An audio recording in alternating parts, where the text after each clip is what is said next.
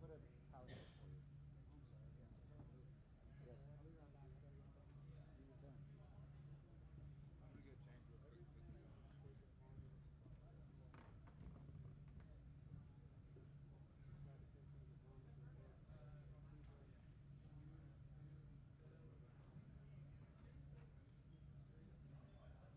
Tell you what, I just put my little little computer from 1993. Welcome. Yeah. Yeah, you've been there? I'm old school though. Like, everything's printed, always. I know it's not. That's not practical for what you do, right? Obviously, with all this stuff. Yeah.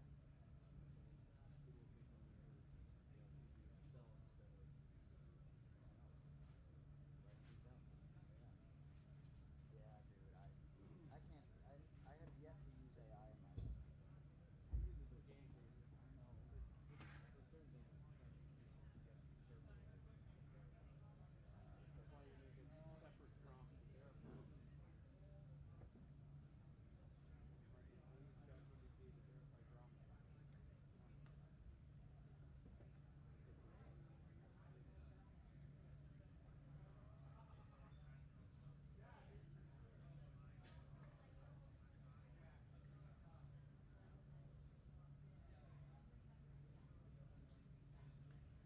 So,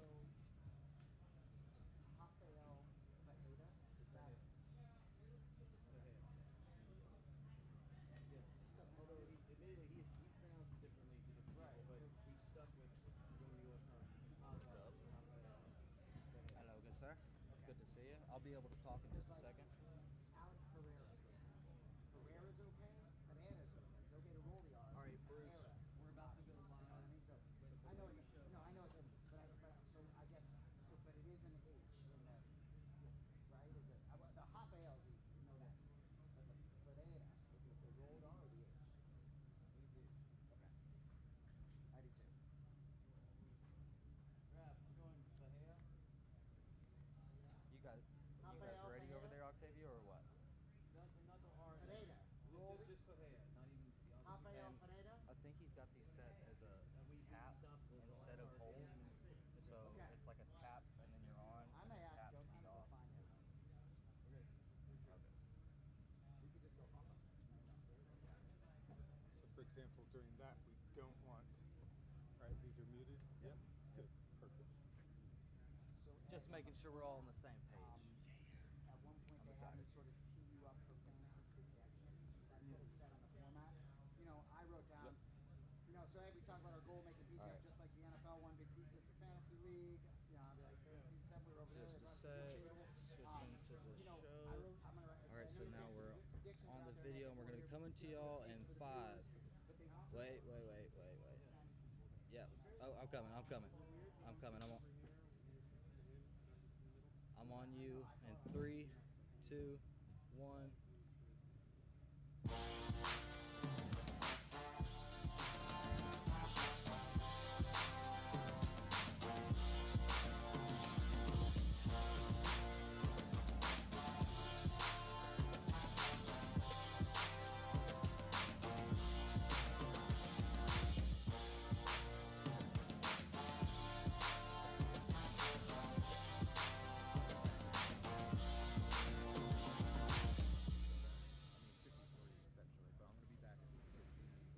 What is up, ladies and gents? It is your friendly neighborhood BJJ podcaster, Raph Esparza, coming to you with another great installment of The Bullpen, a joint venture between Inside BJJ and the Grappling Hour. I hope you're having a great day. Guys, opening day ceremonies are right in front of us. The PGF is set to kick off its amazing 8th season with 20 spectacular athletes, many of whom have been weighed in even this second and are probably starting to eat their weight back on. Not naming names, probably Mike John, super fat now. Nonetheless, somebody who is not fat, my good friend of many years, one Tim Freeman. Tim, how are you doing, sir? Not fat yet. That's how I classify myself. On my way to being fat. And yes, I like that lower third. I have already been eliminated from the playoffs only because I decided I'm going to sit this one out. For the kids, I'm going to give them a chance. I'm going to hold back.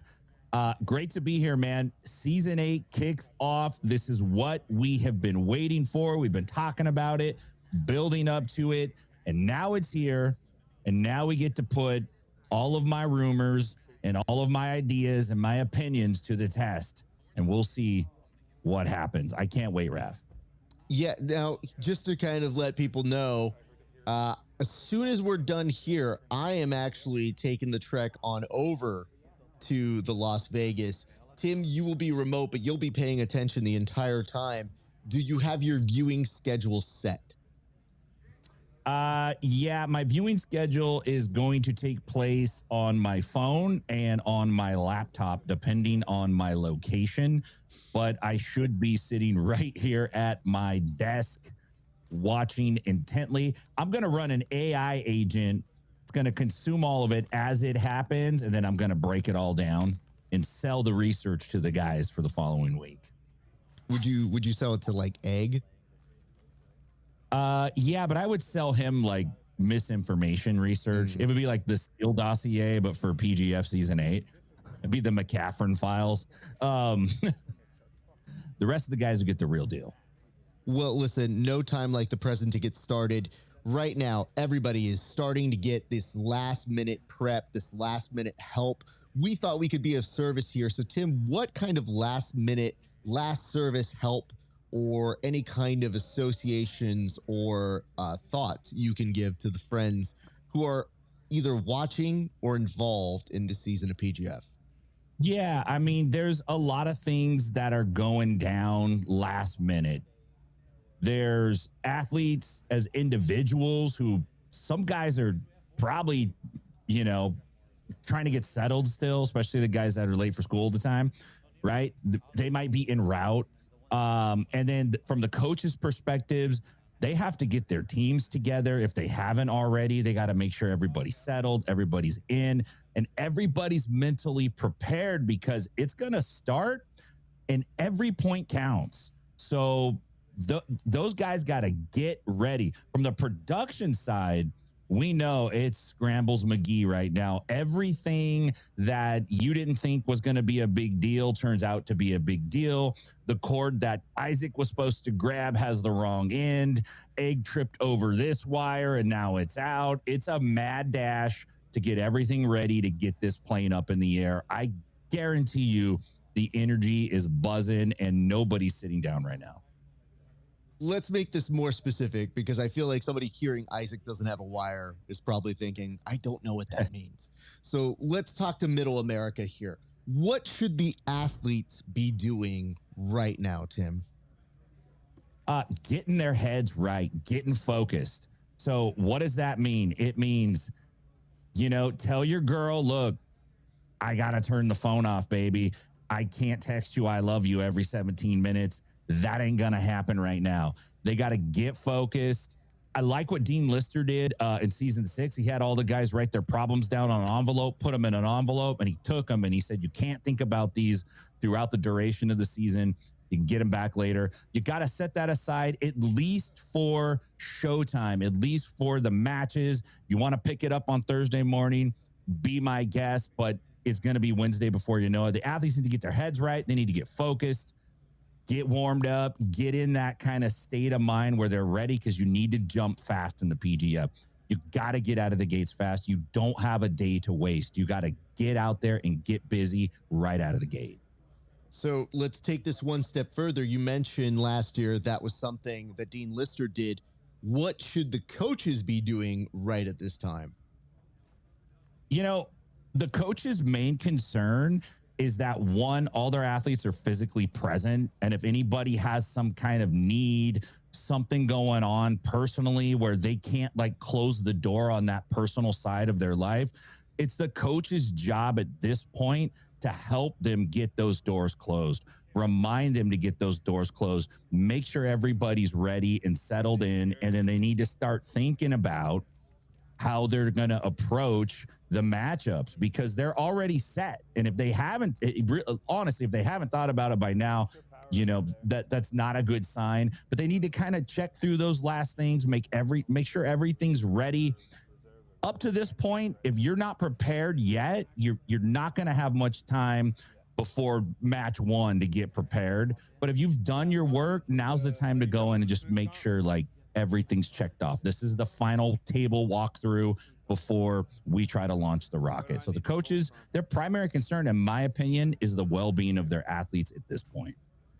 Now, Tim, here's one that's very interesting that you put on here, which was, what should the PGF be doing? Now, I'm not clear what this is, because are we talking like PGF an entity, PGF in quotation marks, PGF the existential dread? When you put something like that down, I don't necessarily know what it is because it's not a human being. So we're not quite looking at a human interaction here, but what should the PGF be doing? Well, one of the things I like to do is give ourselves wiggle room. So if I say the PGF, we could interpret that as a number of things. For me, when I wrote what should the PGF doing, I'm picturing Isaac not having the wire. Okay. Right? You know what? I was giving a couple extra seconds here, and I realized it's unnecessary because you're so hung up on Isaac not having the right wire. But you know the answer is I have it. So between myself and Keelan and Isaac, we can produce this show 9 different ways, but we basically come together like Voltron. We all have our special gifts, and, you know, we loan each other equipment and stuff here. But I am looking at my equipment here, and I realize I need to pack this up as soon as we're done. And yes, Shay Green, thank you so much for joining in. You put Showtime, ladies and gentlemen, Showtime indeed. But more than that, I think it's time we move to our second topic, which is it's time to get down to brass tacks. We need to get into some of the facts that are about this year's PGF.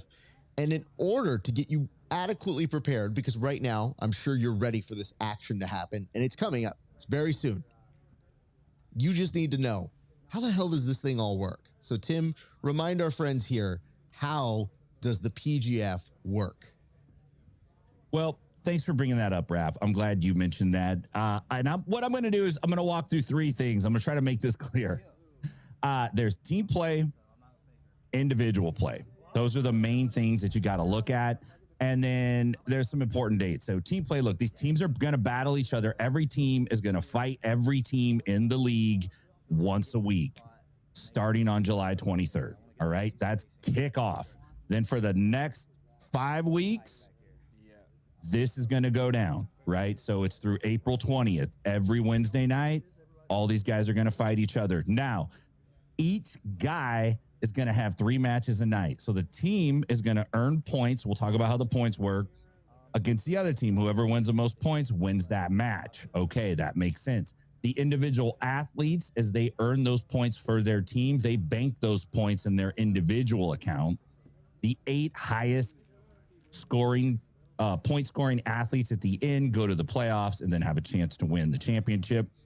The teams kind of shake out towards the end. Sometimes on the final day, you already know which team is going to run away with it. And sometimes you don't, right? It just depends. Now, a couple bonus things are that teams get an extra point for the team and everyone on the team if they win their match. So that's one way to accumulate points.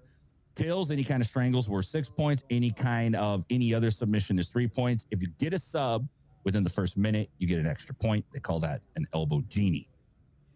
That's basically how the individual and team system works. The important dates, look, July 23rd, 7 o'clock Eastern, 4 o'clock Pacific, running every Wednesday night. Go to YouTube, youtube.com/@PGFworld, or you can go to pgf.world. You can watch everything there. It's free. No reason to miss it. Set your reminders. It's going to happen like clockwork. What did I miss, Rap? I mean, I think those are the main points. What I would tell you guys is this: if you want to be smart, and I'm not saying all of you are, it is good to pregame and figure out where the people are going. So why am I telling you to pregame right now? Well, as the pre-show entity, we are used to people asking us to do the work for them like we're AI. So I thought I'd get ahead of that because I would tell you and recommend, hey, maybe it's a good idea to look up when your athlete is going. But I know the reality of that. I know many of you are too lazy because I know our demo very, very well. So what I'm going to do right now is I'm going to pause the board and I'm going to take you to another screen. And on this screen, I'm going to flash by what are going to be the matchups here. So the very first one we're seeing here, Tim, is going to be the one that takes place. So this is what leads off the show when we start the action. And the very first match you're going to see is Landon Elmore versus Jet Thompson. Right after that, you get Armin versus Anthony Molina, which, by the way, has been very volatile in the chat. So you can definitely look more into that. Then you've got Brady Branscum versus Anthony Gojani, which, I'm sorry, I meant to say Anthony Gojani. I don't know if Anthony Molina Valdez is actually going after anybody. I looked ahead and I saw Anthony Gojani, and I just figured he's beefing with everybody. So he's scheduled to only have that match at that time, but he's definitely been beefing with everybody there. Yeah. Nonetheless, after that, you get Mike John versus Juan Martinez. Now, this is where things get interesting because Juan Martinez was very sought after in a big way on that board when we went for the draft. But Mike John, a vet, can surprise people, has made his way through a qualifier before. That's going to be a fire match. And then, of course, at the end of that one block, you've got Christos versus Dom Lobo. So very, very excited. And I like this because it says leak more chat details. Like, take your time and go after the Epstein files. The chat details here are only leaked when necessary, and they're not even that exciting sometimes. Like, sometimes the trash talk, if it's good, it'll make the show. But if it's shit, I'm not spending time to waste that here. I see a note here from Shay Green that says, where can the dedicated PGF fans look into getting into this event? Well, you could also get involved with the fantasy. So on the PGF website, you can get involved on the fantasy. That's a good way to get involved on it. We ourselves here have fantasy teams. We'll get to that here in a second, but we got some other matches to preview. So there's 6 different slides we have here. We're going to barrel our way through them. So that was how we started the action. After that, we directly go into John Chandler versus Matt Mash, another top tier match. John Chandler, a great MMA fighter. Matt Mash, a EBI competitor, a CJI competitor, and a champ.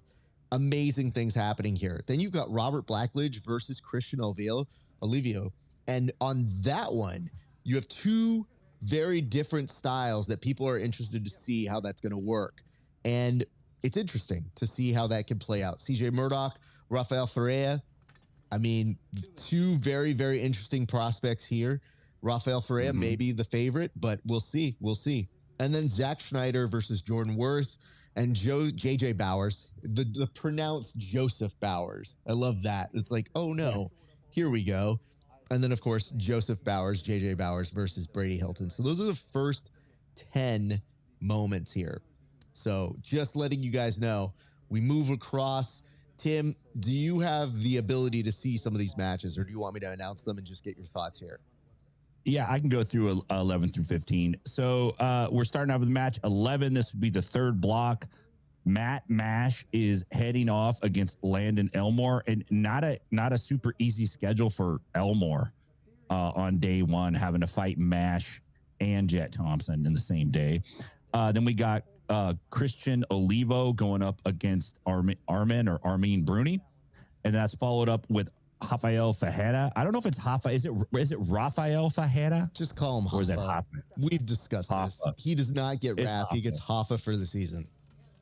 Okay, he gets Hafa. All right, Hafa is going up against Brady Branscum, and then we got Jordan Worth and Mike John, which I think that's going to be an interesting match. 2 10P guys, one out of the Vegas area and the other out of the Monster Squad.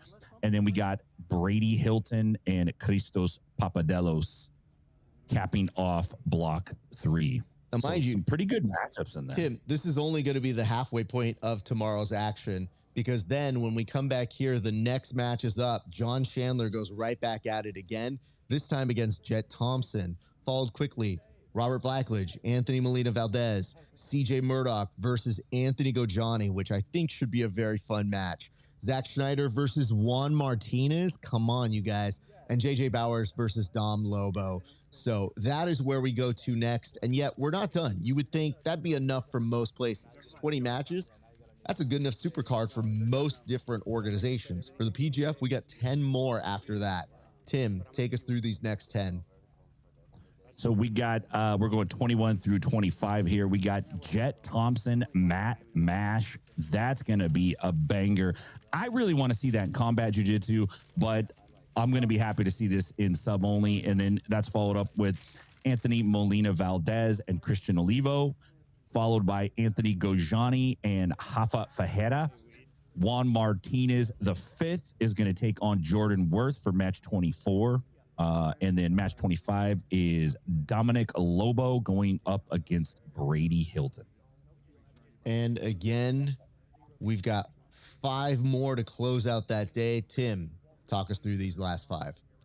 Okay, so the last 5, we have John Chandler wrapping up the day against Landon Elmore.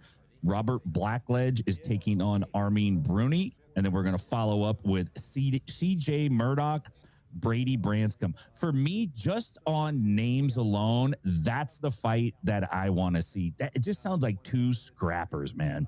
Zach Schneider, Mike John, and then JJ or Joseph Bowers going up against Christos Papadellos. We have to figure out a way to change his name to JJ. This Joseph Bowers is not going to cut it for me. Joseph James Bowers. I wonder what his middle name is. Definitely what his mom refers to him as when he's acted up. Yeah. We don't need that here. Jojo Bowers. We're going to now move our way on over to the new. So there were some interesting developments that happened in the time that we were gone, Tim.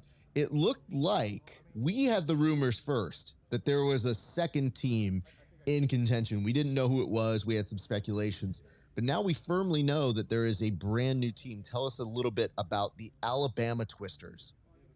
Yeah, so we did know that there was some rumbling. It wasn't quite confirmed, and then it was shortly after the PGF announced the Alabama Twisters, and they are jumping into season 8. So Team Canuto is now the Alabama Twisters. I think this is owned by like a group of people in Alabama, but I'm not positive exactly who the owners are. But yeah, man, pretty cool setup. And then I've heard, Raph, and you tell me if you've heard this, I hear that there's some rumblings that maybe not this season, because we're right on the cusp of the season, but next season we may see additional teams come into the fold.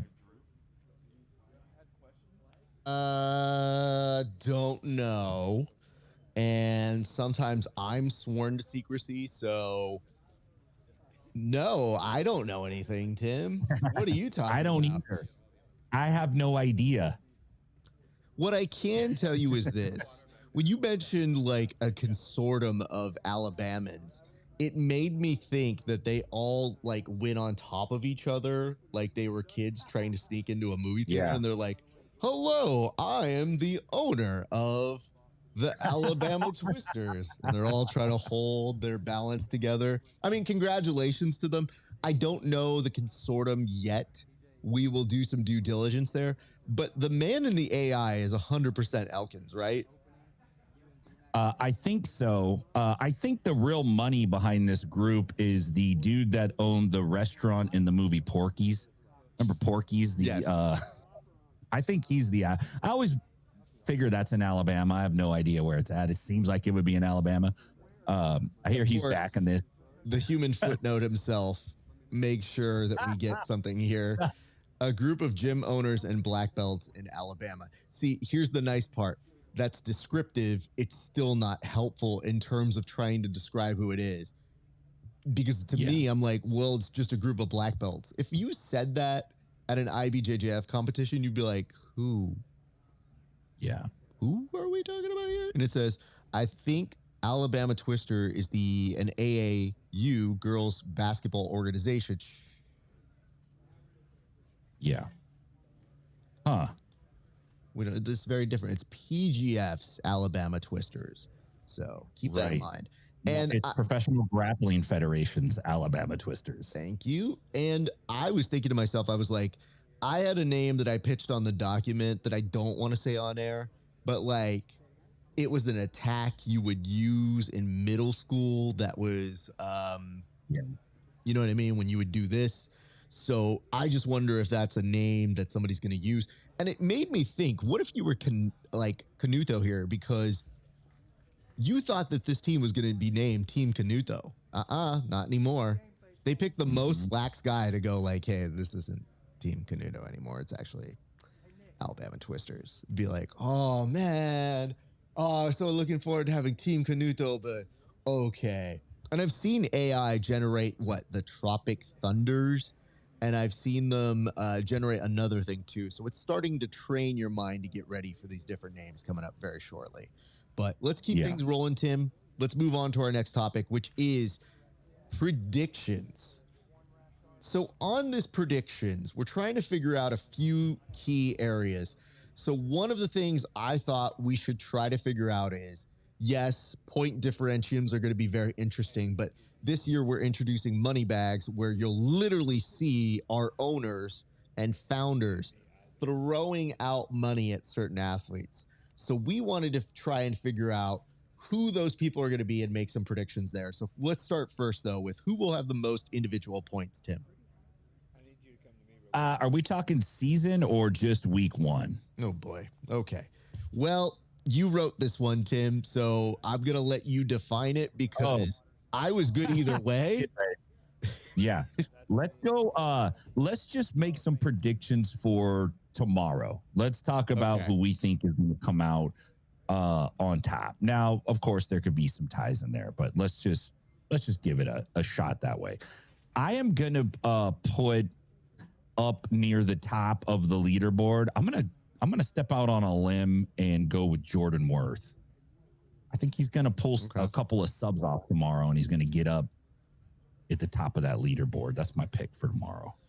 It's difficult because I'm looking at now this board, and it's hard because I wasn't necessarily I was more excited and not thinking as an analyst on what was going to get the most points here. But I would say, Brady, being up against CJ Murdoch, that's a tough match for Brady. So that could be a moment for CJ to go. And by the way, I actually picked CJ Murdoch on my team. So we shall see how that plays out. And normally I wanted to see a great first day from Rafael Fera, but Hoffa, I don't know. I mean, he starts off with Andy Gojani, who he says he'll be able to submit quickly. And if that is the case, that's a great start to him.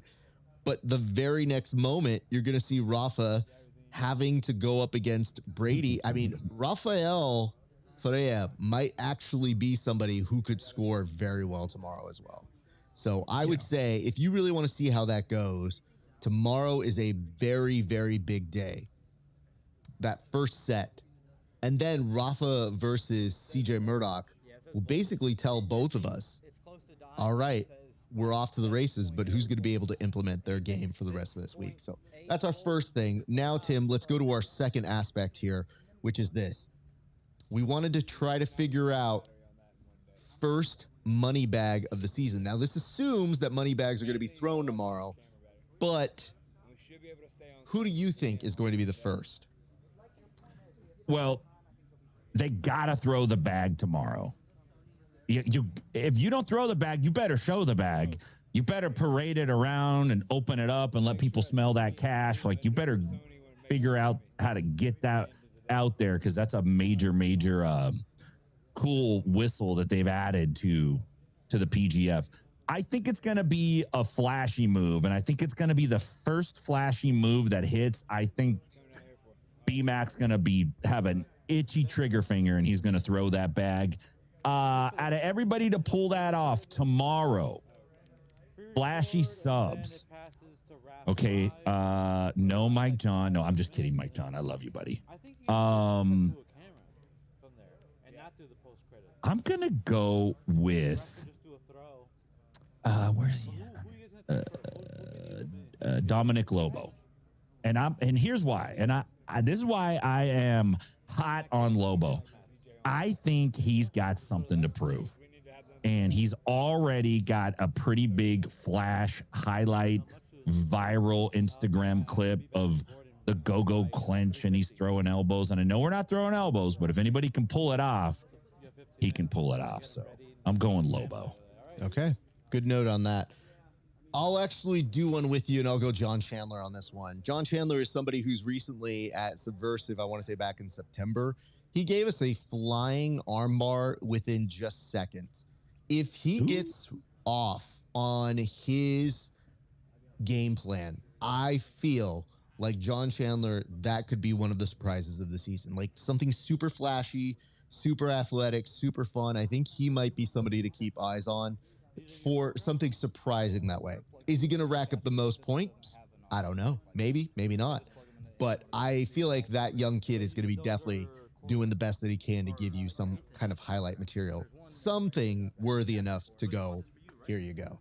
And I see a note here that says, I'll pick the reverse of Tim. Christos gets the first bag against Dom. That's interesting. I don't know. I mean, Christos is a game player. He is also on Team Esparza on our fantasy league. So I believe in him. I think it'll be impressive, but the money bag situation, we're going to have to see how each person defines it, because you have 4 different personalities throwing them. So they're not all going to respond the same way, I don't think, but we'll see. And the next one is, if someone hits anything lockdown, the commish is tossing the bag. I mean, that's a very interesting thing to say here, Shay Green, because I can't even back that up. You might know BMAC a little bit better in that way, but I'll tell you this much. When you only have so many money bags on you, in this economy, y'all better give me something really to throw that money at. That's all I'm saying. And, you know, there was discussion. We were asking if we could get money bags, and they might have given it to us, and we might have lost it. That's what we told them. Yeah. You know, we misplaced the funds. It's a little light this week, boss. So this is the one that you put up that I'm not sure how to quite quantify, but I like the aspect of it. Prop bet. The point differential between Mr. Number 1, Mr. Big Shot, and Mr. Number Last, which is Mr. Irrelevant in our fantasy draft using the Price is Right rules. So there's a lot of contingencies here, but essentially what we're trying to say is the person who went first was Rafael Fera, and the person who went last was Hilton. So what is the point differentium going to be here, Tim? I ask you first. Boy, and I think we go season on this. I think it's kind of hard to do a day, but let's just go season. The point differential between Fajeda and Hilton, I'm going to say the differential's probably... Tim, you thought of this question. You've had time to think of it. Well, I like to keep it fair, though. I don't want to come in, have my answer all loaded up. You know what I'm saying? Tim is the person who's basically made the game show scandals happen in the 60s. It's like, what happened? I don't know that answer. Could it be Mrs. Fields cookies? Okay. Let's try this again. You're thinking for full season, which, by the way, the other questions were done for just tomorrow or today, if you would, if you're watching this now, and the competition's about to happen. But now this one's the season-long one. So what are we thinking here? I'll just make a bold prediction here. I think it'll be 16. I think that's the point differential. Okay. And that's and Egg is going one larger, and this is where things get interesting because he's saying a 24-point difference. That is pretty big. Like, that's half of Ryan Aiken numbers. It's not out of the woods yet, but don't forget, season 6, the difference between getting into the playoffs and not the playoffs was pretty close. So we've seen some variances here, but I like the attempt. Tim, I'm going to come back to you now. What is your number? I said 8. I think it'd be around 8. Oh, okay, great. Yeah. Okay, great. Why don't you take care of that, Tim? And then I'm going to go ahead and walk us through just our next action here, which is some social media updates. So we've been seeing some of the guys do their weigh-ins. We've seen some of these guys get prepped for this line of competition. And what I thought we would do here in this moment is give you a short update on what we've been seeing on social media. Now, one thing that I saw and I can report here on is that CJ Murdoch was actually giving props to Mike John. CJ Murdoch says they're not even on the same team. And then he was giving Mike John credit for some extra assistance. It was unclear if he was saying maybe he's giving him rides or some extra help, but he was basically shouting out this dude on another team. And I have to ask you a question, audience. Is that a move that is a power move, or is that of one kindness of the heart? Here's why I ask that. When you go show up in Vegas, everybody should be game faces. They're all training with their teams. They're all getting in the zone. But do you think that Mike John was doing this as a means of getting in CJ Murdoch's head? Yeah, they're two of the OGs on the staff. But it might be one of those moments where when it gets down to it, maybe CJ Murdoch doesn't pull the trigger on Mike John. I'm just saying. I'm not saying he's going to throw anything, but I'm saying maybe he's not going to break that arm. Maybe he's just going to try and hold it so that he doesn't actually get fully injured. I'm not saying anything. I'm just putting it out there. Tim, what are your thoughts on a social media update for one of the athletes in the PGF, sir?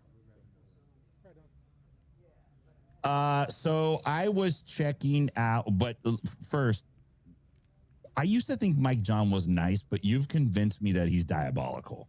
Yeah. Like I've started going back and going through all my interactions with him. Mm-hmm. I think he is capable of acting nice to disarm his opponent later. I used to not believe that, but now I could see him doing that. Let me point this out to you.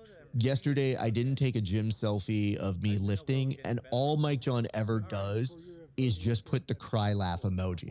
So when I posted the food I was eating, he did the cry laugh emoji at me.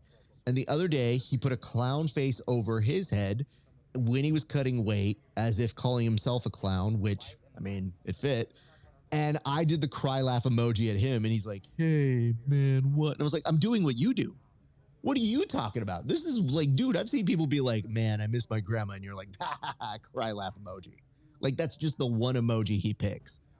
So this dude is all about mental warfare. And he was putting a cry laugh emoji to my green beans, rice, chicken, and broccoli. It doesn't even make logical sense, but that's the only thing he knows how to do. So that's why I'm telling you, CJ Murdoch, it might seem like a nice guy thing, but is it? Anyway, Tim, go for it.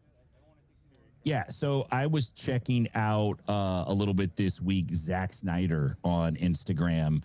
And I looked a little bit back, but this week and last week, and the one that struck out to me was he felt it necessary to take a video of himself doing backflips and expressing how excited he was for getting ready for PGF season 5. So maybe we're gonna see some high flying passes, like maybe he's gonna rip one out of Canuto's playbook or Rafael Domingo, right, and hit that backflip pass that never works. It works one time, and it's enough to get everybody to do.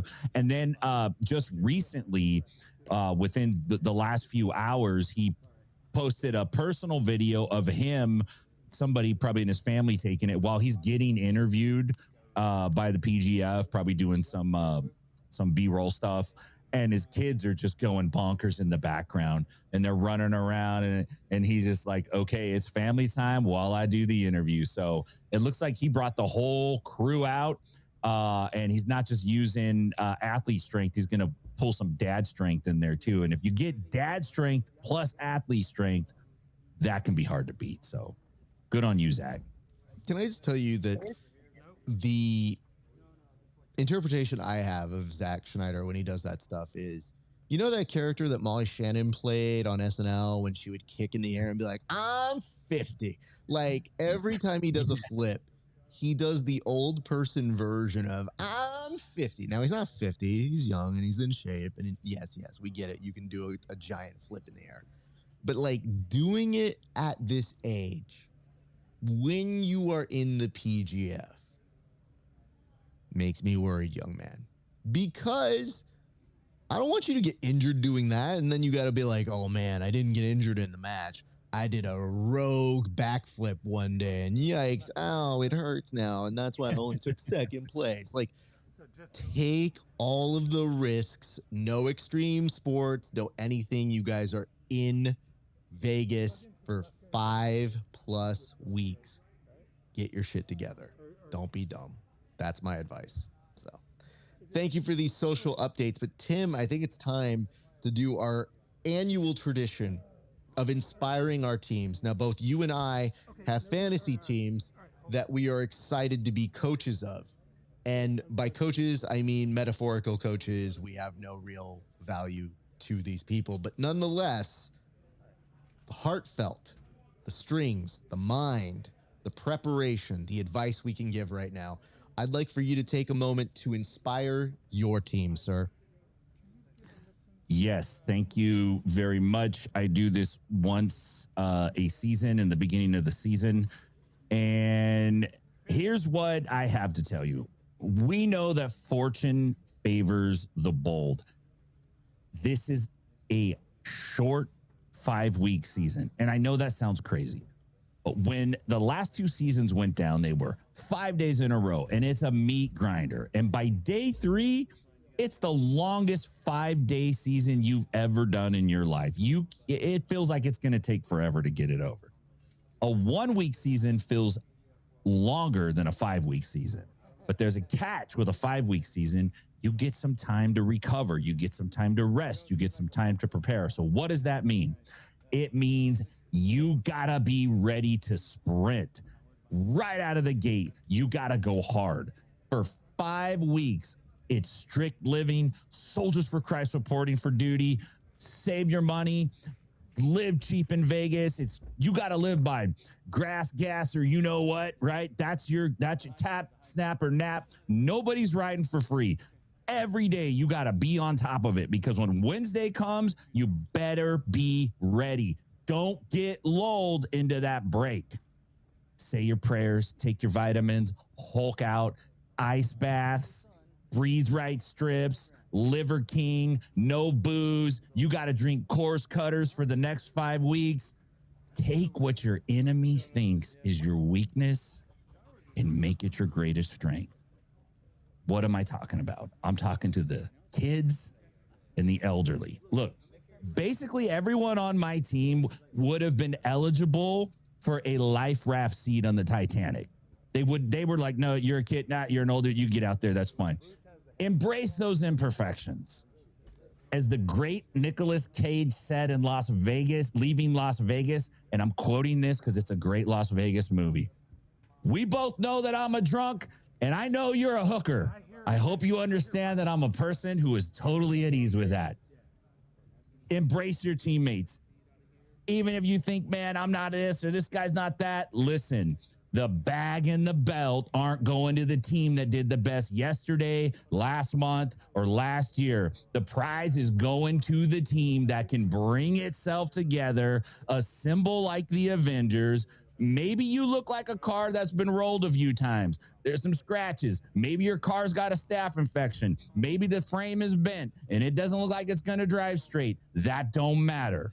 Pile the homies in. It's PGF season 8. Put the championship in your navigation and put the pedal to the metal. It's go time, boys. Well, thank you for that, sir. You're welcome. There was a moment when you were in the thick of it that it vaguely resembled Lil Wayne lyrics. So I couldn't quite make it up. It's like, stand up, ice baths, can't get up, go, get out, Vegas, hookers up, hose down. And I go, okay, Tim, I think I have a vague idea of where we're going here. Well, thank you for that. I'd like to talk right now to my team. I'd like to talk to Team Esparza. Listen, you guys, this is big. This is not just your moment, and it's our moment. And I thought the only way to truly encapsulate our moment as a team is to recite a monologue from the movie Stand and Deliver, starring Edward James Olmos. Some of you are familiar with it. Those of you are brown people. The rest of you, get ready for your first introduction to Jaime Escalante. There'll be no free rides, no excuses. You already have 2 strikes against you. There are some people in this world who assume you know less you do because of your name and your complexion. But math is the great equalizer. When you go for a job, the person giving you that job will not want to hear your problems, and honestly, neither do I. You're going to work harder here than you ever have before, and the only thing I ask for you is ganas, desire, and maybe a haircut. And if you do not have the ganas, I will give it to you, because I am an expert. There's 7 minutes. Scene. So You're welcome, team. I want to point out here that in this, it says if that speech didn't get you in the zone, nothing is gonna. Well, science leads us to wonder that on a daily basis. One thing that's interesting here is the attempt by Egghead to inspire his team by just telling him statistically, you will do well. We're going to take it all. And the belt will go to the 20-pound brain. Well, there's been no belt promised. I just have a belt in perpetuity. I don't know about you guys. If the commission is springing for another belt, that sounds great. But my belt going on this wall forever and ever as the two-time champion of this fantasy league who has beaten Egg. Just want to remind you, 20-pound brain couldn't get it together for a 15-pound belt. Oh, it's good. It's good doing this all over. If you're watching this, we appreciate you. And I think we're going to hand it over to get some of the day's action going to probably the most credible and handsome reporter that I know. What is up, ladies and gentlemen? And thank you, Raph. That was so nice of you to throw to me, Raph. It's a pleasure to see everybody. My name is Raph Esparza. I'm reporting live here from PGF opening ceremonies, which are about to kick off. And if you're wondering, just wondering, if we've been able to track any of the messages that you guys have been putting in the chat, the answer is yes. For example, I have read that apparently the mash pit has arrived. The mash pit. So I didn't know we were going to have monikers in there. But our thanks to all the good folks who are chatting in there. We also see you, Mama Bowers. We see a lot of people coming in right now. There's a lot of stuff happening behind me. You're going to see, I guess there's some arrival of Once Upon a Coconut. I'm trying to see where I can get some. Might sneak a few over this way. But we do have some news for you guys. So in case you were wondering how things are looking here live at the secret location, this, my friends, is what it's all about. This is the belt that these gentlemen are fighting over, and they entrusted it with me at this table here. Don't know why. Still very confused as to why they would give me any kind of responsibility here, and yet they do. But you guys don't want to go anywhere. The action is about to start here in just about 5 minutes. But I also wanted to bring you some other news, which is this. We talked a little bit about this on our show, but in case you were wondering what a money bag looks like, check this out. This, straight out of DuckTales, is going to be thrown at people if they do well. In here, cash bonuses for our athletes. We are beyond stoked to be able to give this as extra incentive for those athletes to go out there and kill it for your entertainment. So keep an eye on that. And if you haven't gone to the fantasy applications, you gotta go there now. You gotta get in your picks because we go week to week. So if you missed out, maybe you're at work pretending not to actually do work and you're watching here. If you missed out and you can't actually get on fantasy, you can do it next week. It goes week to week, it resets. And you might still be able to win the whole thing. But yes, Mama Bowers is in the house. And let's give a shout out to my man Bryce, who writes the following.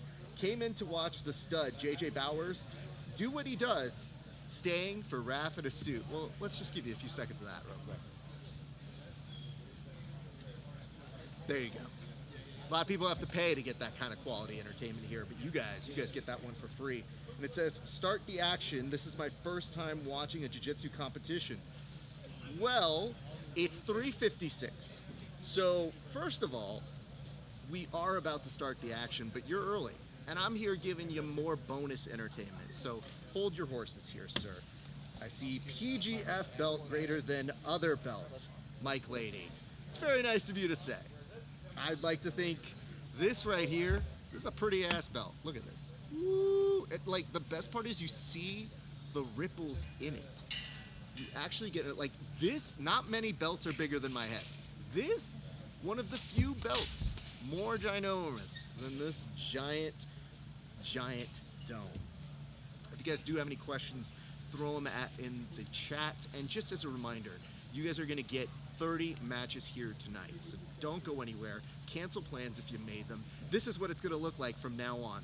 Every Wednesday night at 4 p.m. Best Coast time and 7 p.m. Eastern, you're going to get so much action full of these young athletes who are hungry and ready to turn it up for your entertainment. And just to let you know that later tonight we will have a post show, so don't go anywhere. When action is all said and done, you want to stay here because we'll have interviews and we'll have some analysis. And I'll let you know this right now, that yes, we will be teasing a little bit of a video that we have from Anthony Gojani that he did after making weight that I thought was so entertaining that we will show it to you on our post show. So if you love the Anthony Gojani or you dislike him, don't really know what your situation is, that's where you're going to want to be.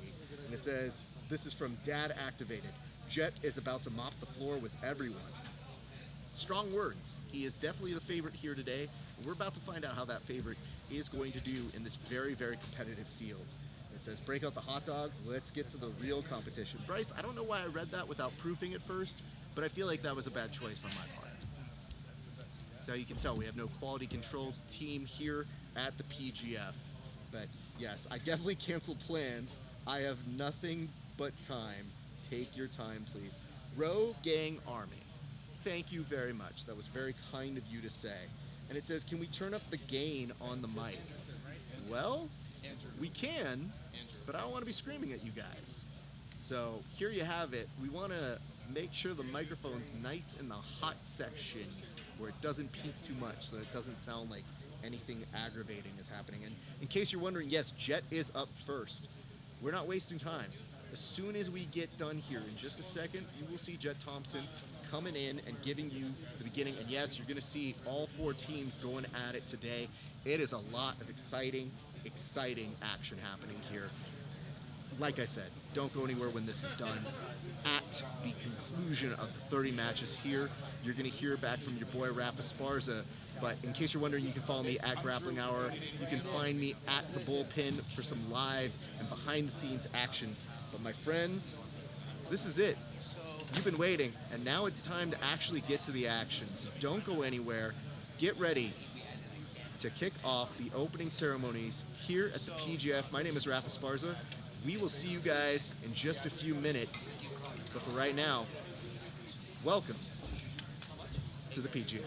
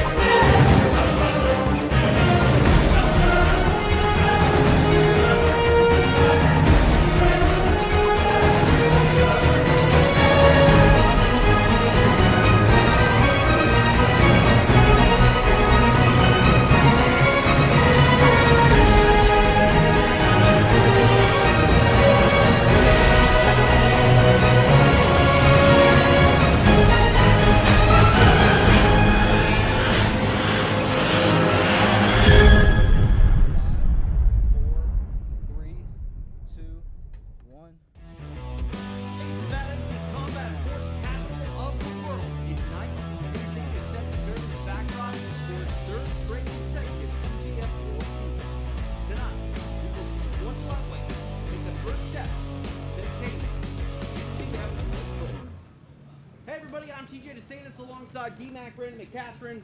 Brandon, it has finally arrived. It is PGF World Season 8, and it kicks off nowhere better than right here inside the secret location. Yeah, we're here in Las Vegas, Nevada. Sorry about that. We're here in Las Vegas, Nevada. I could not be happier. We are throwing down here for the very first and the very only professional jiu-jitsu league in the world. It's real sports, TJ. You know how I feel about real sports. Yeah, you love sports, and I love a working microphone, by the way. So we're rolling here, and you know, honestly, B-Mac, you say that it's a league concept, and it's not just the Gauntlet this time around either. It's really week to week, and one thing you can be sure, there's gonna be a lot of twists and turns week in and week out. We have some familiar faces here at PGF World. Let's talk about the kid, Jet Thompson. He's back, runner-up. He hopes to do big things and attain immortality by taking home a belt. When we first saw Jet Thompson at PGF Season 6, our very first time here in Las Vegas, nobody knew who he was. He was coming in as a 17-year-old. I think it was only me and Matt Scaff were the only people in the world who knew who this kid was. But he terrorized the competition and terrorized his way all the way into the final, where he lost by mere seconds to our champion, Andy Varela. Andy not in the way to stop him this time. Andy is a coach on this season. Jet came in as the #1 pick. He is the heavy favorite to take the gold this time. We always talk about the twists and turns. B-Mac, Jet Thompson definitely put his name on the map here at PGF World, but he wasn't top of mind back in his season. Who might be the next Jet Thompson as far as breakout stars? Well, we got a lot of young kids on this roster. I shouldn't call them kids. They're guns. These are young guns. Listen, we got J.J. Bowers. We got Landon Elmore. We got Matt Mash, Brady Hilton. There is a long list. Any of these guys could take this and make it happen. This is by far the most parity that we've ever had throughout the roster. It's truly anyone's game in PGF Season 8. And of course, it is a team concept. And last season, it was New Hope Regeneration that reigned supreme, owning a team championship. This time, though, in Season 8, they are back. And in Season 8, New Hope hopes to be kings.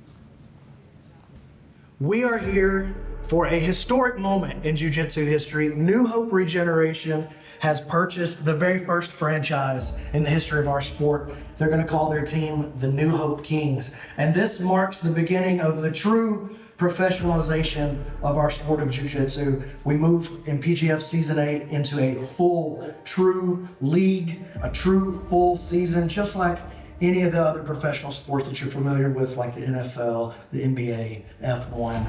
And honestly, I'm just honored to be doing business with such good people, and I think that we're gonna make a difference for a whole generation of athletes moving forward. So super excited about this. So it's not a coincidence that I'm here with my wife, my oldest son, and my big brother. Jiu-jitsu really means family, and the jiu-jitsu family is a real thing.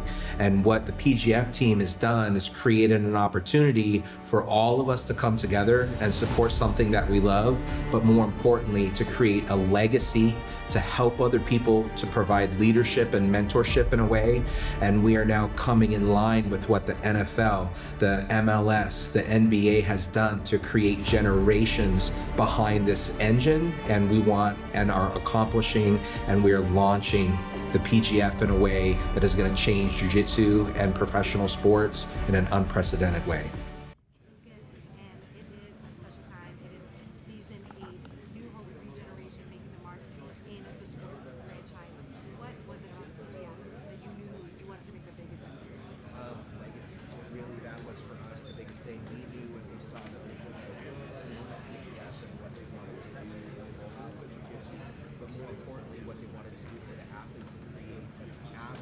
Be true. And that really is the goal of what we're trying to do, is facilitate professionalism for jiu-jitsu for generations.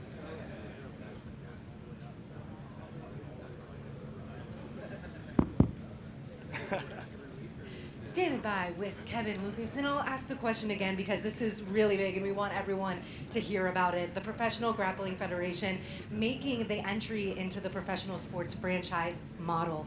Why is this such a special moment for not only the PGF but also New Hope Regeneration? Well, one, how many times do you get the opportunity to acquire and invest into professional sports teams? So one, but even more than that is the heart of the PGF and creating legacy and a true professional platform for these fighters. And one of the things that you like to say is heal quick so you can fight harder. And you like to prioritize that, being able to get these athletes healthy and ready to go. The winners from last season have been able to utilize the stem cells. So what is it about that that is such a big deal for you?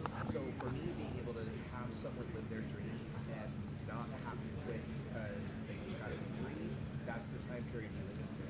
So many people think that they got to stop training, they got to stop eating, they got to stop living their dream, and that's just not true in modern era. We're hopefully going to get a microphone replacement coming in soon, but before I let you go, Kevin, we do have a special announcement for a lucky winner out there. You guys are going to give a special VIP PGF experience treatment. You and I both know that exclusivity of PGF is huge. It's not a public venue. So what New Hope Regeneration is doing is we're doing a raffle, and lucky winner is going to get airfare, 2 nights hotel, and a seat on the couch with the New Hope Kings. You can go to newhoperegeneration.com/PGF experience to enter the raffle and come to this once-in-a-lifetime experience. Yes, it's definitely going to be a packed house when the finale comes as well. Everyone in here is getting ready to go. We have a stacked lineup. Thank you so much, Kevin. We'll send it back to you guys. It is fitting that the night kicks off here on a journey to a world championship. All these athletes want to get their hands on PGF gold, and it's the golden microphone that's the only one that works here in our opening. Hey, everybody, TJ DeSantis along with Jason Anik, the man they call Eggheads over there. That's B-Mac, Brandon McCatherine. And it's all about our athletes. It's all about the teams. Let's talk a little bit about the teams. Of course, we've got the New Hope Kings, but we've also got, what is this? Some Alabama favoritism here, I think, B-Mac? I wouldn't call it favoritism. I would just say roll tide is what I'm saying. I would say throw them twisters up in the chat, okay?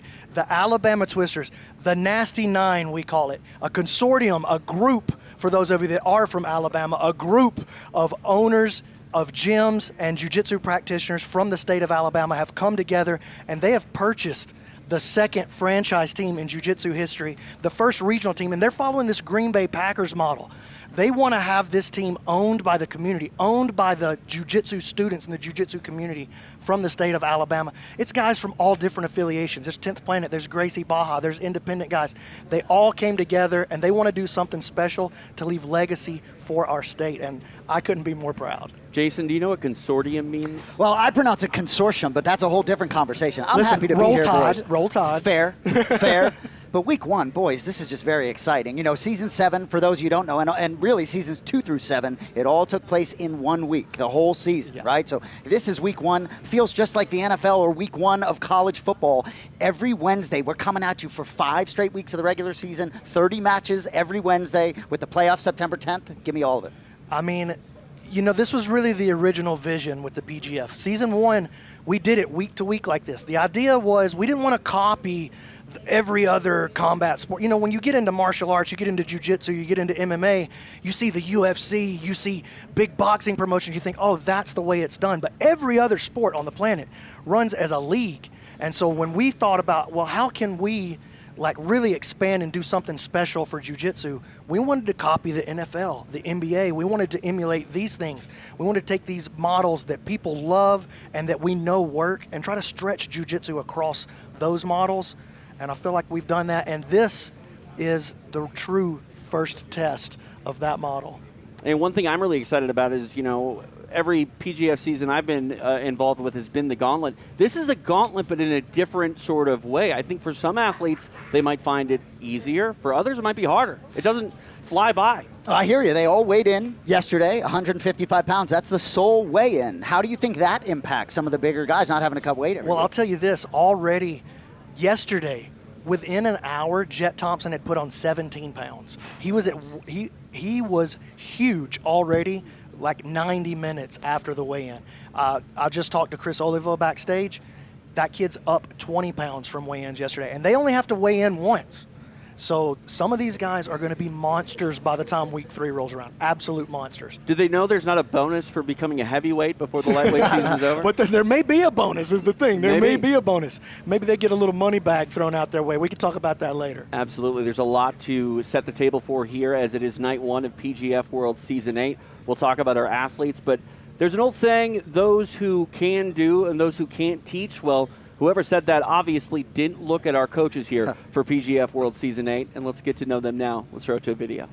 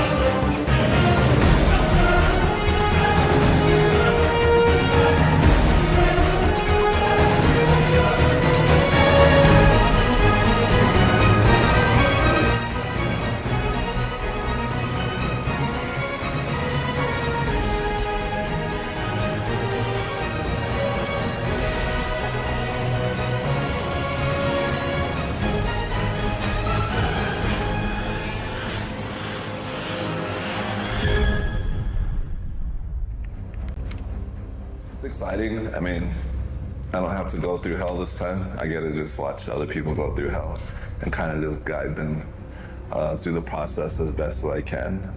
So it should be a fun experience for me. I'm excited, honestly. I think, you know, PGF is just growing on such a fast, on a fast pace. You guys are doing a great job, and I'm just super excited to be part of it. To be back here as a coach this time officially, because I was kind of a coach and I was not a coach. On my season, I was competing and coaching at the same time. Me and my wife going crazy and annoying everybody.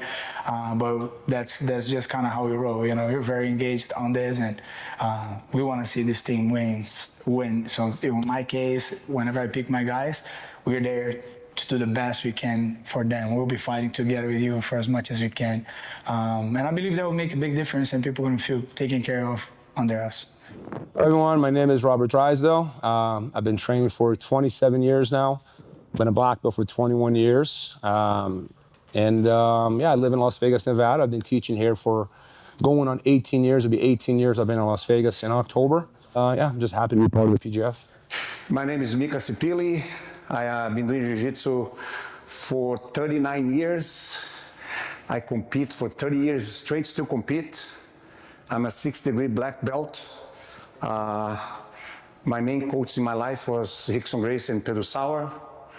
I opened jiu-jitsu in Las Vegas. Before me, there was no jiu-jitsu here. So I brought jiu-jitsu to Nevada, and I'm so excited about this event. We are back here, Matt's side, inside the secret location in Las Vegas, Nevada. It is PGF World Season 8. It's everything you love about sports, plus jiu-jitsu, and why aren't you in the fantasy corner? Is there no fantasy this year? Well, you know, there was a fantasy corner buried in the corner, but they brought us up to the big table with my man Egghead. You know, the only thing more secret than this location may be the identity of our man Egghead over there. But the Fantasy League, you revamped this. Before I get to Egghead, you have revamped this thing, BMAC. It's a whole different ballgame. But before you even talk, go right now, anyone watching live, fantasy.pgf.world. Free to sign up. Got to set the rosters before the first match, which should be about 4:20. But you've revamped this thing. It's a well-oiled machine now. Yeah, luckily I have a lot of help. I want to shout out to my man JC Hyatt. He's back home making sure that thing's running correctly, so big shout out to him. But I am very happy with the fantasy site this year. This is exactly, I mean, fantasy sports is one of the things that drives people who aren't giant fans to become fans. It gives you something to follow. It gives you a story to follow. It gives you athletes to fall in love with or to hate because they didn't come through. And for me, fantasy is just such a cool part. Nobody else has anything like this. And the scoring in the PGF is great. There's additional scoring, obviously, in fantasy, in addition to the kills and the breaks that are part of the regular PGF scoring. So, Egg, talk to us a little bit about how the fantasy works, and give us a couple guys in week 1 tonight that you're looking at. Definitely. So we all know, as you said, how the PGF works. If you want to put points on the board, you have to get a break. Gets you 3 points. Or a kill, a choke, gets you 6 points. You do that in less than a minute, you get the elbow genie bonus point. boom, there as well. Now for fantasy, because we need to have a few more elements to separate people out. So if your guy gets a takedown, gets you an additional point. If he gets his opponent's back, 2 extra points. If he gets the mount, 2 points as well. Now And they can rack those up. What's that? They can just rack those up. And they can keep going up as well. So every time they get a takedown, it's an additional point. Every time they get the back, boom, another 2 points. But right now, your job is to go to fantasy.pgf.world, sign up, register, and you're going to get $7,000 budget to pick 7 competitors. You have to fill all the roster spots, and so you have to do a little bit of balancing. Now, when you do that, you have to look at who has the good matchups today. I'm telling you right now, if you don't have Christos Papadellos and JJ Bowers on your team, you're wrong. They're going for 1,000 and 1,025 apiece. That's right about average, which is a steal for these guys. They are both facing Brady Hilton and Dom Lobo.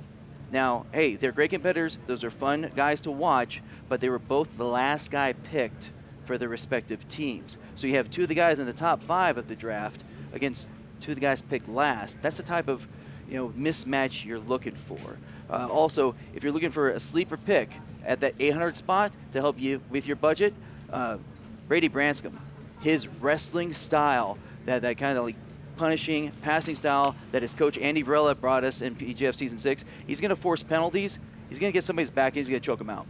And, if you're thinking about fantasy, you're not just thinking about kills and breaks. You're thinking about a guy like Brady who can rack up takedown points or rack up positional points. That's right. And we're certainly looking for guys. It's a submission only, right? Draws don't do anything. That's but right. Stalling is also -1 point in fantasy, if I'm not mistaken. You can or did you get rid of that? Not this season. Not this season. Not this okay. season. Okay. Yeah, we dumped that one. All right. Well, we'll get into it. We got yellow flags be flying around here. I think. Listen, the stalling is going to come fast and furious this season in the PGF.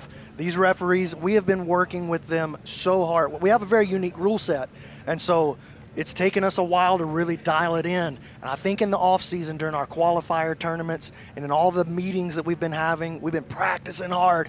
I think we really got it dialed in. I think we're going to see primetime delivery from the most hated man in jiu-jitsu, Andrew Murillo. I love it. But hit up fantasy.pgf.world now. Set your lineup. You got $7,000 to spend. Compete against me. Egghead thinks he's going to win the whole thing.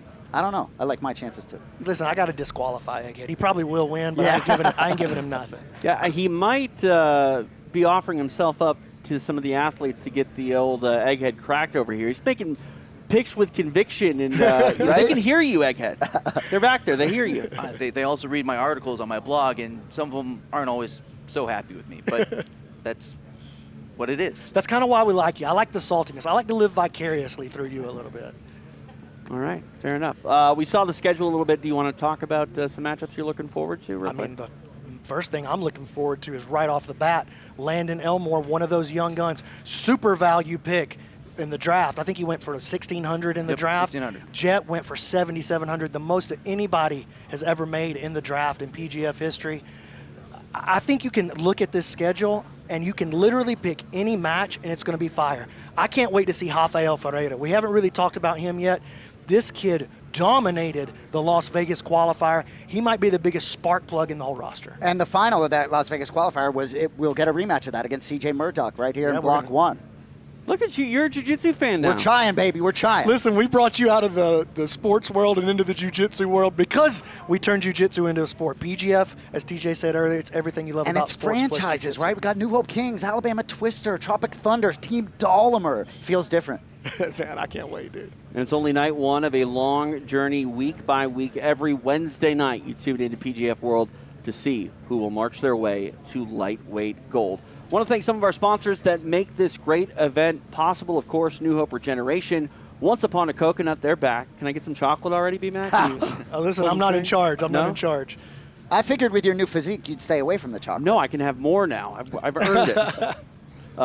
Epic Roll, Dahlimer, Grappling Growth Initiative in BJJ 365, all pivotal to making PGF World a reality. All right, we're going to take a quick break, and when we come back, it is official. We will start to march our way through Season 8. It is Night 1, Match Day 1 here of PGF World, live from Las Vegas. Finally, good coconut water. It's hard to get.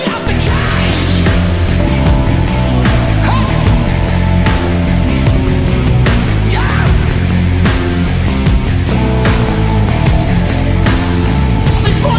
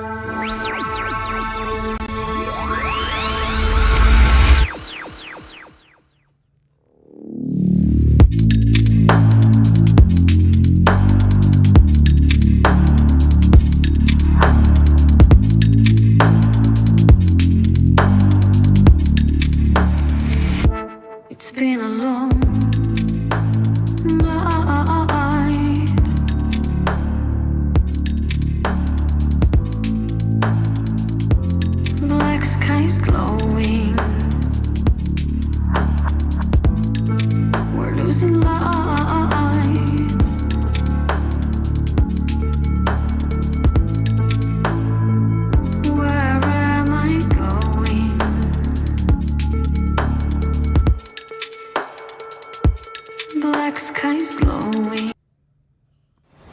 I was willing to do anything I could to raise my chances of success. PGF's a great format because you have so many submissions happening. I knew that it was the perfect storm for me to perform. A lot of athletes out there don't have thousands of dollars at their disposal. It's awesome that there's organizations like the Grappling Growth Initiative who can help contribute and fund some of these athletes to perform their best. We are back here in Las Vegas. Time to officially get PGF World Season 8 underway. And for that, we go to the mat. Here's Bobby, both of them, Stephen Aiken. Ladies and gentlemen, boys and girls, grappling fans of all ages, it's Wednesday night. We're here, you're here. It's the kickoff to the 2025 PGF lightweight season. 15 matches, 5 weeks, chokes are 6, breaks are 3.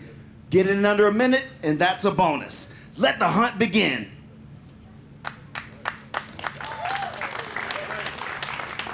Making his way to the mat, representing Team Dahlimer, Landon Elmore.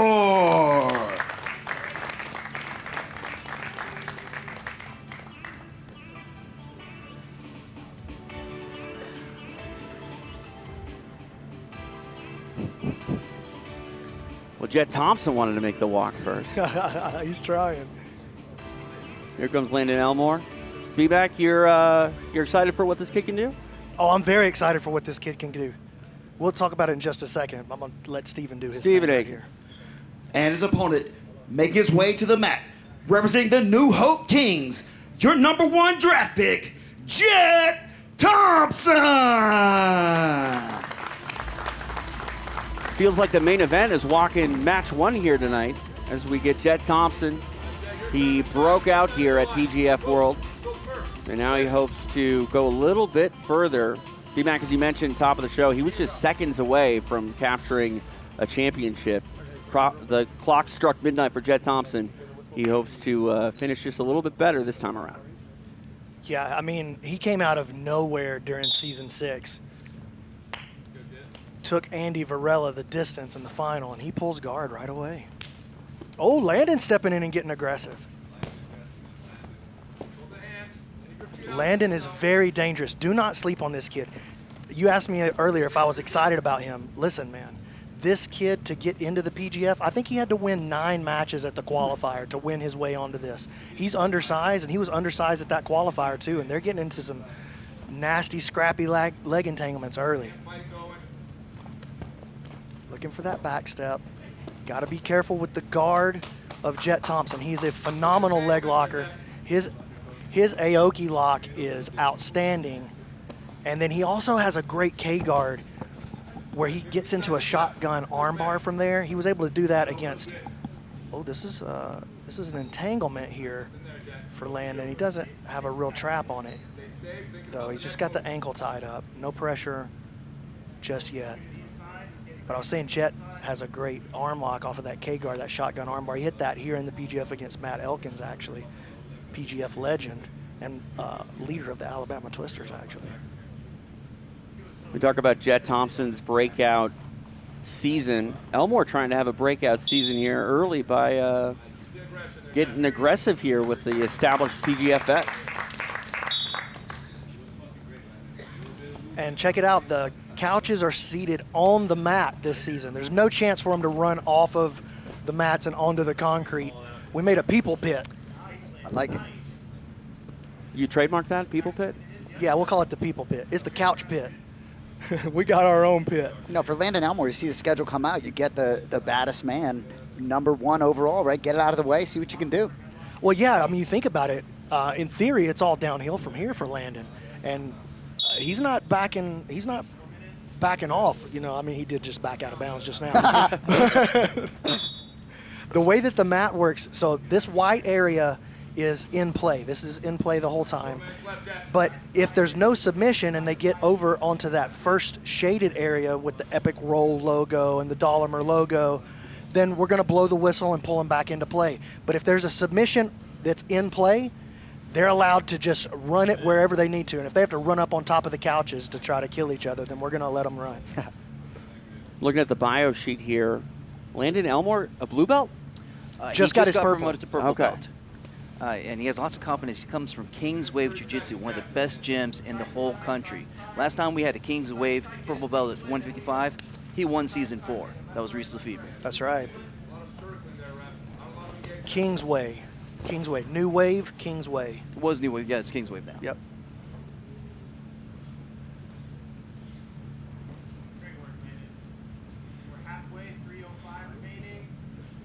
Coming up on the halfway point here of this match again. Scheduled for 6 minutes. If there is no winner, the match ends in a draw. Jet trying to tie him up. Oh, he was looking for the back. Landon sniffed it out, bailed on it. There was that trademark shove there by one Jet Thompson. Oh, yeah, he was getting under the competitor's skin a lot during season 6. Very handsy, a lot of hands in the face. And Andy Varela, Andy kind of got a lot of hate for it because he smacked him in the finale. But he wasn't the only guy that smacked him. PJ Barks smacked him. He was getting smacked around all season for putting his hands in people's face. Jet smiled the entire time. He never let it affect him. He knew what he was doing. He was trying to affect them. He was trying to get smacked, trying to take them out of their game.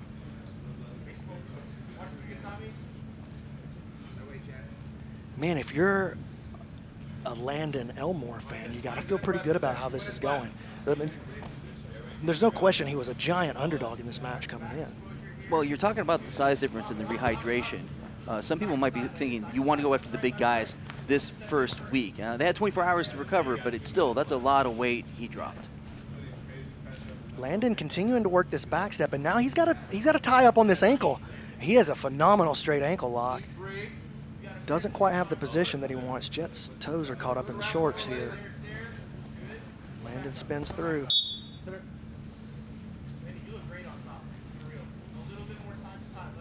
For those of you watching at home, the heart rates above the names is a new feature this year. We'll get into that, but yeah, shout out to the guys from Sensei app. You can download that right now on the App Store. Oh, we got something going here.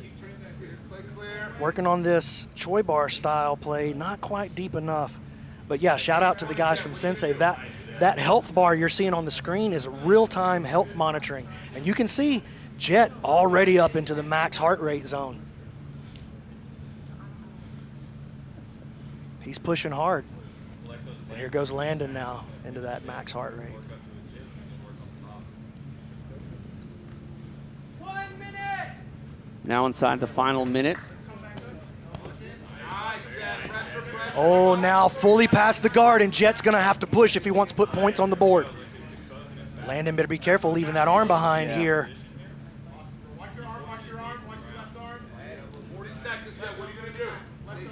Jet's going to jump on this arm. He's going to have to if he wants to score.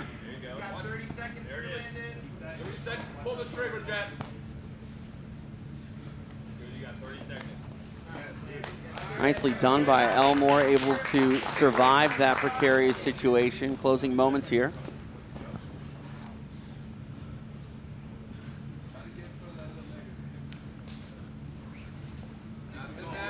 Now in on a toe hold is Elmore. Jet spinning. And they're going to let him play right there. Look at PJ. He's over there sacrificing his body to stop him from running into the couches. It's not quite a deep enough toe hold to really be a true threat. That's it. Oh, wow. Time expires. Nice showing for Landon Elmore, who goes out there and gives the vet every bit he could. Let's make this official. Let's go to Stephen Aiken. After 6 minutes, this match finishes with a draw. Match ends in a draw. BMAC, we always say that a draw is as good as a loss, but I feel for Elmore going the distance there and being aggressive with someone who's established as Jet Thompson, it shows that he's here to play. You know, I always say there's no moral victories in the PGF as we take a look at this toe hold on the replay.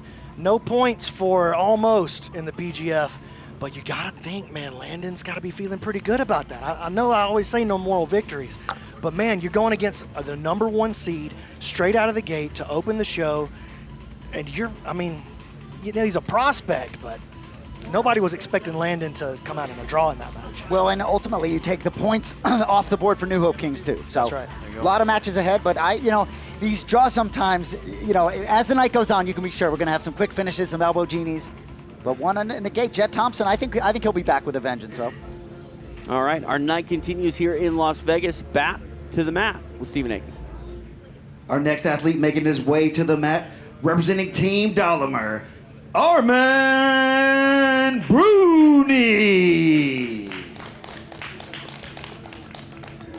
Representing Team Dolomer, Armin Brunie making the walk.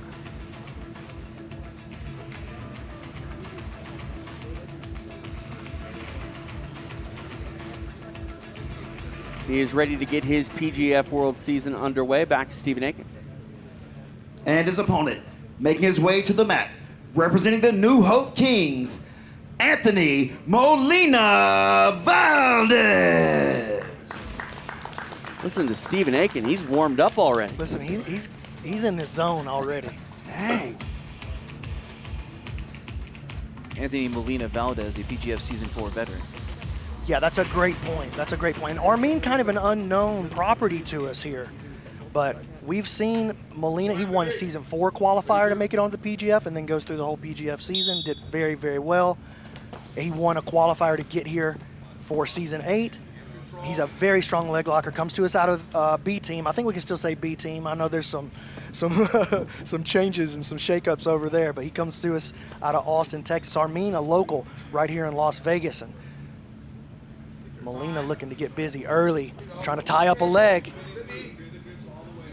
We're going to see a lot of leg locks in this 155 season, no doubt about it. Here he goes. He's got something. yeah. Working on this Woj lock. That's a lot of pressure. Oh, he's creating a lot of pressure. Oh, my goodness. Oh, he got it. There it is. Nicely done. Inside a minute as well, so 4 points for the break and the minute bonus. What a statement here to kick off his PGF Season 8 run. Stephen Aiken will make it official. Your winner with a break, representing the New Hope Kings, Anthony Molina Valdez. How about picking up his teammate, Jet Thompson, quick? Whoa, with the Woj lock. Shades of Season 7 with the superstar Chris Wojcik. Man, there was a time not that long ago when the Woj lock, the crossbody straight ankle lock was fake. And now it's all the rage, and Anthony Molina is showing why it's so effective. Put 4 on the board, bonus points. Yeah, he got the tap, the extra point for being in a minute, and I think you should get a point for making you squirm over here. Oh man, I always start squirming. Joint locks, I could watch them get choked. Doesn't bother me at all. They go unconscious. I don't lose any sleep over it. As soon as a joint lock goes on and they're not tapping, I start jumping and turning my head away from the screen. Also too, you finish in the first minute. You got a couple more matches tonight. That can't hurt the gas tank either. Oh yeah, that's a big factor for sure. Absolutely. All right, our night continues here in Las Vegas. It's night 1 of PGF World Season 8. We go back to the mat with Stephen Aiken. Our next grappler making his way to the mat, representing Team Dolomer, Brady Branscum. Here comes Brady Branscum. BMAC, you and I have had the pleasure of watching him grapple and calling some of his matches in the past. Yeah, combat jiu-jitsu, EBI. This guy is very experienced. He is an outstanding wrestler, and he keeps an insane pace. Back to Stephen. And his opponent, representing the New Hope Kings, Anthony Gojani. TJ, I know I said earlier that Andrew Murillo was the most hated man in the PGF, but it actually might be Anthony Gojani. He has been getting spicy in the chat. He's got a lot of these athletes ready to smack him across his mouth. He's talked a lot, and here's his chance to back it up. This could be the debut of his famous Kosovo cradle as well. Now's your turn, Gojani. Your time to shine. Show me. I can cancel my Netflix account when we got the PGF athlete chat going on. What's that? It's high drama. Left, right, left, right. Go his hand. Don't let him get comfortable. You mentioned that Kosovo cradle, BMAC. There was some discussion on whether or not it would be a break or a choke. Well, we tested it. I told him that at weigh-ins he could put me in the Kosovo cradle, and I would make the determination about whether it was a choke or a break. It's a break. It's 3. It's not a choke. He was trying to make the argument that it was a like a diaphragm choke, like a compression choke. He has you in full guard. In closed guard, yeah. It's now listen, it's a crazy move, and I would have tapped to it. It would have broken my rib if I didn't tap to it. Okay. But it wasn't going to strangle me.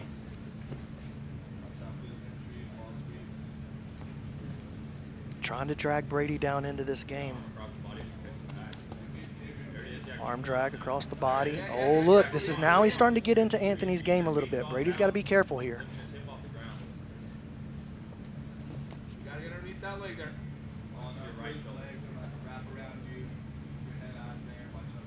What's he looking for here, B-Man? He's looking to drag him down into the tight range game. I know Anthony's got this really long body frame, but he really does his best work in the closest possible range. It's his closed guard. Oh, and he's got a nice tie up here on the leg. Brady's starting to slip the knee, though. He's okay. Nice. Good counter by Brady to get out of that danger. Anthony putting a little bit of offense on him early, though. Gojani loves that closed guard. He does a thing where he has a body triangle in it, and he finds a way to get a back take while having you in his closed guard. Yeah, he did it multiple times in the qualifier. He really showed out in a couple of the qualifiers for Season 8. That's how he got his way onto the show. And I'm looking here. This is a rematch of the Las Vegas qualifier. Gojani earned the victory in that one. And Branscum on the shot clock here. We have a 20-second shot clock here in the PGF. If you get 3 penalties in the match and it still goes the distance, then you are basically disqualified at the end of the match after 3 penalties. Oh, almost shot the triangle. Oh man, flags flying everywhere. It was a 4D experience here. And again, on those shot clock violations, we get a restart in referee position. Well, it's not referee position. It's modified referee position. We have it way more open than the referee position for this season. Like, we want to put the guys in as much danger and punish them as much as possible for stalling. So the chances of you getting your back taken if you stall are incredibly high. It's a huge mistake to get a stalling penalty in the PGF. That's going to bear itself out more and more as the season continues.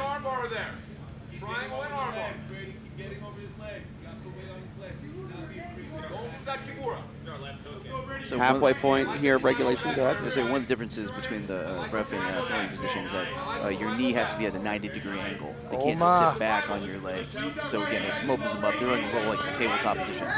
Gojani working into this rear triangle. Branscum is in trouble. He's got his hands locked on the inside. That's saving him a little bit.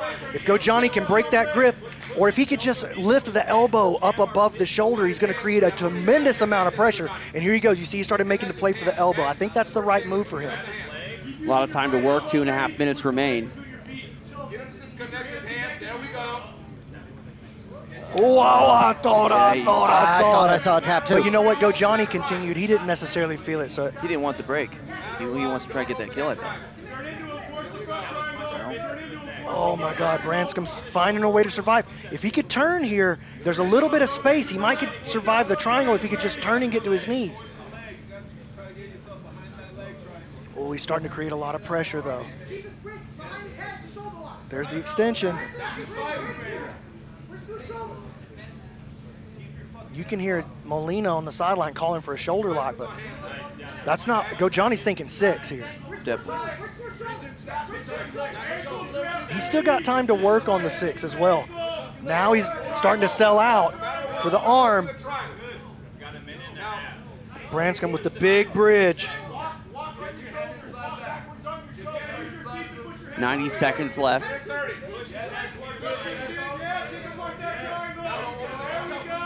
Branscum trying to peel away the leg. What a survivor, dude. Oh, he's gonna find his, I think he's gonna find his way out of this, guys. Wow. Here he goes! Brady Branscum lives! And if you're Gojani, are you thinking, dang, did I just blow points by getting a little bit too greedy? I don't know. I would be thinking that, to be honest with you, I would.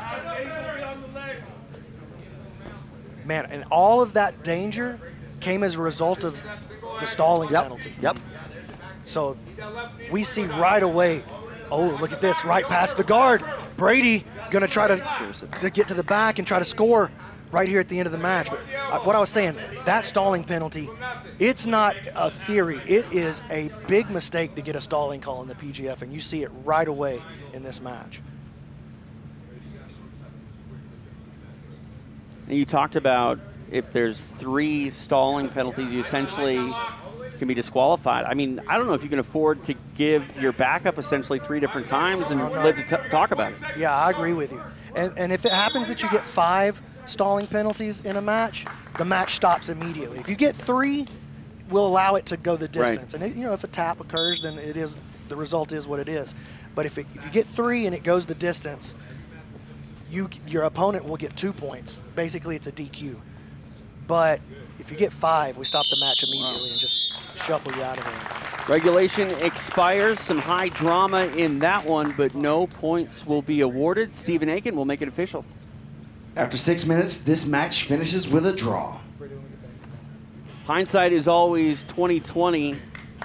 What are you thinking, B-Mac? I mean, was there a mistake there by Gojani to not sell out for the joint lock earlier? Yeah, I mean, it turned out to be a mistake. As it was happening, I didn't feel like it was a mistake, but it turned out to be a mistake. He probably should have taken that 3. He probably should have made the move for the shoulder lock, if I'm being honest. That's what I would have been coaching him to do if I was on the sideline. Well, TJ, in years past, almost every season we have somebody that does that takes the break early, and a lot of times they regret that. Yeah. So maybe we're seeing the pendulum swing the other way. Points are points, though. Your first points of the season, I think you got to get them. Oh, here we go into the replay. And look at this. This was just such a perfect opportunity. But he made the mistake, I think, of trying to switch to this straight arm. That's where it all started falling apart. He put it behind his back, and now that's just giving Brady the rotation back in his shoulders, giving the freedom of the rotation. That bridge, oh, man, he almost made a mistake there by turning away. Yeah, you're right, TJ. He should have taken the 3. But I tell you what it did prove is that Gojani's here to play. No doubt. Mm-hmm. Absolutely. I mean, you got to be a fan favorite if you're trying to go for the biggest points always. So we'll see if he can rally. The night is still young. He's still got 2 more matches ahead of him, so we'll see what happens. All right, back to the mat as Block 1 continues here in Las Vegas. Stephen Aiken, take it away. Our next athlete making his way to the mat, representing Team Dolomer. Give it up for Mike John. PGF vet Mike John back in Las Vegas. For Season 8, he is a member of Team Dolomer. Now we await the arrival of his opponent, Stephen Aiken. And his opponent, representing the New Hope Kings, Juan Martinez. 2 Really PGF vets. Yeah, battle of the veterans right here. PGF Season 4 vet, Juan Martinez, Mike John, PGF Season 6 vet. Both guys pretty sought after in the draft. Martinez went for 3,800, John 3,200. Mike John is a choke machine. I call him MVP Mike John. What we saw him do, TJ, when you and I were together there for that Combat Jiu-Jitsu Team Duels event. Oh, yeah. He carried the 10th Planet team on his back. He brought it all the way home. I think Mike John has one of the finest, most technical arm-in guillotines in the world, especially at this weight class. He is a very dangerous guy, and he's a guy who can put a lot of points on the board with a lot of 6-pointers. Oh, look at him rolling over for the Anaconda early. Wow. Oh, man. Switching off to the leg, and Juan expertly just navigates, moves through with the flow.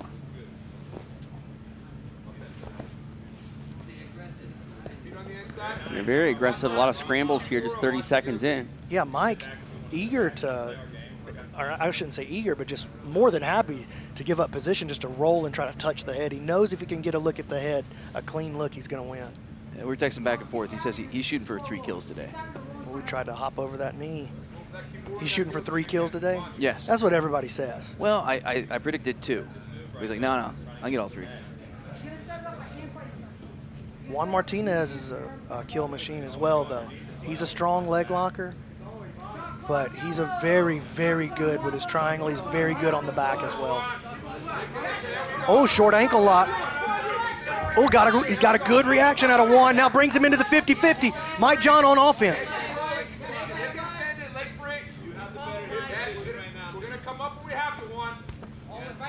Mike looking to switch him off into a Z-lock here, and this is what... Oh, he got it! Mike John gets the break. Nicely done on the board with 3 points. Straight ankle lock. Stephen Aiken will make it official. Your winner with a break, representing Team Dalamer, Mike John. He was so confident. If they had the heart rate on him there, I'm not sure we would have seen it spike, man. Just levels there. That was impressive. Well, Mike is in his weight class now. For season 6, he won the qualifier, but he's undersized for season 6. He's a big boy coming into this season. He's built like a tank for this 155 class. Yeah, and he definitely didn't get the kill like he said he was, but he got the break and he got points, and points are points here at PGF World. Nice start to PGF World Season 8 for one Mike John. All right, our night continues. Back to the mat, Stephen Aiken. Our next athlete making his way to the mat, representing Team Dalamer, Christos Papadellos.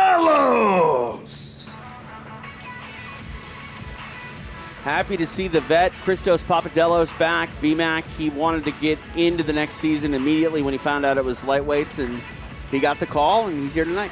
Well, the fact that this guy even tried the qualifier at season 7 is insane. He's in the 155 season. He barely cut a pound to get into the 155 season. He was in the 205 season 7. Stephen Aiken.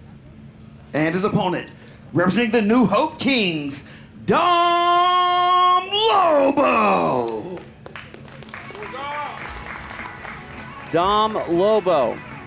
You might call him Dom Gogo. You might. Nice. Well, he's a dark horse in this competition. I know you talked about that YouTube highlight, but he was the one guy intentionally walked in the draft, making him Mr. Irrelevant with the NFL transition there, but be interesting to see what he can do. Well, I think he feels disrespected, and I would too. It's simply because people don't understand what he's capable of.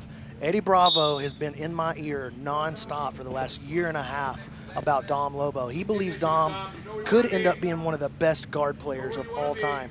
And I'm telling you, some of the things that we've seen this kid do in competition, from the closed guard, from the rubber guard, if he gets to the butterfly guard, if he gets an overhook on Christos' right arm, just look for offense to come flying.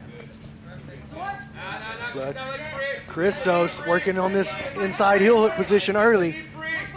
They're rolling over into the couches.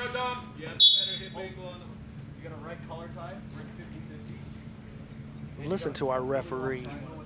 I know you think that's Weird Al. That's actually Heath Massey. No, it's Weird Al. I got his records. Calling things out like a crime scene investigator, though. He's going to make sure that they get back in that same sort of position. Oh, sorry, guys. Christos is a very dangerous leg locker. He comes out of this Kingsway, formerly New Wave Academy as well. He was one of the more highly favored guys in the draft. A lot of people really excited to get him on their team. As he pointed out, he has his own promotion that adopted the PGF rule set because he believes in it so much. Yeah, and Enigma TV, Olden, here we go. Dom down into his rubber guard early. Already zombied, cleared the arm.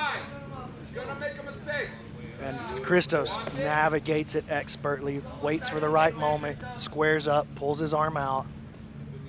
B-Mac, we talk about Lobo's Gogo Plata from earlier this year. That was in combat jiu-jitsu, but it wasn't like he relied on strikes to set that up. Yeah, it was a guard play that finished with maximum violence. Oh, Dom and Christos is handling that position perfectly. He waits for the opportunity, he squares up, he keeps his arm limp, and he pulls out of there. Dom's going to have to correct that because Christos has got the recipe.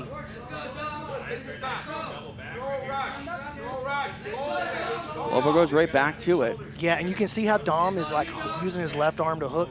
He can feel that Christos is slipping out of his early attacks. Now he goes double bag. Nope. Oh, we tried to lift him. He didn't get him quite high enough. In the PGF, if you can lift the guy above your waist from the guard position, they're forced to let go, even if they have a submission. We don't allow them to slam, and so you got to respect the slam. We're not going to let you play like you can't get slammed. They pick you up. Oh, and this is better. Oh, my goodness, pulling right out every time. Christos showing the recipe. to navigate through Dom's guard. Christos showing no fear, and he's gone into it 3 times, pulled right out 3 times.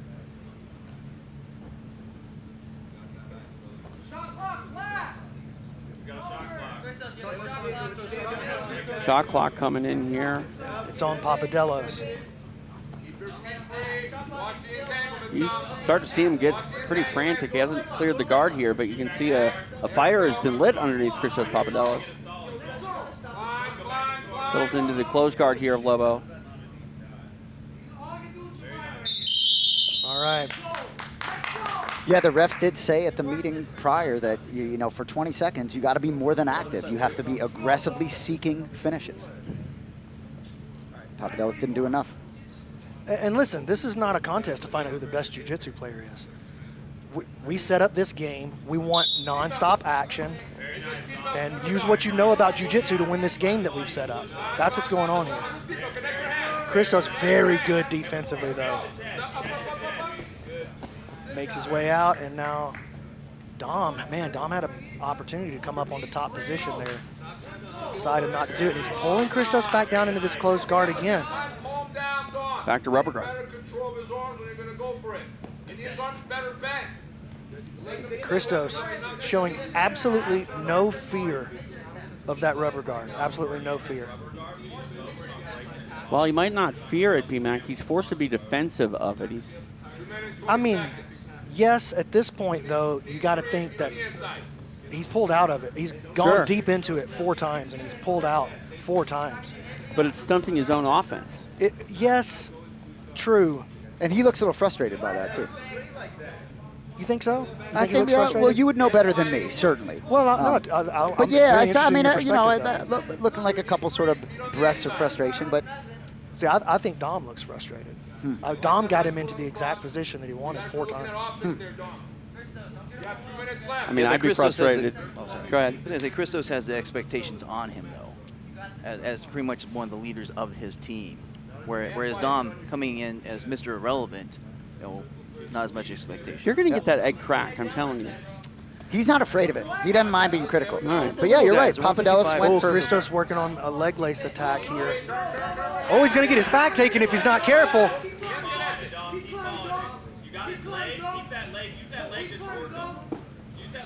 Nice.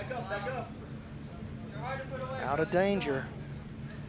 I know it's a common term in football, but Mr. Irrelevant. I know, these jiu-jitsu guys are not used to it twice now. I know. You just explain it. Tell them what it means. Well, Mr. Irrelevant is the last pick in the NFL draft every year. I think it's pick number 257, but he is an official draft pick, and that sort of becomes Mr. Irrelevant. So Dom Lobo being the one guy that was sort of walked to the back of the line, if you will. Give him that. 50 seconds, Dom. He's a great addition if he's getting walked on your team, though. I mean, he's incredibly talented. Well, what a value pick he turned out to be, even if he just goes to a draw right here. Because you're taking Papadellos, who is one of the more highly favored and highly paid athletes in the draft. People are expecting Papadellos to come in here and score. And when, quote-unquote, Mr. Irrelevant takes him the distance, whether he got his favored playoff or not, this is a big moment for the New Hope Kings. Taking out, essentially taking out one of the top players in the league. And now this is better work here. You see this angle? Oh, just when Christos goes back to square, though, he's pulling out every time. Dom has to create more angle and more pressure down on that shoulder to stop that slip. Time expires. No points awarded. Fun match, though, between Dom Lobo and Christos Papadellos. To make this one official, we go to Stephen Aiken. After 6 minutes, this match finishes with a draw. There's that old saying that styles make fights, styles make matches. It was a fun, stylistic matchup. I think, you know, we saw ebb and flow back and forth, but Papadellos just seemed to have one step ahead getting onto that rubber guard. Yeah, well, he knew exactly what to do. He knew exactly what to do to defeat Dom's rubber guard. Dom is going to have to now go back to the drawing board, tighten that up a little bit, because he's not making bad plays. He's just missing his angle and the tightness on that shoulder just a little bit. But full credit to Christos. He knew exactly what to do when he got to that rubber guard position. Shut it down completely. Absolutely. And gentlemen, now we're 5 matches in. That's halfway through this block. currently Anthony Molina Valdez getting that elbow genie point puts Team Dahlimer in the lead place for that block point. Nice. 4 points for Molina. And man, that was a nasty lock. That was so nasty. Like you said, had me cringing. I was like, oh, I can't watch. But then I was like looking at my, I didn't even got to use my telestrator yet. Come on. It's my favorite part. That was our first scoring update from Egg. I feel like we're officially on Now our we're way. in. Yeah, now oh, we're I in. love it. All right, night one continues. Time for our next team matchup here in Block 1. We'll go back out to the mat with Stephen Aiken. We are ready for our second team matchup of the evening. Making his way to the mat, representing the Tropic Thunders. Give it up for John Chandler. Here comes John Chandler. Familiar name, BMAC. We've seen him before. Oh, yeah, John Chandler, one of my personal favorites. Check out that Tropic Thunder's Rask guard. Shout out to Once Upon a Coconut putting a team in. They're not just sponsoring the league this time. They're putting an actual team on the board. Can I get a shirt like that? Oh, no, they don't make shirts like that for you, TJ. Oh, okay. Stephen Aiken. And his opponent, making his way to the mat, representing the Alabama Twisters. Oh. Make some noise for Matt Mash. Matt Mash, a combat jiu-jitsu world champion. BMAC, we've seen this young man thrill on the mat before. Oh, this kid is non-stop excitement. Like you said, the first time we saw him, he came in at the 145-pound combat jiu-jitsu worlds. I think he was 18 at the time. He might have been 19. Goes all the way to the finals. Just murdering black belts all the way to the finals. Loses in the final. Comes back at 155 pounds. Murders his entire way through. This kid is the real deal. I'm so excited to have him. And you can see the pacing already. And Chandler's going to play that same pace. This is our first look at Alabama Twisters and the Tropic Thunders. How cool is this, dude? These are, oh man, I'm so pumped to have the Alabama Twisters in here. Chandler picks up a single and puts Mash down. Chandler, an MMA fighter as well, has had a lot of success. Last MMA fight he got in the cage, they asked him if he wanted to say anything. He said, yeah, catch me on PGF. Oh, watch out! Mash working an arm. Ooh. Looked like he was just going to be caught on PGF there by Matt Mash, but he's able to survive for the time being. Well, there's a difference in the pace with these boys. Absolutely. Your reset here back at the center of the mat. Mash, he'll wrestle, he'll play inverted guard, he'll crack you if you don't like the way you're talking to him. He does everything aggressive. Hey, if you're watching in the chat on YouTube, throw up those twisters and those coconuts in the chat. Let us know if you're in the Coconut Mafia, if you're part of the Southern Strangle Syndicate. Let us know. Can I get an Alabama Twister shirt? Oh, Mash with the move to the back. I'm ignoring what you asked me, TJ, because you're from Los Angeles. You definitely cannot get an Alabama Twister shirt. I'm from Minneapolis, for the record.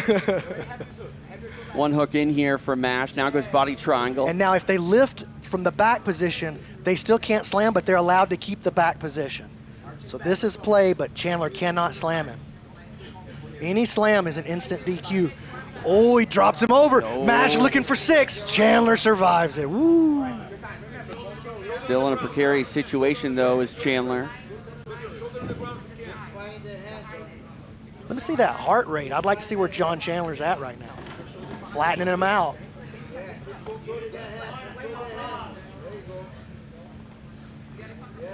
And while Mash has failed to get this choke, it's not a pleasant experience when he's on your back. Mash moving off to the single hook. This is a nice play.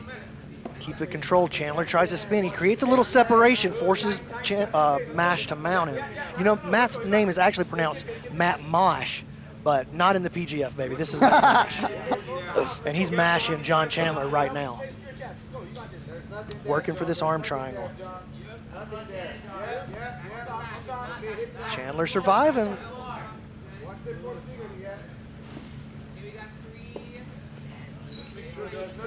Looking for this kipping escape, just not able to create the space that he needs. Chandler getting desperate under there.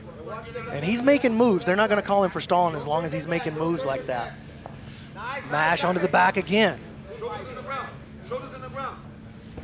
A lot of action here as we approach the halfway mark of regulation. Chandler making his move, and he's free. Watch your head on the way out, though.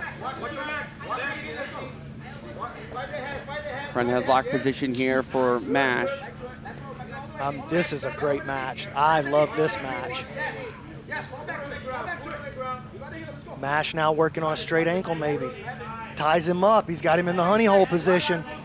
Looking for the Texas cloverleaf.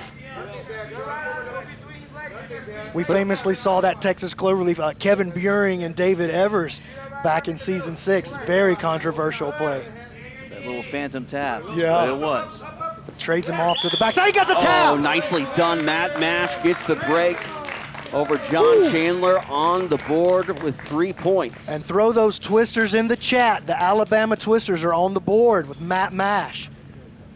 All right, to make this one official, we go to Stephen Aiken.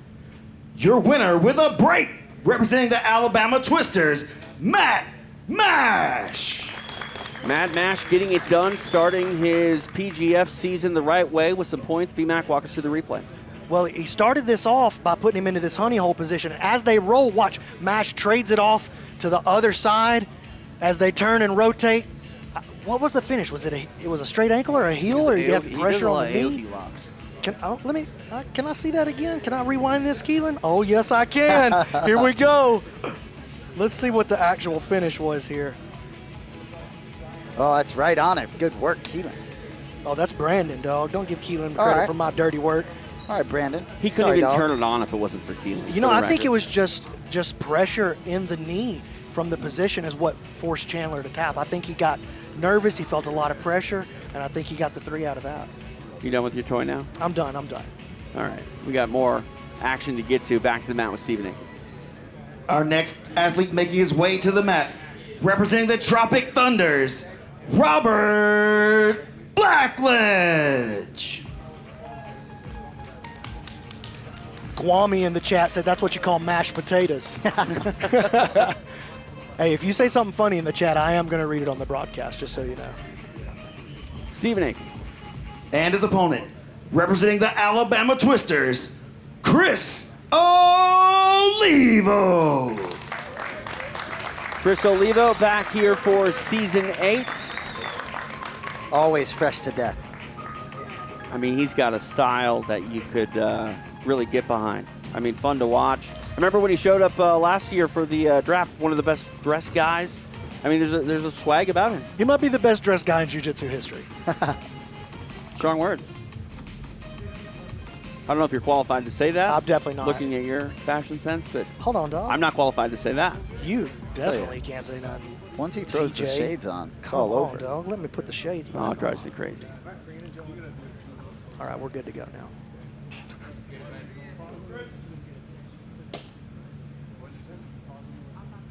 Two Vegas locals right here.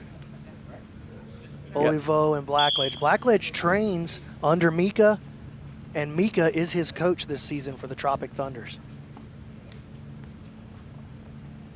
Olivo got the PGF experience, though. Did the qualifiers in season 7 to get his way on. Very exciting. We had to have him, even though he was undersized for season 7. I mean, he's flexing his muscles right there. These guys going to play on the feet a little bit. Let's see what happens. Chris had one of the best matches in season 7 too against Travis Thomas. That was an absolute barn burner. Travis on the sidelines is the general manager this season over there for the New Hope Kings, and Chris in on a arm and guillotine early, and he's under the chin here. Let's see what he can do with it. This is a pretty good attack. This is a pretty good attack here, guys. Switching off now to the Darce. Running out of real estate here. He put him down with it, though. Nice play by Olivo. Going to get a reset here in the center.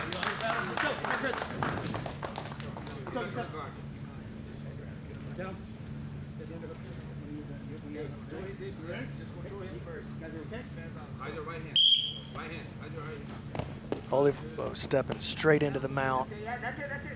Putting that heavy pressure on. Blackledge going to look for this kipping escape. Now he brings the arm all the way across. Framing on the hip. Back out to this kipping escape. 2 hands on the hip. See how Olivo responds. Keep bringing the elbow up. Hey, keep climbing the hand. Keep climbing. Stay his arm here for the side. Watch the arm here for the choke. Against his arm. Get that. You don't let the arm get the strength. Chris dominating from this top position right here. Here we go, free arm, free arm. Look to the other side, to the other side, free arm. Here we go. Survives, makes the move out. Chris trying to take the back now. Blackledge turns. Chris stepping over for the arm lock. He could turn it into a triangle here.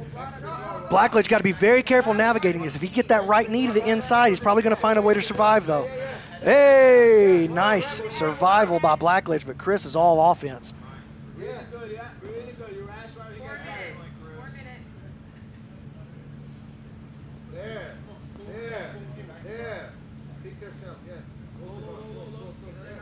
Chris on the attack at the legs now. Oh, sorry, Robert attacking the legs now. Reaps all the way across. And now counter leg lock from Chris into the straight. Oh!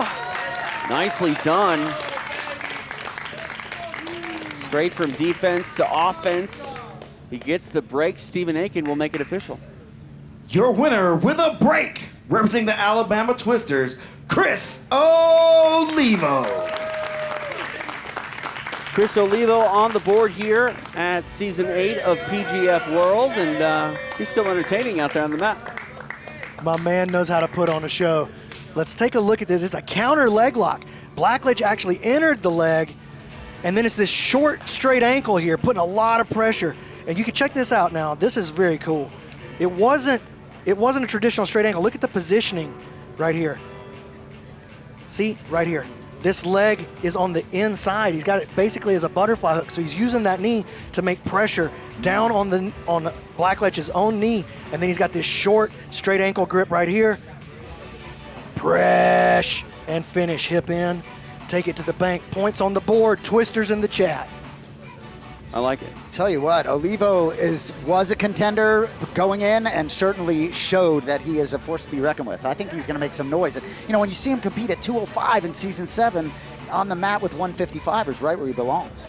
And he's probably 180. Oh, here we go. There's the coach for the Alabama Twisters this season, Renato Canuto, coming up for the UFC BJJ title. And that's his wife, the lovely, the gracious, and the ferocious Raquel Canuto. Two of my favorite people in all of jiu-jitsu. David Avalon on the sideline. Here goes Jake Shields, Travis Thomas, Robert Drysdale, Kevin Lucas, the New Hope Kings, all representing over there. Look at Drysdale looking like Pat Riley on the sideline. Right? Dude, I tell you, that couch has some heat. You know, and the draft was 4 weeks ago tonight. A lot of these guys, they're almost all of them are living out here. They spend a lot of time together. Last season, I know I was only part of last season and not the other seasons, but you know, you go Sunday night draft right into Monday. Yes. I'm seeing a lot of coaching. I feel like I'm seeing more coaching from the sidelines. I think there's a different comfort level. Well, they've had a different amount of time to actually work with these guys. These guys are here. They're settled into position now. They're comfortable with these coaches, and they're going to just get more comfortable with the coaches, and the coaches are going to get more comfortable with them. You got a guy like Robert Drysdale, like Mika on the sideline. These guys have seen literally everything. Drysdale choked out Marcelo Garcia at ADCC. Like, what else? What else do you need on the sidelines for you? You got that guy zeroed in on your game for 5 weeks. These guys are going to level up all season long. And it's still only block one of night one. Yay. All right, let's get back to it. Stephen Aiken, take it away. Our next grappler making his way to the mat, representing the Tropic Thunders, CJ Murdoch. Here it is, that rematch we've been talking about, that PGF Season 8 Las Vegas qualifier finale against CJ Murdoch and Rafael Fajea. Oh, it was a barn burner, and this one should be too. Yeah, I think that was the best single match we've ever had in the history of the qualifiers. The entire room there at 10th Planet Las Vegas was just buzzing. The energy was insane in the room, and we're going to see that again in this match. Wait till you guys see Fera. Back to Stephen Aiken. And his opponent, representing the Alabama Twisters, Rafael Fera.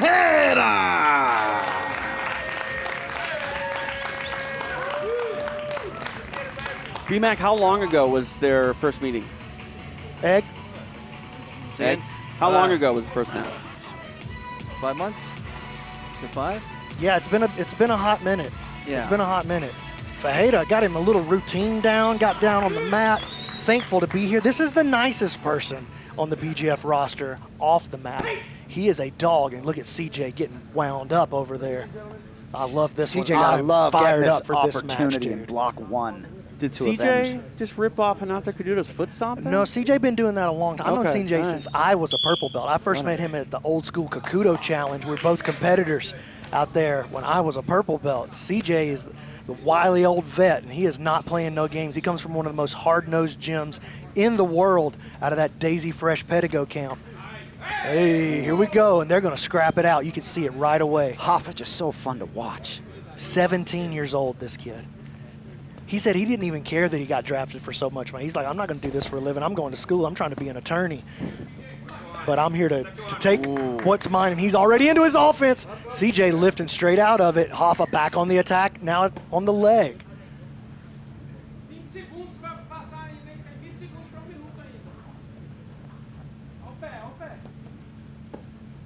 CJ is literally more than twice as old as Hoffa.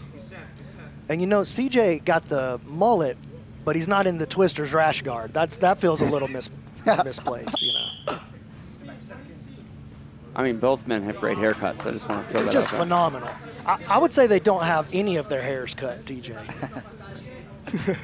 I'm jealous. Hoffa working in this pass.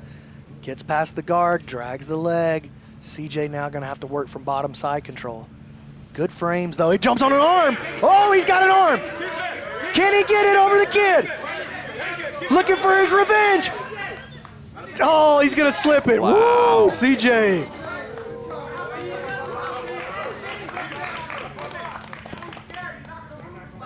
CJ trying to bring a storm for this Tropic Thunders team early. Oh, wow! Unbelievable. Impressive. Amazing stuff there for Rafael Fajeda. Yes. Uh-oh. The first money bag has hit the mat. Money on the mat. That one's from me. We will get to that in a moment. Stephen Aiken, make it official. Your winner with a break, representing the Alabama Twisters, Rafael Fajeda. And let's talk, Steven, I want to talk to Rafael. I want to hear from this kid. Let him hold it. That's all right. Let him hold it for a second. Stephen Aiken going to track him down. Points in the bank, as is some cash. Bobby, both of them. Take it away. My dude, Hoffa, big win against one of your toughest opponents probably for the whole season in the first match. Tell me how you're feeling right now. Everything I've seen, I do a lot of visualization. This is where I found a lot of success. Everything I'm seeing is happening exactly as I saw it. I've been here a million times already. Awesome, man. You're one of my favorites going into this whole season. What can the fans at home expect for you going into the rest of these weeks? They can expect more of this. An exciting match and a dominant finish. If anybody wants to bang it out, I'll bang it out. If they're running, I'll chase them. I'm not going to stop. How's it feel being part of the Alabama Twisters? Oh, it's really cool. This was a last-minute team thing. I'm not going to lie, I was a little jealous of the New Hope Kings, like the first team or whatever. And then I was like, oh, okay, I'm on the Twisters. So it was exciting to hear about. Nice, man. Great job adding some points on the board for your team and for yourself. We look forward to a lot more from you tonight. Thank you. Picking up that money bag. What's in that money bag? $500 cash. Let's go. Really? Yeah. So all of the owners of the PGF, before I talk about that, can we just admire this work? Look at that. Oh my gosh, dude, what a play. Watch this. He reaches through early and secures the heel with the opposite hands. Watch this. Boom, right there. You see how he reached through with that backhand to lock up the heel early? And then as he rolls through, he's already got the, oh my God, what a play. What a play. Man, this kid is pure excitement. So we were talking about what is the money bag. That's $500 cash in there. I got 10 money bags to throw out for the season. Each of them has $500. Zoltan's got 10 of them. Keelan's got 10 of them. Gracie's got 10 of them. All the owners of the PGF, we're looking to bonus these guys. We got tens of thousands of dollars worth of bonus money, and when we see something we like, and we all like something different, Zoe's looking for judo throws. I'm looking for crazy movements. I don't know what Keelan's looking for. He's probably just looking for somebody to get spicy on the mic. Well, the first money bag came at the perfect time, boss. Literally, that's perfect. You know? You can't get a money bag. Why is he sucking up? Well, no, it's just it's a perfect time for it. We Perfect don't have time. endless money bags, but I think it was well executed. You know, Thanks, it's the first man. one I'm a that game time deserved it. player too. Yeah, you know exactly. what I'm saying? Hey, gentlemen, if a statistical anomaly. Yes. All right, already the Alabama Twisters are in the lead for the block because they have 9 points. They did that because the first 3 matches of their team's history were all submissions. Whoa. They're batting 1,000. Oh, check out Heidi here from the Butcher Babies on the couch. There's the lovely and gracious Gracie Zoltan. Check out Judo Joe right there. You guys don't know who that is. That guy is a judo legend, a multiple-time Olympian, leader of USA Judo for years and years. Jumping on as one of the members of the advisory board here for the PGF. That guy's been phenomenal to have around. Of course, Zoe right now is the #1 rock song on the planet. Right now. He's sitting on the couch.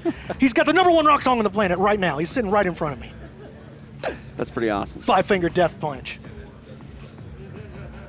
How cool is that, dude? That's pretty awesome. All right, I got nothing else to say. Let's go back to Stephen Aiken. Our next athlete making his way to the mat representing the Tropic Thunders. Make some noise for Zach Schneider. One of my favorite guys. I know you're not supposed to have favorites, but listen, I run the show. I can have favorites. Zach Schneider, one of my favorite people. The only guy during the interviews yesterday brought his family, brought his wife, brought his kids. They're jumping all over him during the interview. This is a family man. He's a school teacher, but he will absolutely take your life. I bet the kids behave. Stephen Aiken, take it away. And his opponent, representing the Alabama Twisters, Jordan Worth. Here comes Jordan Worth. B-Mac, another gentleman you and I are very familiar with. Oh, yeah. The most 10th planet guy of all the 10th planet guys in the world.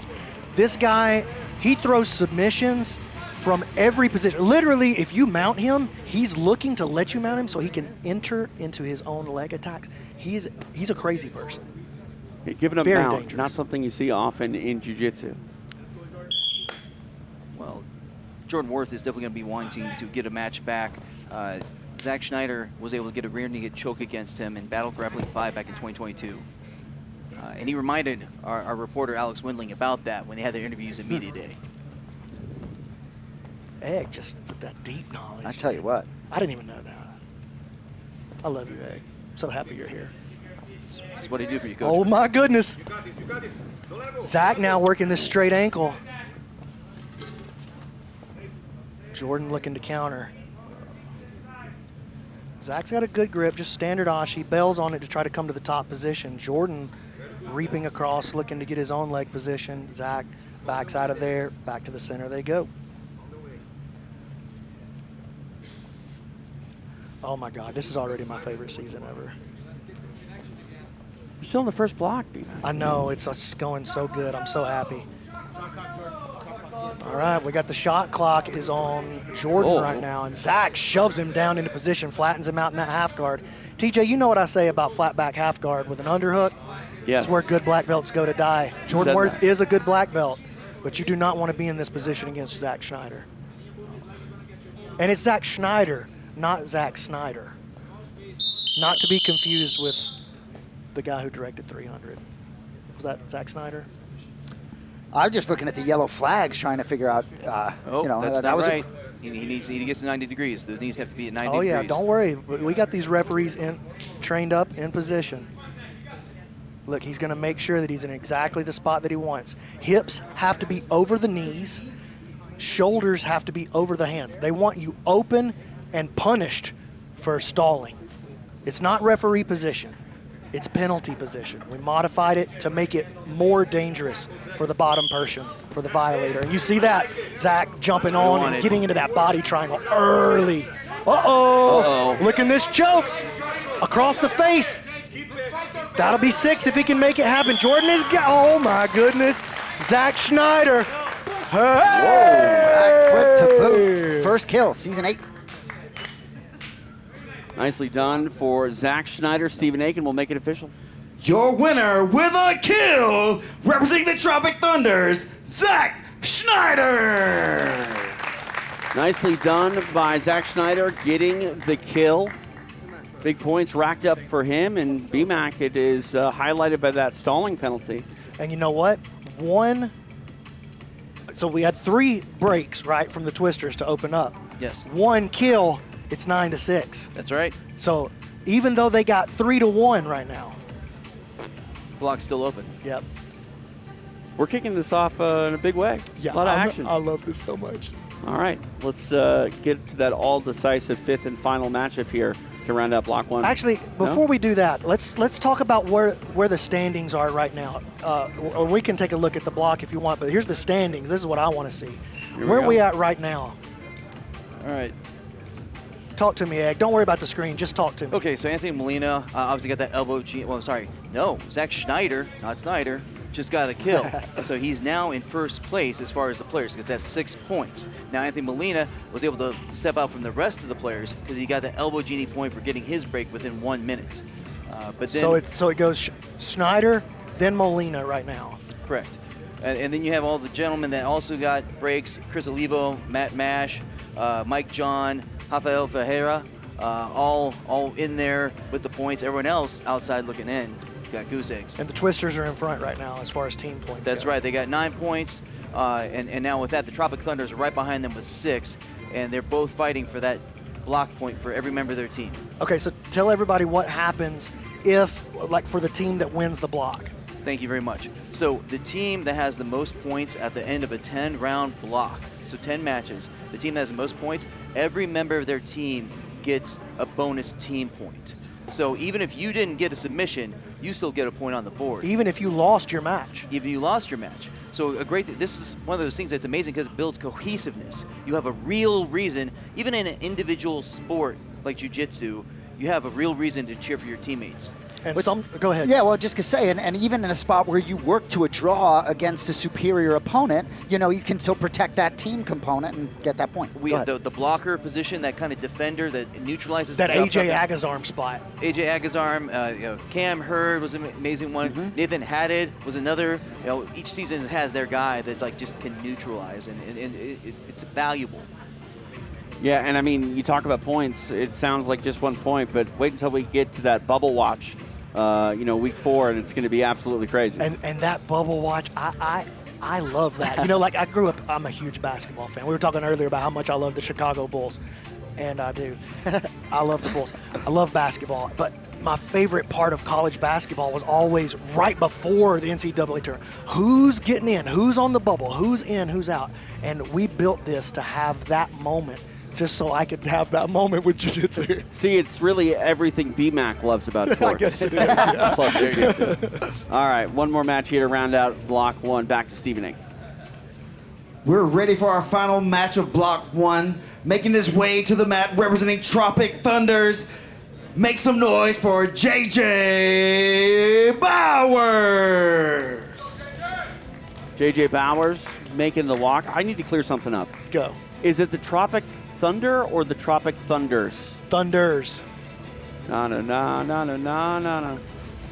Okay, all right, I see where you're going. I thought the plural of thunder was thunder. Listen, don't overthink it, Just dog. something I like Thunders. about the S on the end. Feels good. But I hear you. Feels good. Certainly have the okay. Like each man is his own thunder, you know? Okay. Stephen Aiken. And his opponent, representing the Alabama Twisters, make some noise for Brady Hilton. I just realized we have thunder and twisters. Those things generally go together. Tell you what. It's a storm. You know, a lot of these young kids, JJ Bowers, Hafa Fera, you know, they're in this spot for a reason, and the confidence is, I think their confidence part of the reason they got here. I mean, that's the thing too, BMAC. We talk about, young athletes. PGF has been a stage time and time again for these young kids to really come out and perform in a way where they're, proven commodities by the time this whole season's over. Man, I'll tell you something. JJ Bowers set the jiu-jitsu world on fire when he took out literally one of the best in the world at this weight class, and Keith Krikorian. TJ, we were both there. We were stunned. He took him out in the first round, choked him unconscious with an anaconda choke, and then won his second match, took that guy out with an anaconda choke. JJ is all fire. He comes out of J Page's jiu-jitsu, and they produce high quality over there. But Brady is not playing around. Brady came in with his mullet, nobody better to get onto the Alabama Twisters than this guy. He's coming out of Georgia, but he's got that Alabama waterfall.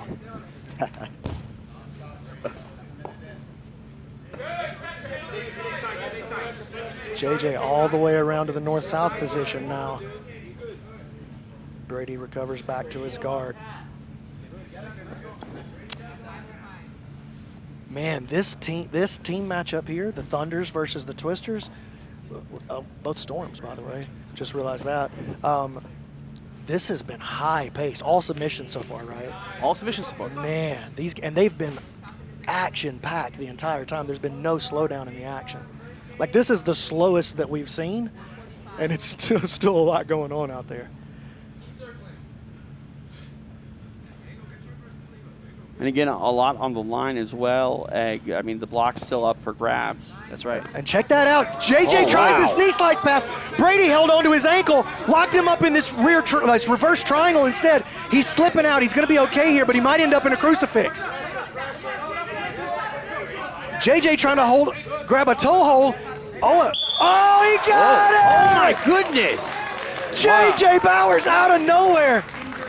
Popped Brady's knee. Let's see if he's okay.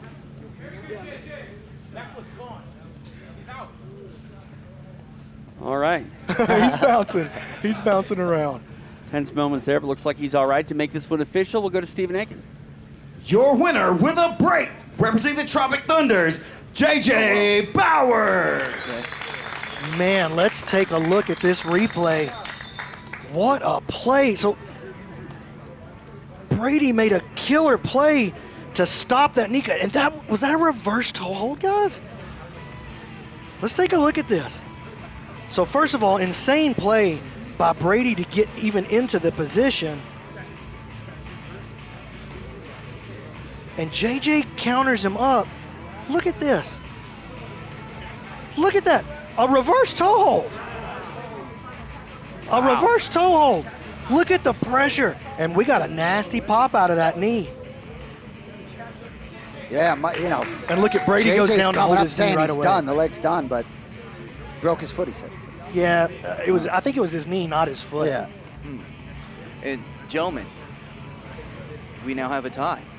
Oh. For the block. With that break, JJ Bowers brings the Tropic Thunders to tie the Alabama Twisters. So both teams ended up with 9 points for the block.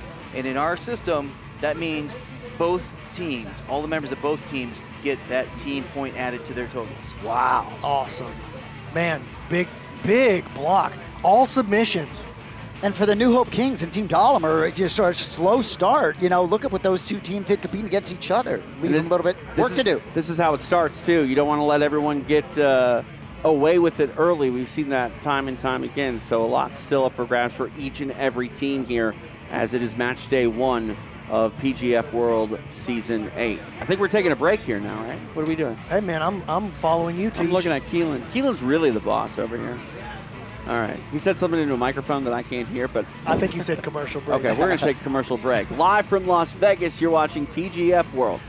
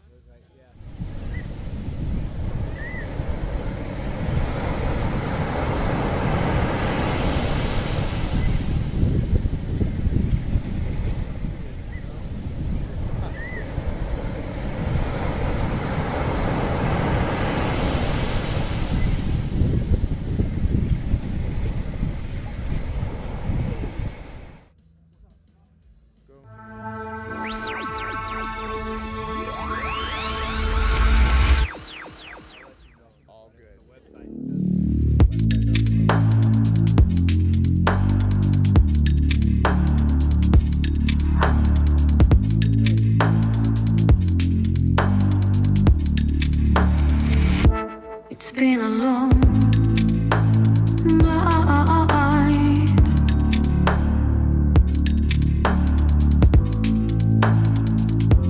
Black skies glowing. We're losing light.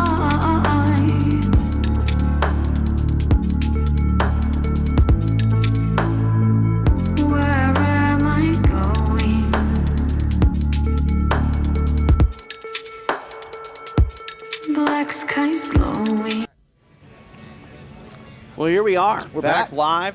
Matt Side here in Las Vegas. TJ DeSantis along with BMAC, Brandon McCatherine, Jason Anik, the man they call Egghead, and our own Alex Wendling is standing by with a special guest. Let's go to Alex. Zach Schneider, he is currently leading with six points, the only kill so far this season. What was your instant reaction after it? I expected it, actually. I planned to go out there and get 6, and I know everyone plans that every time, but it was a matchup that I thought I could take. It's the only athlete who I've competed against before. Strangled him last time from the back, got another one this time. And yeah, excited for the team, because I know we were starting to fall behind there. We rocketed right back. Now the team's tied for first, hyped on it. Quite the storyline coming in, you guys having a match beforehand. I know that was a big one for Jordan as well, and you need some rehydration. You're representing Once Upon a Coconut right here, the Tropic Thunders. When you heard this news, what was your reaction?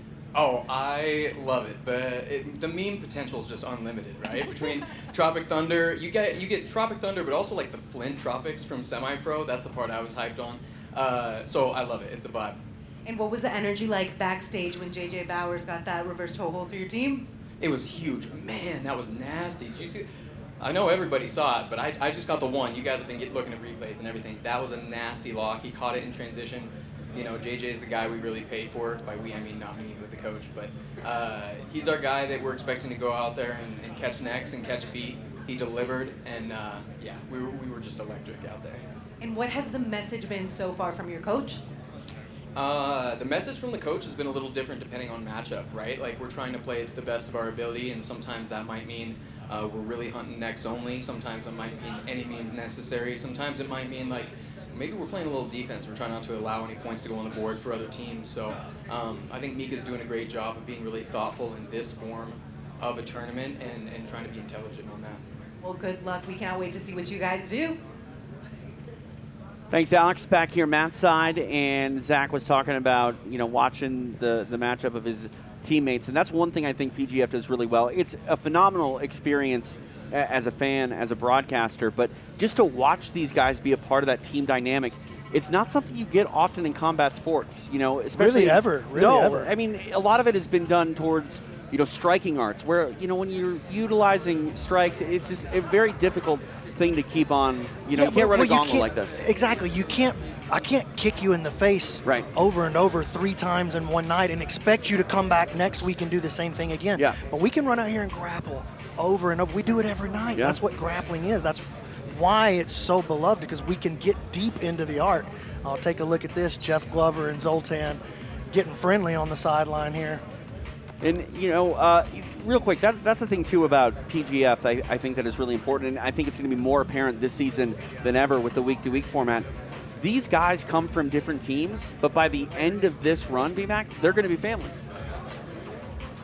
No question about it. You know, and I think, you know, there's guys staying out here, right? There's, I think, one house that has 7 guys from different teams. The team dynamic is a really interesting component, especially for someone like me from the world of sports, right? Zoltan talks about taking jiu-jitsu and getting it to explode into the general consciousness, I think was his term. Yes. And I think that team concept, the franchise concept, is really a big piece of that. And I think watching these guys competing for one another, to me, my favorite part of the whole season. And you know, I'll take this opportunity, like you mentioned those guys, a couple of them from different teams. There's 7 guys staying in one house. And shout out to the Grappling Growth Initiative for making that happen.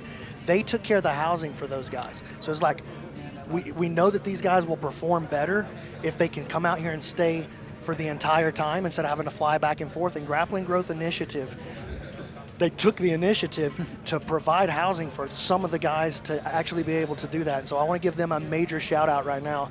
And if you're not already, make sure you follow them on Instagram and support what they're doing. It's an actual non-profit that is for jiu-jitsu athletes. And also 2 teams that aren't going to go away. New Hope Kings, guys. New Hope Kings. Like, I want that rash guard. I might even roll jiu-jitsu. If we could get, listen, if I could get you a New Hope Kings rash guard, will you start doing jiu-jitsu for real? We got to get back to action in Las Vegas. Night 1 of PGF World Season 8. About ready to get Block 2 underway. Stephen Aiken, he's in position. No, let's go back to him. We're ready for Block 2. Making his way to the mat, representing the Alabama Twisters. Give it up for Matt Mash. Here comes Matt Mash, ready to go here for his second match of the evening. Now, I saw Nunchuck Alex in the chat saying that if you're pulling for Alabama, you better mash that like button. That's clever. Yeah. You can't mosh that like button. You gotta No, mash you it. can't. Yeah. Back to Steven. And his opponent, representing Team Dahlimer, Landon Elmore. Spicy matchup here, boys. Team Dahlimer. Dahlimer, by the way, provided these mats. Absolutely, without question, one of the biggest supporters that we have in the PGF. Dahlimer has provided beautiful mats here for us tonight. They've been supporting the PGF for many years, providing all these mats. You should see the warm-up mats. They're like small replicas of this. If you're at home trying to get some mats, if you're a gym owner, you know who to call. Mike Swain. Landon Elmore getting the honor of kicking off both first matches of the first two blocks here this season. This is a spicy, spicy matchup. We already saw the pace that Matt Mash plays at. And Landon is very good, but we also saw that Landon will, at times, allow himself to play a slower pace. He can get dragged into a slower pace. Matt Mash cannot be dragged into a slower type game. Landon, he's got multiple gears that he can shift into. Matt has one gear, and it's overdrive.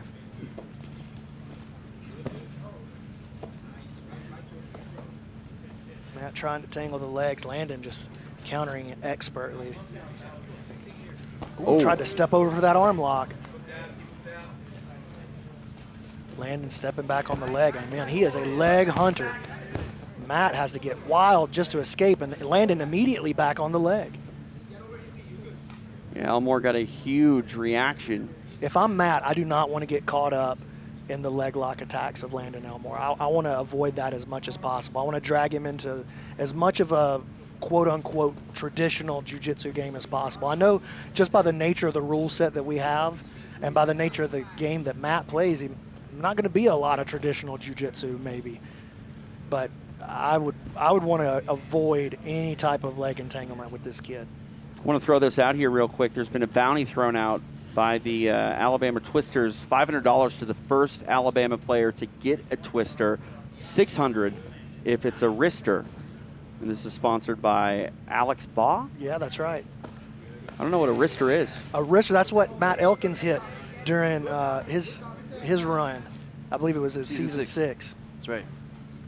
First wrister that I can ever remember getting caught on camera. I'm not going to say I showed it to him, but I showed it to him. Landing in on a straight ankle right here. I love Matt Elkins right now on camera watching his twisters, you know, his team compete. Yeah, he's the president of these Alabama Twisters. Oh, and nice job. Mash now trying to retangle the legs himself. Oh, Matt give him a little shove right there at the end. Landon unfazed completely. Matt Elkins, President Matt Elkins? That's right. I mean, and who better to run one of our franchises? Matt has literally been either a player or a coach for every single season of the PGF. I believe he's one of the top 10. What rank is he on the PGF XP side? By the way, you're going to have to explain that to me. I was looking at those numbers, decimal points and everything. I don't know what that means. So I built a formula, an algorithm that's basically ELO, like a chess scoring system for jiu-jitsu. So there's no more subjectivity. It's total, no more, like there's no more guesswork. You know what I'm saying? Electric ELO. Light Orchestra? It's like how you rank yourself in chess. Oh, not the right? band. And there's a lot of different factors to it. You can go and look up like how it's actually constructed at pgf.world. But every athlete that's ever competed in the PGF rule set is ranked. Yeah, there's like 400 plus people on this. That's right. Matt is ranked 9th in PGF history. Yeah, Matt Elkins, the number 9 player by PGF XP. Elmore on the shot clock. I'm surprised it didn't happen a little sooner, frankly. Uh-oh, watch out. He's getting into an entanglement here, Matt. Matt on the move, and now he's on a leg of his own. These guys are just back and forth. It's nonstop movement, man. You saw the answer from Elmore with that shot clock. It goes by the wayside. And we see that Sensei app, that health meter right there. monitoring the heart rate of these guys. It'll go up and down throughout the course of the match. And look at that, Landon down to 2 bars left. If this was a Street Fighter game and he got hit one more time, that would not be good. Matt Mash liable to hit him with like a Blanca roll right here. He's crazy.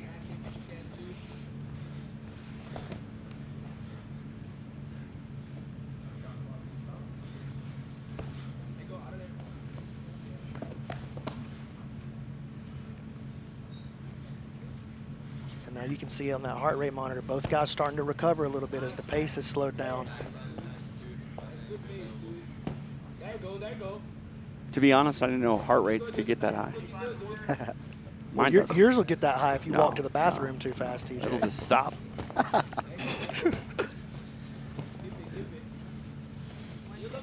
Mash moves back to the center of the mat.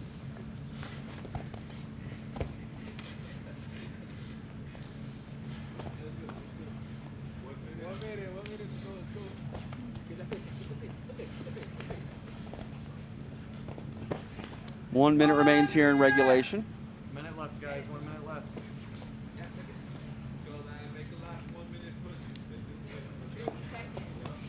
Landon tried to get onto that Choi bar attack.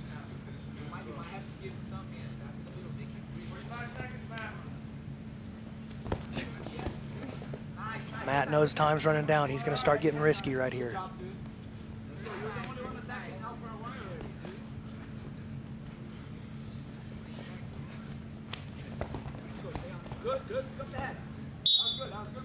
Listen, you gotta control your hands. You can touch his head, but you can't palm strike him. All right, same thing. Keep the hands out of the face. Warning to Mash, a CJJ world champion, but you can't palm strike here. It's not CJJ No. here. We will be in Mexico this weekend, though, TJ, you and I. That is true.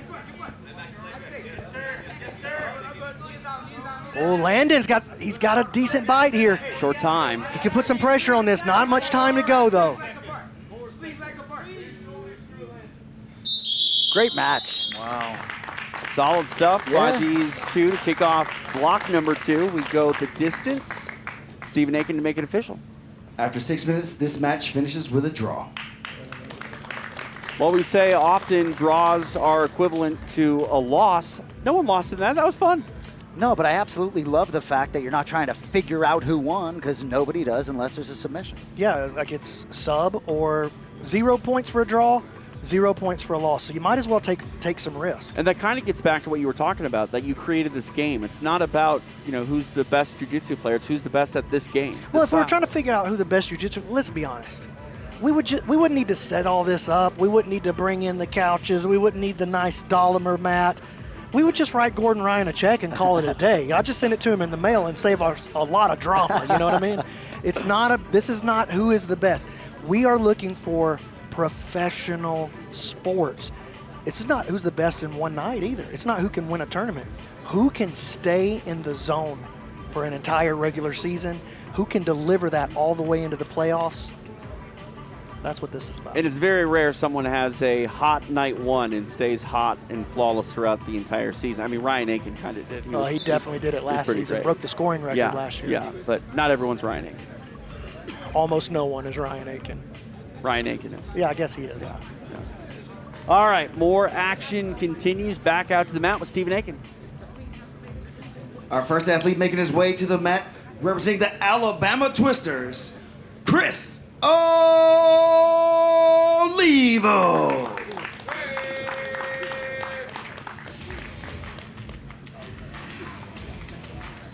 Back out for a second match of the night. PGF at Chris Olivo. Mentioned he was an alternate last season. Now on a main roster spot here for the Alabama Twisters.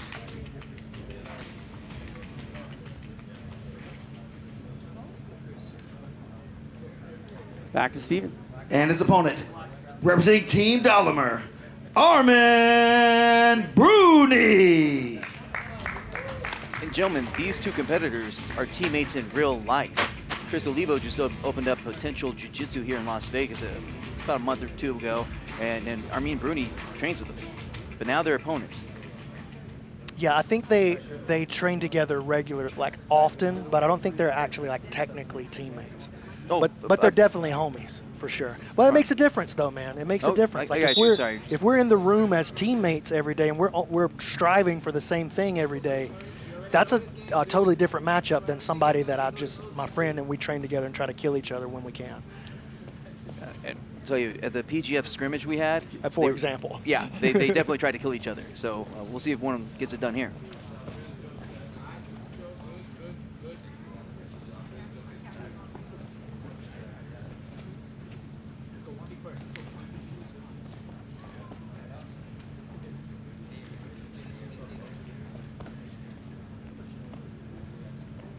You know, I see some people in the chat asking if there's ever going to be more than 4 teams. Absolutely. Eventually, we'll have 32 teams.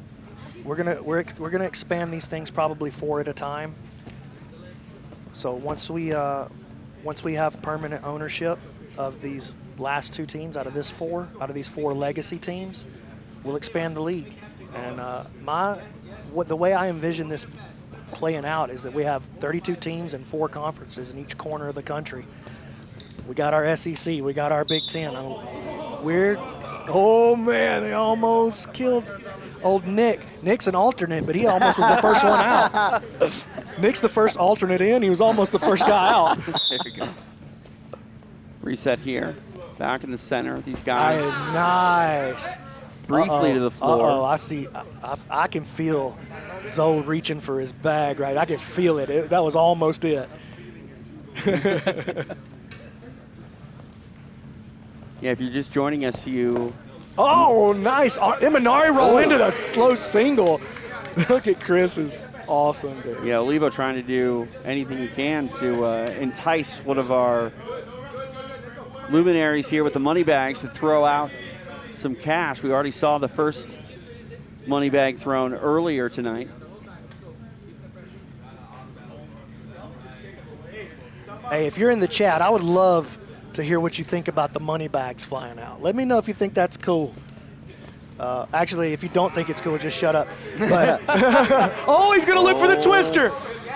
He's going for this money. You mentioned that bounty. You better out reinforce there. that leg, though. That's pretty dangerous. See the way he's just like hanging his leg out there? It's pretty dangerous, man. You can definitely take a pop on your LCL. But he can't really reinforce it now because Armin's got that grip on the top of his thigh. Yeah, you see how like Chris's foot is closer to his face than his own knee? That's dangerous, man. He is definitely making a play for this twister. He just got his eyes on it. Now looking for the Berimbolo. Nice job defending that by Armin. That was a really, really good play by Chris. Not able to really make it happen, but good attack. You mentioned there is a bounty out there for the Alabama Twisters to hit a twister. And that, I mean, if one happens, you might get a money bag or 2 as well. Right? Ooh, shout out in the chat. Super chat from Chad Allen, $100 to Egghead for that thing that he told me to never mention to anyone for any reason. Don't worry, my lips are sealed. Egghead, what is this? I have no idea what's going on. Oh, yeah, that's what you want us to think. Fantasy advice, Hey, probably. Wait a second. I got a super chat finally. Yeah, you're not getting it, though. Yeah, What? I hate to break it to you. That's the rule. If you get the super chat, it comes to you. If you get those money bags around me, I'm going to throw them right to eggs.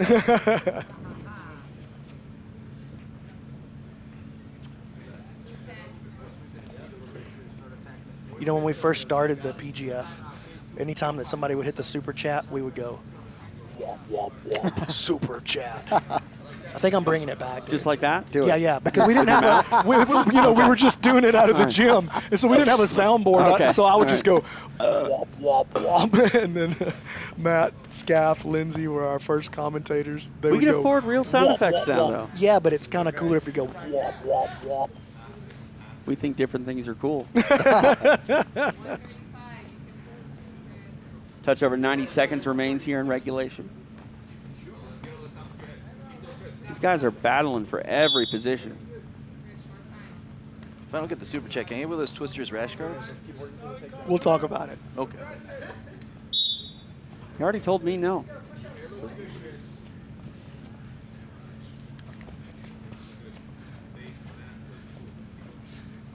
If he gives you one, will you give me one? No? Armin Maybe. pulls I into don't his know. guard. I thought PGF rules are supposed to get the super jack. Okay.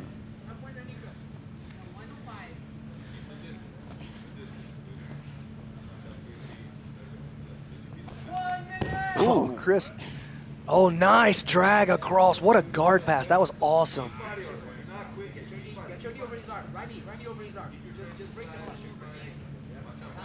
Chris is going to get a look at the head here. He wants this Darce. 45 seconds left. He's going to have to use his knee to bring that elbow closer to the inside. He's got the vice grip. He's not going to be able to hit this Darce without a change. Dropping off to the leg, though. Attacking the reverse close guard, maybe. Weaving across.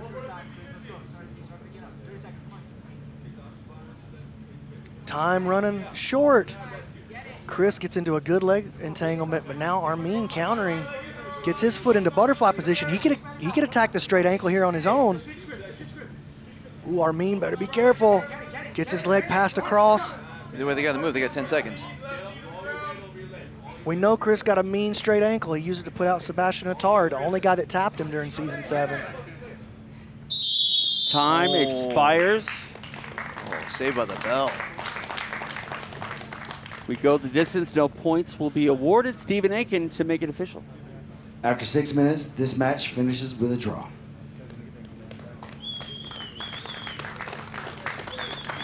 Gritty grinding affair there.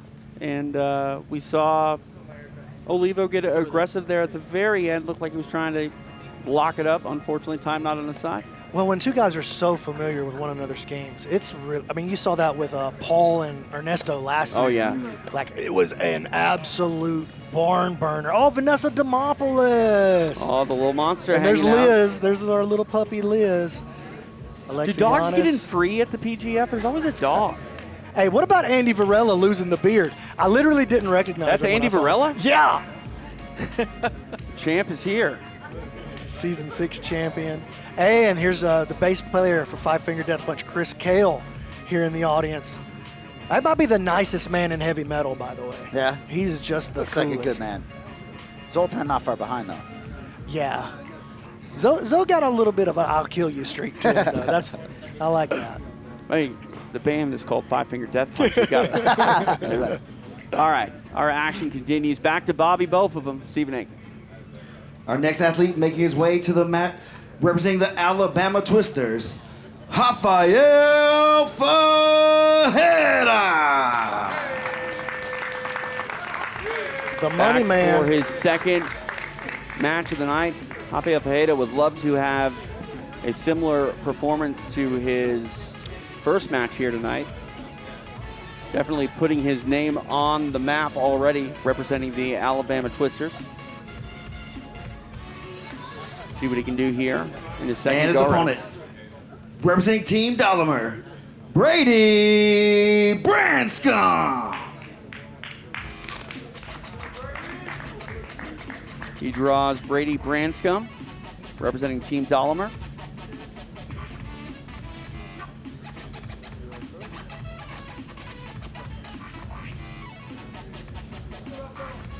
Rafael Fajeda is just must-see TV. I can't take my eyes off him. Want to watch everything he does.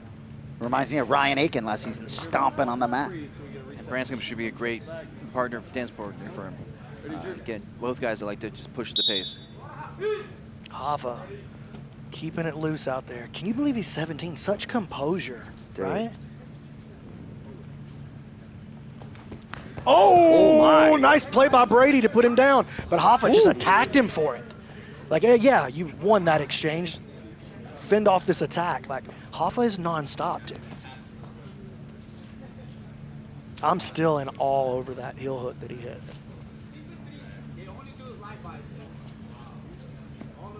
Yeah, Hoffa carving out some PGF history for himself, being the first man to receive a money bag. Well, these guys are going to have to be more active than this. I can smell that shot clock.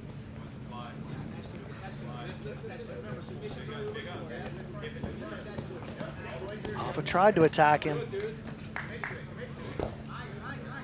Hoffa ends up on the bottom position. Nice work by Brady to keep that top. Hoffa rolling through. Ooh, big crank, he got it! Hoffa again! Dude. Just missed it. What a night for Hoffa Pereira. More points in the bank as he gets a break over Brady Branscum. Stephen Aiken will make it official. Your winner with a break, representing the Alabama Twisters, Rafael Fera. He's must-see TV. I'm telling Even you. the way he reacts to his victories is must-see Everything. It might be my favorite part, to be honest with And you. any Submissions are opportunity great. that presents itself to him, he capitalizes on it. 17 years old. Wow, dude. Looking like this kid is the future. Yeah, proven vet out here tonight. Look at that move through to get the tap, too. That was insane. And again, it's that short butterfly hook straight ankle that got it done. I believe that was more of an Aoki lock. And I want to, I like the submission. Show me a replay of him screaming at the camera right here. Look at this. Look at this. That is the future right there. Telling you. That's the future. Rafael Fera. Doing big Man. things here to kick off Dude. his campaign at Season 8. And with that break, he now is tied with Zach Schneider for the lead for the number 1 position. Amazing, dude. I mean, how could you not be in love with this kid? I mean, I'm just I like a gushing with passion, praise. too. But I love the way he talks on the mic.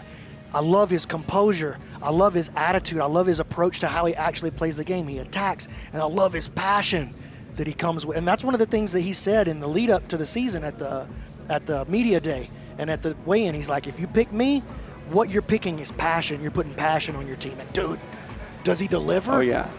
You know, I don't think you can make stars in combat sports. You can only give opportunities for stars to make themselves. Word. And that's what he's doing. And Canuto, $6,400 in the draft, right? And for those of you who didn't catch the draft, by the way, Jed Thompson was the first overall pick at $7,700, and then the coaches had $15,000 to sort of disperse their rosters. So $6,400 for the 17-year-old kid. I know he doesn't need money. It's a pretty decent weekly salary. Everybody needs a little money, John. Exactly. I almost called you John. That's okay. You're allowed. Dude. You did. You're Give allowed. him the money So bag. sorry. He You're deserves allowed. it.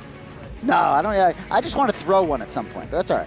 By the way, I like how the challenge for penalty flags are branded now. We see the PGF on them. See, step in. Everything's a little step up.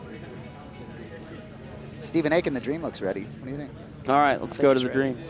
Stephen Aiken. Our next athlete making his way to the mat, representing the Alabama Twisters. Make some noise for Jordan Worth.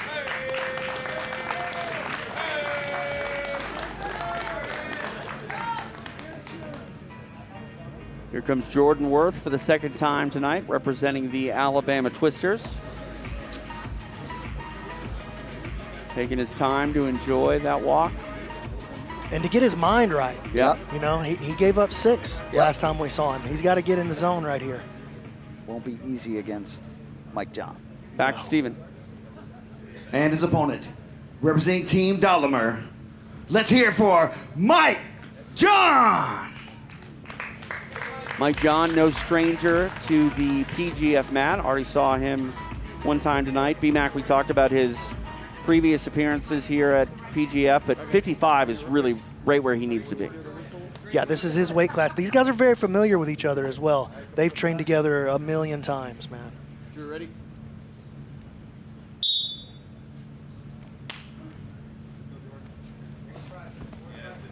Oh my God, he's on the head immediately. Wow. Oh, he's got it. Are you serious? He's got it, guys. Oh no, Jordan just barely got his hand to the inside. If Mike can get his arm in guillotine, oh my God. Oh, he's got it, he's got it. He's gonna finish it. How is Jordan surviving this? This is like Volkanovski Ortega. Oh, remember that? Yes. Oh my God, look at the bend in the neck too.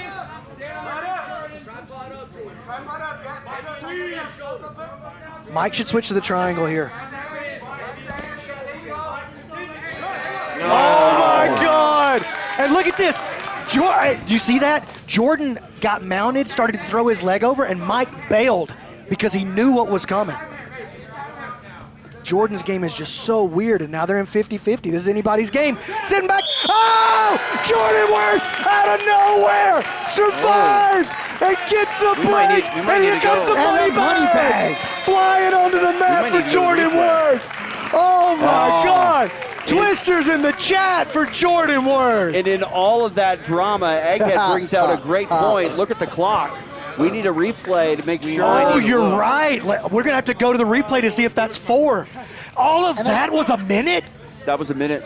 And it looked like John had a chance to finish it within a minute. The look on people's Big face. bounce back for Jordan Worth. All right, Stephen Aiken to make it official.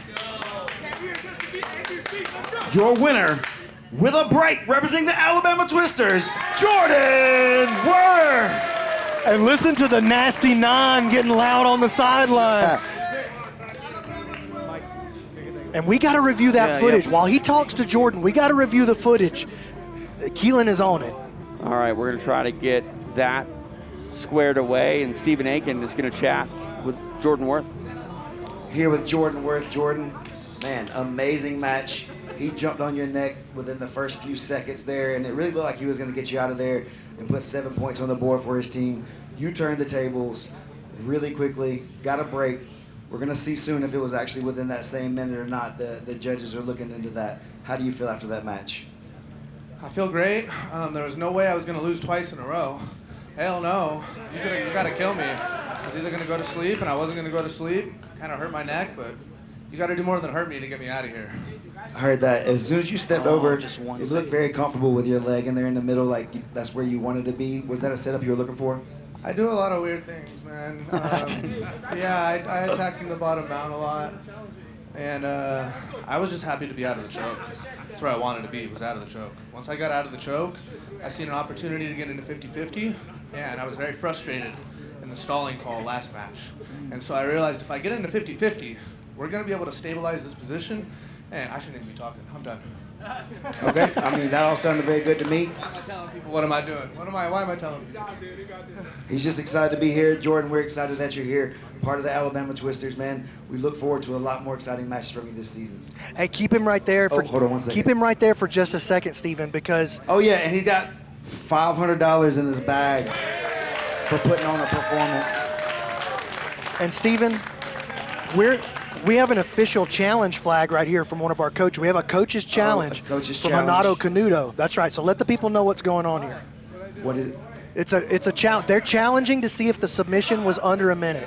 Okay, the coaches are challenging to see if the submission was finished in under a minute, so he can get the elbow genie point. Coach's challenge. So we'll That's right. To the table. And now here's the way the coach's challenge worked. They got one flag for each, for the entire night. If he throws the flag and he wins the challenge, he gets his flag back. If he throws the flag and he loses the challenge, that's it. He doesn't get another challenge. That's a lot like sports. You know, it's almost like it's been done on purpose. It's fascinating. Hey, Stephen, ask Jordan what he's going to do with that $500. Jordan, what you going to do with that $500? Buy some sort of crypto. Some crypto. You got any tips for anybody at home? Buy Bitcoin. It's going to go up. It's going to keep going up. I don't know what the hell I'm talking about. I've seen Bitcoin come up and up and up and up, and I think it's going to keep going up, and I'm poor, and I want to join the train. So here we go. I hear that. This is not financial advice. This is just one man's opinion. All right. So we're just kind of hanging out, waiting to see here what they're going to decide officially. I think we got an official ruling. Official here. Andrew Murillo, head official from the PGF. You can't hold it. No, he can't hold the mic. It's just the rules. You can use it. Team Alabama Twisters has challenged the timing of the submission. After careful review of the replay, the decision stands. He was 1 second over 1 minute. So Jordan wins by a break. 3 points awarded to the Alabama Twisters. All right. Good break by 1 second. Jordan, congratulations on the win, man. We'll see you back out here later. You know, you heard him on the microphone. He didn't have the privilege of hearing you calling the fight, but when they got into that 50-50 position, he thought the same thing you did, that it was anyone's match, and he took advantage. And it was, dude. Yeah, here you go, Jordan. Thank you. Yeah, it was truly anybody's game right there.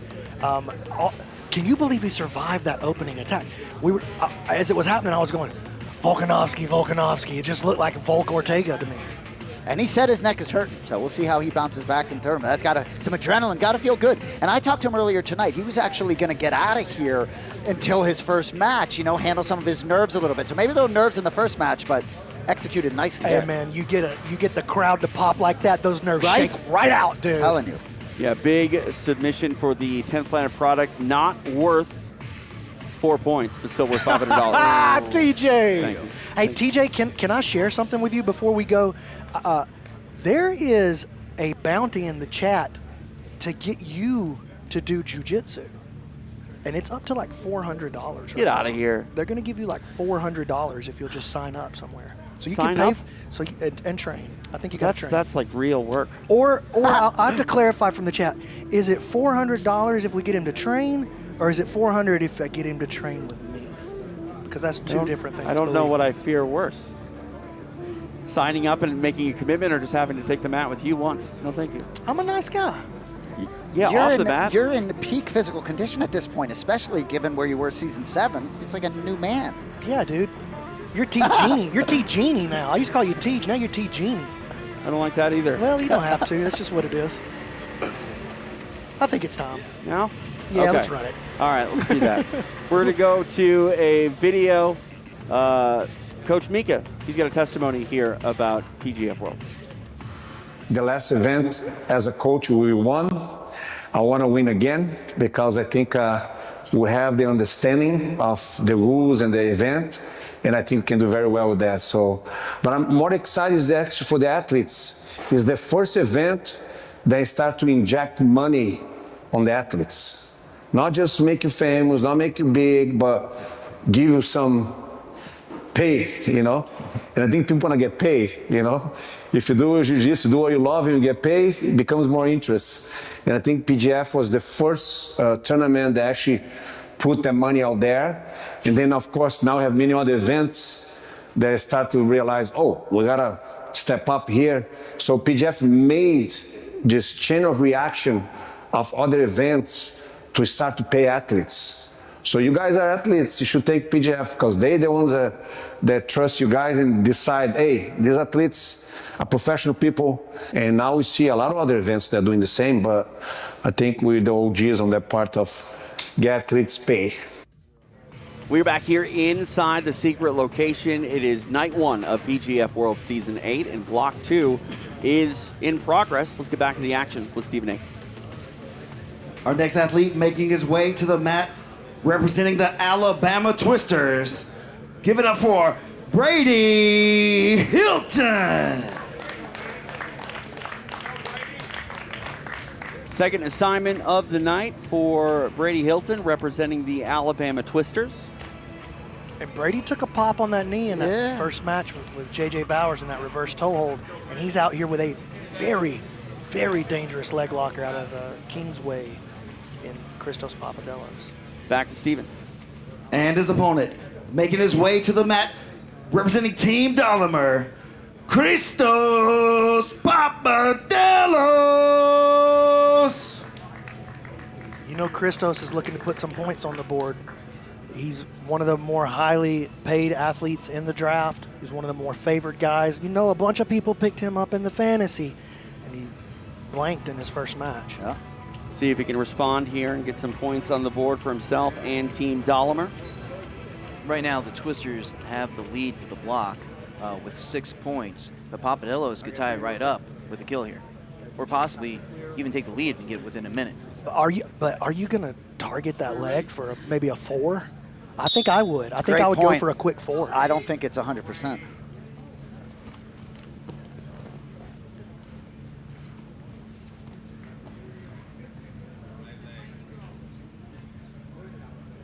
Oh, they're talking out there. Little row drag. Papadellos looking to get into a Kimura early, maybe step around for the arm lock. Could turn it into a back take as well. There he goes, back take, body triangle. He could put 7 on the board here. He's got 30 seconds. If he lands this choke in the next 30 seconds, he could put 7 on the board for his team. This would be huge for Team Dolomer.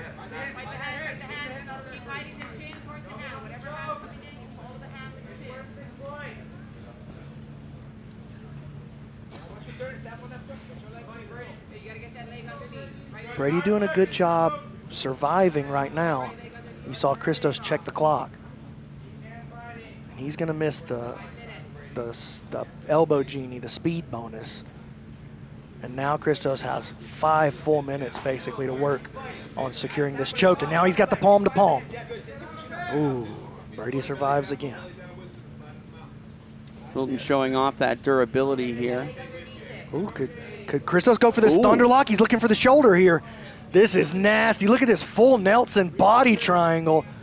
And Brady's just smiling. He's having a good time somehow. Oh my God. Oh, you got it. What? Dude, that's a crazy submission. That's a crazy submission. It's like a full Nelson. That is insane. What a money bag. He was looking for the money bag. He's looking for the money.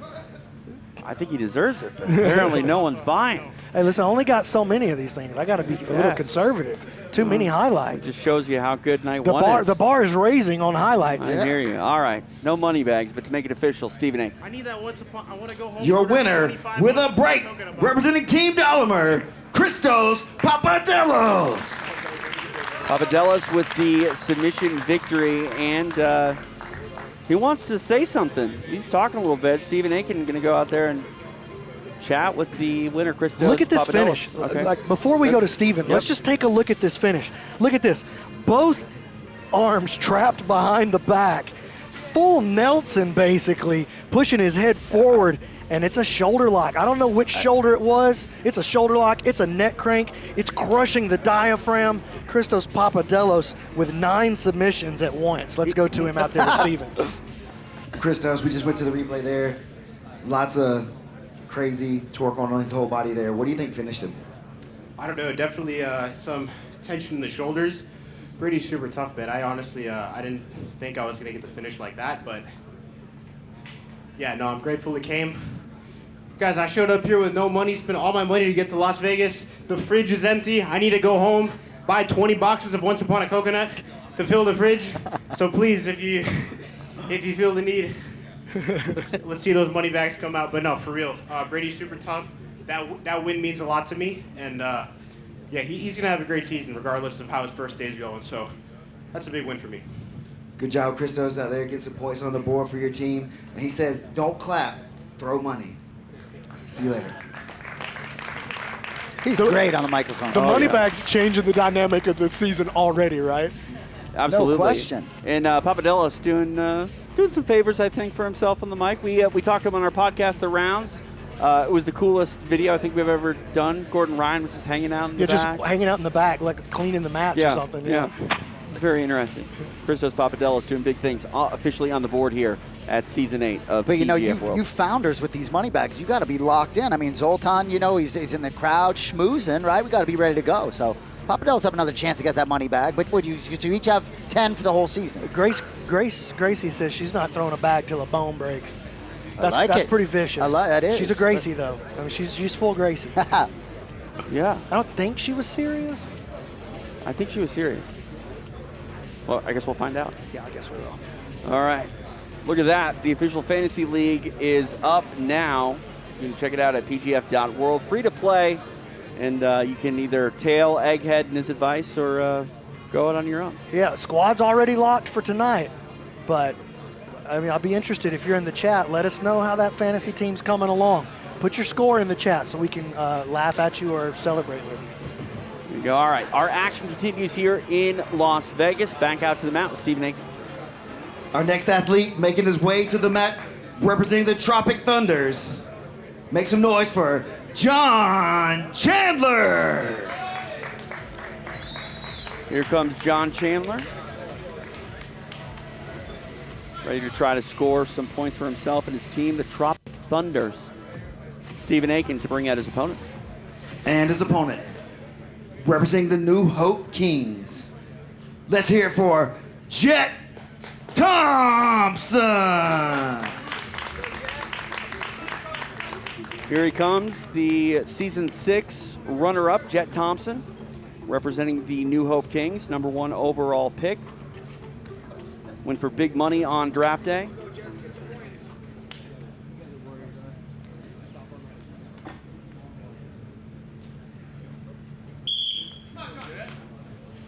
Here we go. We are underway. TJ DeSantis along with Jason Anik, B-Mac, Brandon McCaffrey, the man they call Egghead, live in Las Vegas. It's night 1 of PGF World Season 8.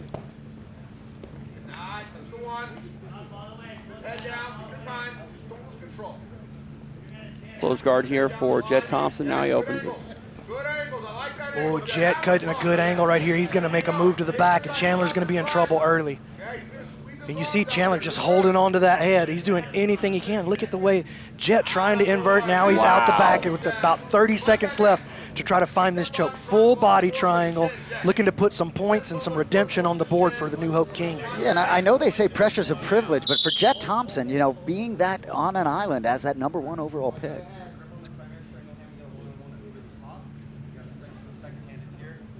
Refs being very careful because the competitors always try to win the reset. You can't fault them. It's a thing that everyone knows. Yeah, you got to try to like take as much advantage as you can. Like you'd be crazy not to. On the right hip. Once they reset them, 16 seconds to possibly get that elbow genie point with the kill.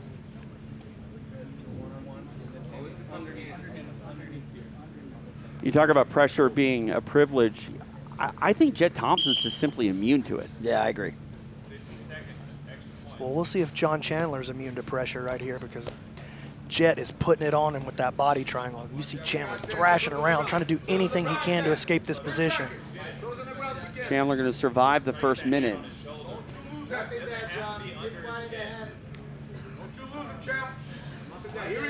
You hear Robert Drysdale on the side, the head coach of the New Hope Kings, saying, don't you lose him. Don't lose him, champ. Got to keep this position. And Jet doing a fine job of that so far. I'd love to see the heart rate right now for John Chandler. Where is he at? How much of his energy is he spending? Good job. Put your head underneath. There we go, Jet. That's better control. No, you can't turn. Turn it to him. Try to put your back on your shoulders on the ground. We got 4 minutes to work right here. Plenty of time. You heard Travis Thomas, general manager of the Kings, saying he's still got 4.5 minutes. Plenty of time. Travis, he understands this game. He was a second place in the regular season during PGF Season 5. Made the playoffs that season, made the playoffs also in PGF Season 7. Yeah. So he understands this game well. Yeah, in Season 5, oh, look at this. Jet going belly down with the body triangle. Chandler surviving. Oh, Jet just crushing his head. And he might think about going to that double full Nelson Christos Papadellos style because it doesn't look like he's going to be able to get under the chin. Going to get a reset here again. And look, this reset, it's a chance for Chandler to feel his diaphragm once again for a brief moment. Oh, you hear the Kings sideline being really alive here because right now the Kings are in 4th place. Whoa. Last season champs, now in 4th place with 4 points. Twisters, good lead with 15. Thunder in 2nd with 9. Team Dahmer in 3rd place with 6. Jet's back control, very good. He's having trouble with his mechanics getting under the chin, though. Chandler's a survivor. Trying to find a way to scoop that leg out of there, create some separation between the chest and the back. Jet starting to put some pressure down on him now. He's not even close to under the chin, but he's just going to send it anyway. Oh, he could put a lot of pressure. Oh! Halfway point here of regulation.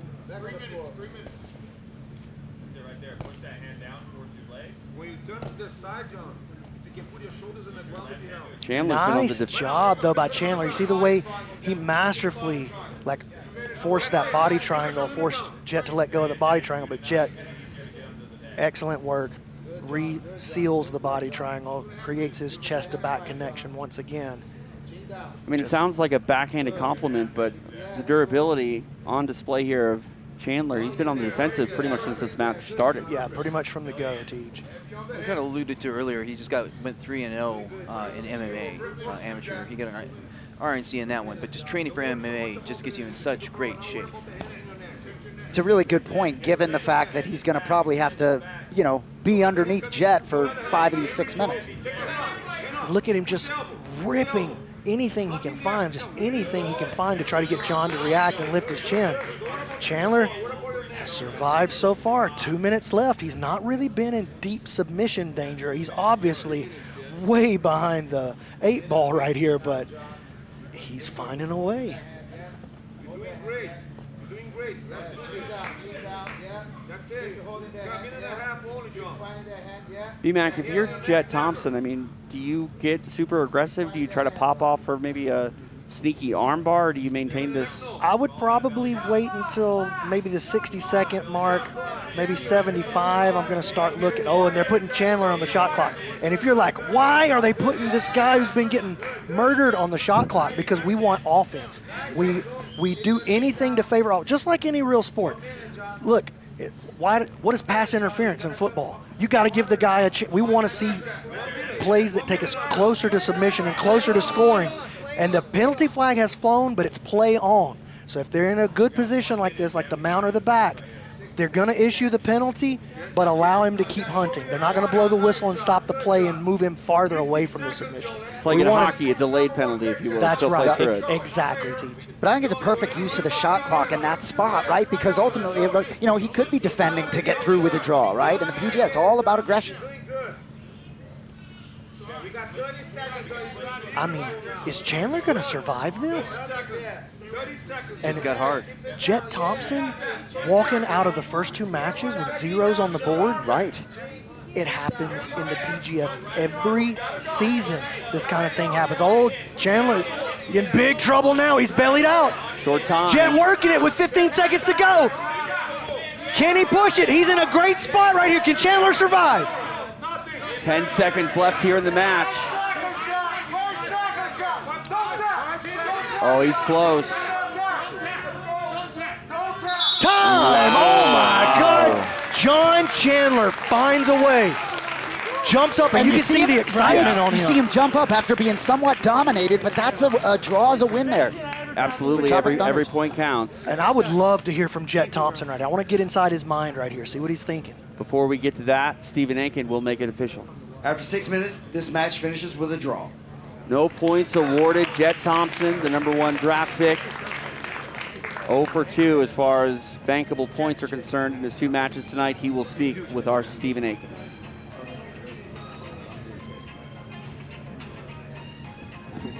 I'm here with Jet Thompson from the New Hope Kings. Jet, you dominated that match top to bottom. After 2 matches, though, you have 0 points, man. Tell me how you're feeling. A little disappointed. I knew I was gonna get to his back. He's so strong, man. I couldn't wrap up that choke, but I got 1 more match tonight, so hopefully put some points on the board. Yeah, that was incredible durability by John in there. I thought you had him out at least 2 or 3 times, man. Hopefully you can go back there, get some recovery in, get some points on the board for your team, Jet. All right, we'll see you back out here, buddy. Thank you. You know, we've seen this previously. That #1 pick just has that target on your back. Yes. It's like everyone's going to the Super Bowl when they face you. That happened to PJ Barch in season 6. You know, PJ was, you know, at that time it was kind of a toss-up. People were like, is it Barch? Is it Varela as #1? But, I mean, everybody had Barch either #1 or #2 coming into season 6. And I don't think he put any points on the board until like day 3 maybe. I can't remember exactly, but, you know, he barely squeaked into the playoff. So Jet alluded to, you talk about the physical condition of Chandler and just the strength. But I liked Jet on the microphone there, even though certainly out of breath. But you could be sure he will be, you know, he'll be heard from again, not only I think tonight, but as the weeks go on. Oh yeah, and I mean, if he doesn't get points in his final matchup, it's going to eat at him all week. You know, this is still very much the gauntlet. And what an interesting thing you just said, all week, like leading into the next week. He's got 7 days to let this sit with him and either make him stronger or make him weaker mentally. See how it plays out. But Brandon, this is again to the genius of the PGF. You might have a fan, you might be a fan of a competitor that goes to a tournament, some other thing, and they might lose, and you don't see him again. Yeah. In the PGF, even if he has a day with zeros, he's got 4 more weeks, 12 more matches after today, you know, to show his rise. We get to learn a lot about these athletes on and off the mat here with PGF. Season 7, I'm forgetting his name, but I know you'll remember. This guy who got washed the first day and came back very strong. Brad Schneider. Brad Schneider. I knew it was He's actually Schneider. in the chat. See, we had another Schneider, but yeah, exactly. So there you go. So you could be sure. I think Jet Thompson still, to me, it's a lot about the mentality of these guys, and he's still a younger guy, right? I think some of the older guys in that spot might have aided them a little bit more, but too young to care. He'll be back. All right, let's go back to the mat, Stephen Aiken. Our next athlete making his way to the mat, representing the Tropic Thunders. Give it up for Robert Blackledge. Robert Blackledge, representing the Tropic Thunders, ready for his second assignment of the night. Stephen Aiken. And his opponent, representing the New Hope Kings. Give it up for Anthony Molina Valdez. Molina Valdez in that first match of his was just fire with that break within a minute, getting the elbow genie point. Right now he's tied for third place. There's a number of people with 4 points because other guys got that team point. Feels like a real bargain at 1,500 in the draft. You know, winner of 2 PGF season qualifiers. And he's a completely different type of animal than what we saw in season 4 as well. You know, he got another one! Wow! Elbow genie to boot. 2 for 2. Woo. You know what, dude? I think I'm gonna have to do it, guys. I think I'm gonna have to do it. I love it. Steven, we got to talk to him. All right, let's go ahead and make it official. Stephen Aiken. Your winner, representing the New Hope Kings with a 4-point break, Anthony Molina Valdez. Anthony Molina Valdez having himself a night.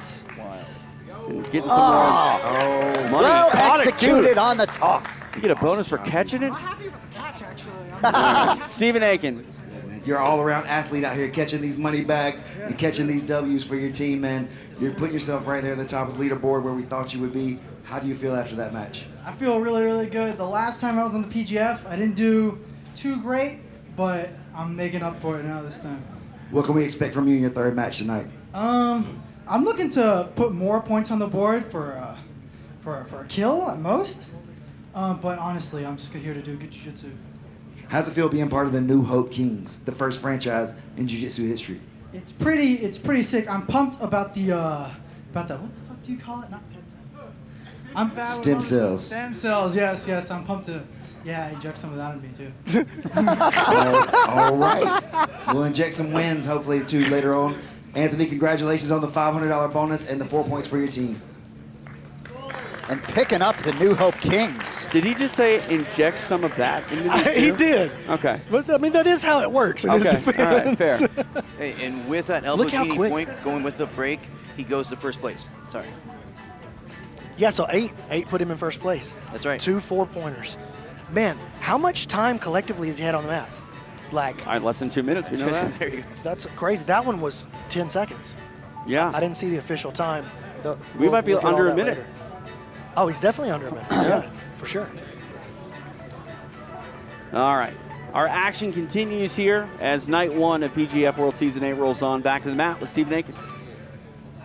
Our next athlete making his way to the mat, representing the Tropic Thunders, CJ Murdoch.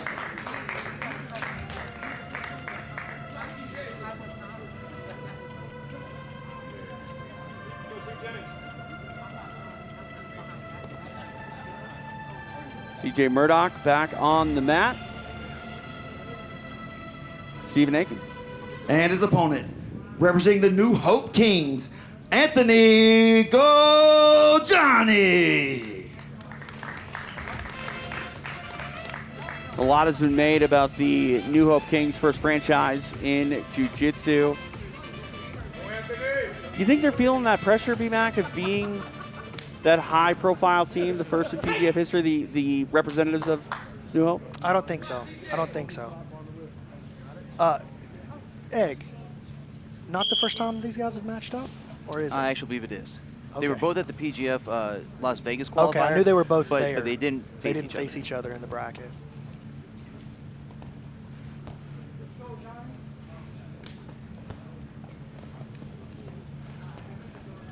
Oh, nice back step all the way around the guard. Look at CJ with a great pass. Got to watch that back take, though. And look at just the threat of those long, gangly legs and inversions of Gojani. Forced CJ to give up a position that was pretty dominant. And we got that Sensei heart rate monitor on the screen. You can see the energy bar. Mortal Kombat, Street Fighter style. We know what these guys are doing. We know how they're reacting physiologically in real time. Everything you love about sports plus video games, apparently. Yeah. So for a guy like CJ Murdoch, right, 4 of his 5 matches of the qualifier went to a decision. I think, you know, his wrestling sometimes can lead to sort of control rather than submitting. So how does he adjust, you know, from the qualifier to here to try and prioritize the finishes? I mean, that's a great question. Does he adjust? Does he just lean on his game and be like, oh, well, I just kind of had a we can't even say he had a tough run. He had a great run. He got in all the way into the final, right, and had a great match in the final, just happened to lose. And look at this. He's pushing Gojani. You see Gojani's heart rate is going up, and Murdoch is catching his breath. But this is not good. He's got caught up now in the game, the closed guard game of Gojani. Goes both legs to the, both arms to the inside. Gonna try this underhook pass and put some pressure down.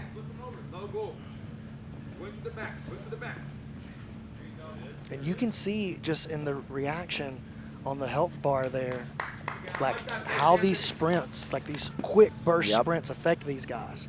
You can see Gojani's heart rate is up. He's sitting at 163 beats a minute right now.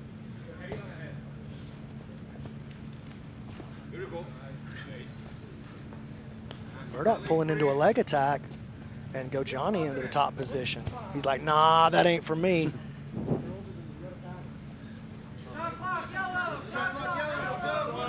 Gojani on the shot clock. Anthony, shot clock on you, brother. Take the initiative.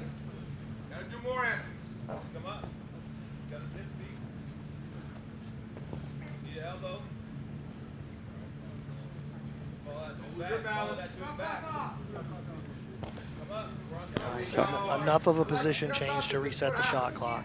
And that's all they're really looking for. Like, just try something else. Like, do something else. We've seen that shot clock here throughout a few seasons. Oh, look at this. Rolling Kimura attack from Gojani. Murdoch going to try to take the back with it. I think he's going to miss it, though. He's going to come up into a leg drag, potentially. Here he comes. Oh, Gojani, you got to be careful if you're Murdoch while you come up. Look at this nice play. Gojani just finds a way back to his guard, though. Disengages. Talking about that shot clock, BMAC, you know, as you had fighter meetings and the athletes come into the season, do you feel like everyone is on board with the shot clock? Yeah, I do. Like, but honestly, it doesn't matter. Like, you're on board if you're in the league. You got to get on board. That's the way the game is played here. But it seemed like there was a learning curve at first. Well, there's a learning curve for us at first, as we decided how we wanted to figure this out, especially Season 6 when we first implemented the shot clock, which, by the way, we were the first people to implement the shot clock. I was watching another promotion a couple of weeks ago, and they said, oh, they're doing something so innovative, they've got a shot clock. I was like, oh, welcome to 3 years ago.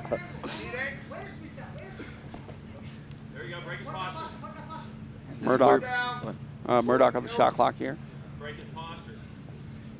Oh, look at this. Gojani getting up to his side, playing for this Kimura from his closed guard. Okay, somebody's getting it right here. Now the shot clock was on for Murdoch, so we'll get a restart here in what BMAC dubbed the penalty position.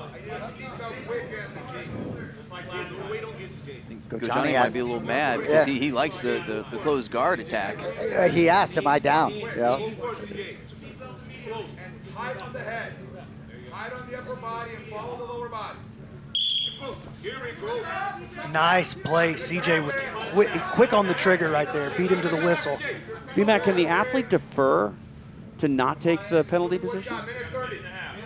Nah. Fair.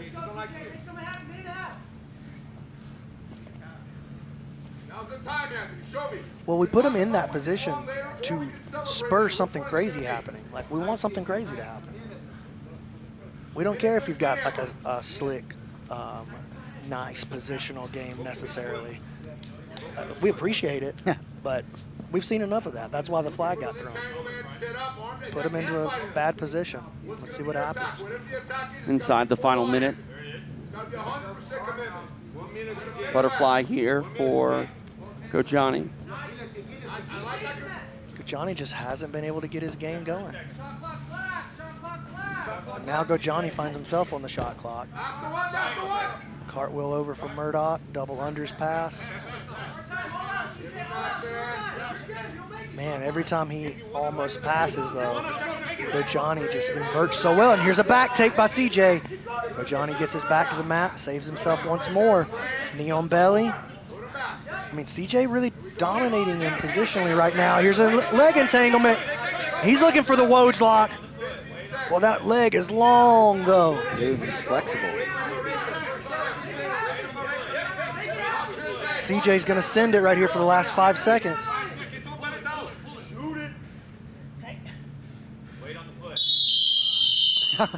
Time expires. Gojani with a little. He was faking as if he was going force on him. Grab the party in the back there. Saw what you did there. I like that.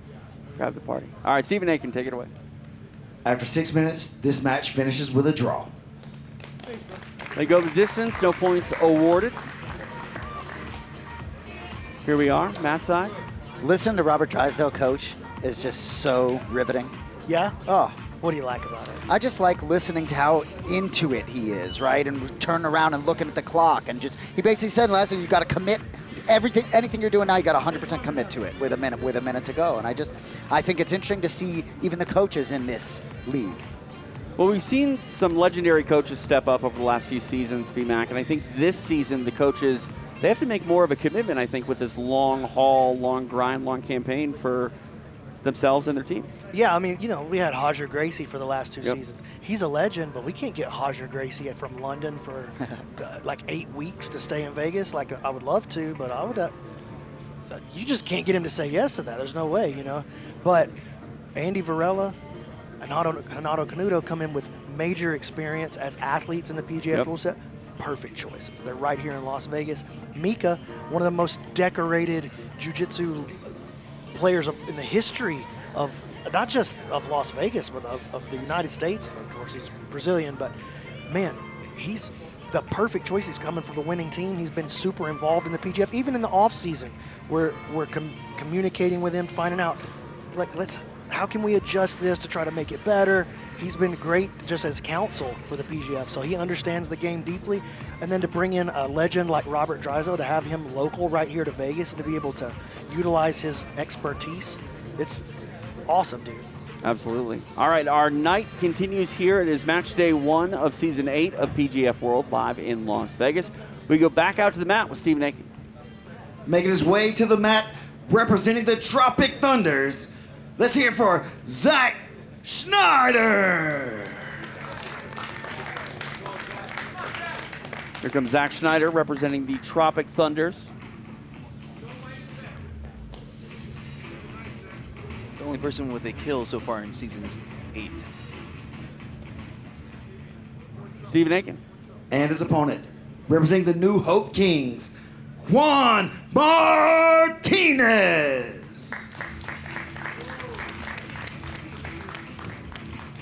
Here comes Juan Martinez, the 5th.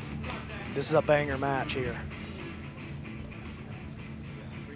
2 guys who are very good at taking the back.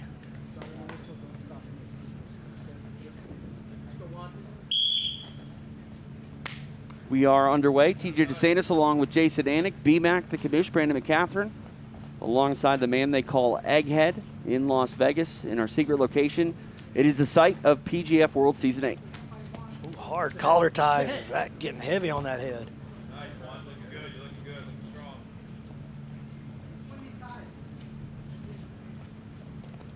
Referees are not going to let him dance on the feet for very long. It's got to be make a play or they're going to get the shot clock.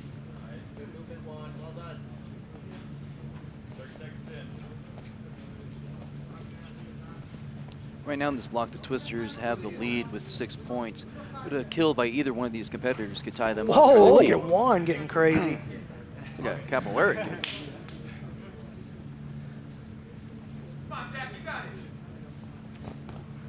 That attempt might have been the coolest one we've seen so far. Saw what you did there. That's good. Only one so far. It's a good one.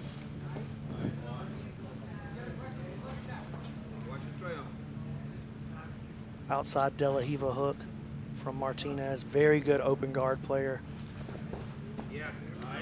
Zach tries to make an aggressive move around the guard with that back step. Gets into this camping position. Juan's got his right knee on the inside, though, creating some issues for him.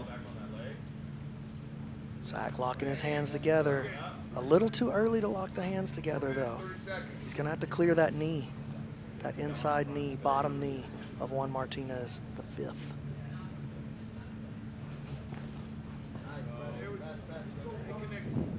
Nice recovery. Juan moving forward.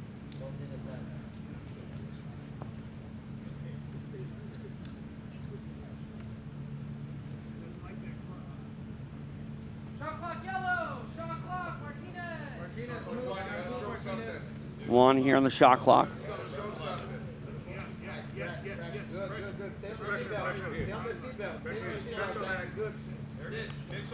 Oh, Juan with the big sweep. That's definitely going to clear the shot clock.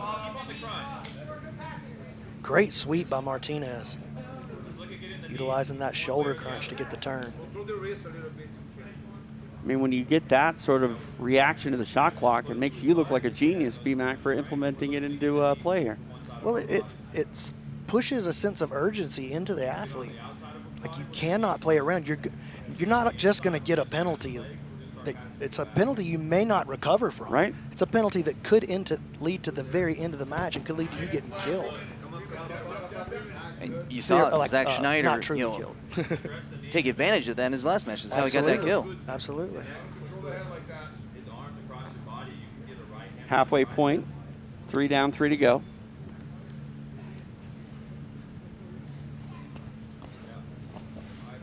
Hey, if you're watching in the chat, do me a favor. Make sure you like and subscribe to the PGF World YouTube channel and give us a share. Let's push this concurrent number up. We want to push these views through the roof.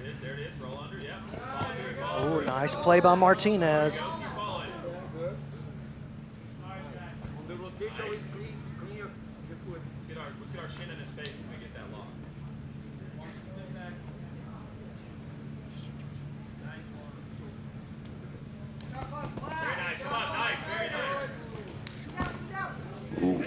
Getting aggressive here now. Schneider trying to isolate a leg. Yeah, just doesn't have the knee line, though. He does, look at him, he's going to try to play for this bear trap. Got to keep his knee protected. Now, look, this is the position Matt Elkins got his knee busted in against Kamoy Anderson, if you'll remember that. He came up on a calf slice. That was in... Randy Roden in season 2, wasn't it? Was it Randy? It was Randy. Yeah. You're right. It was Randy, not Kamoy. The dump truck, Randy Roden, throwback. I'll be interested to see if Zach has a sore knee off of that. That was a very dangerous position for his leg. Schneider stands, disengages, goes back to the center. 90 seconds left here in the match.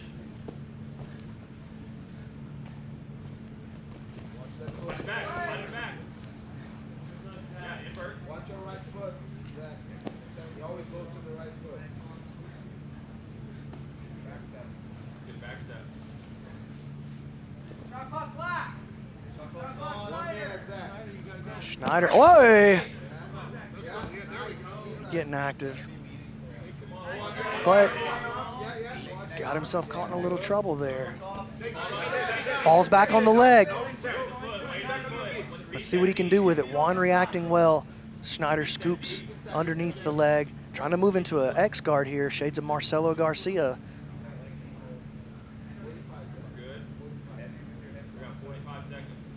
Tried to make an entry into the honey hole in the back, but nothing there. Oh, look at Martinez jumping forward for the triangle. Let's try that twice now. Let's go first. Zach, let's go first. Let's go feet. Feet now. Yeah. Take it. Now adjust and fix it. That's it. That's it. Gonna go hard. Martinez, he'll throw it out of nowhere, huh? Good urgency out of both of them. After that shot clock, they've been all action. I mean, a dead heat, that matchup. Not for lack of trying, not for lack of action. Credit both men for the effort, but no points will be awarded as we go the distance. Stephen Aiken to make it official. After 6 minutes, this match finishes with a draw. There we go. No points on the board again.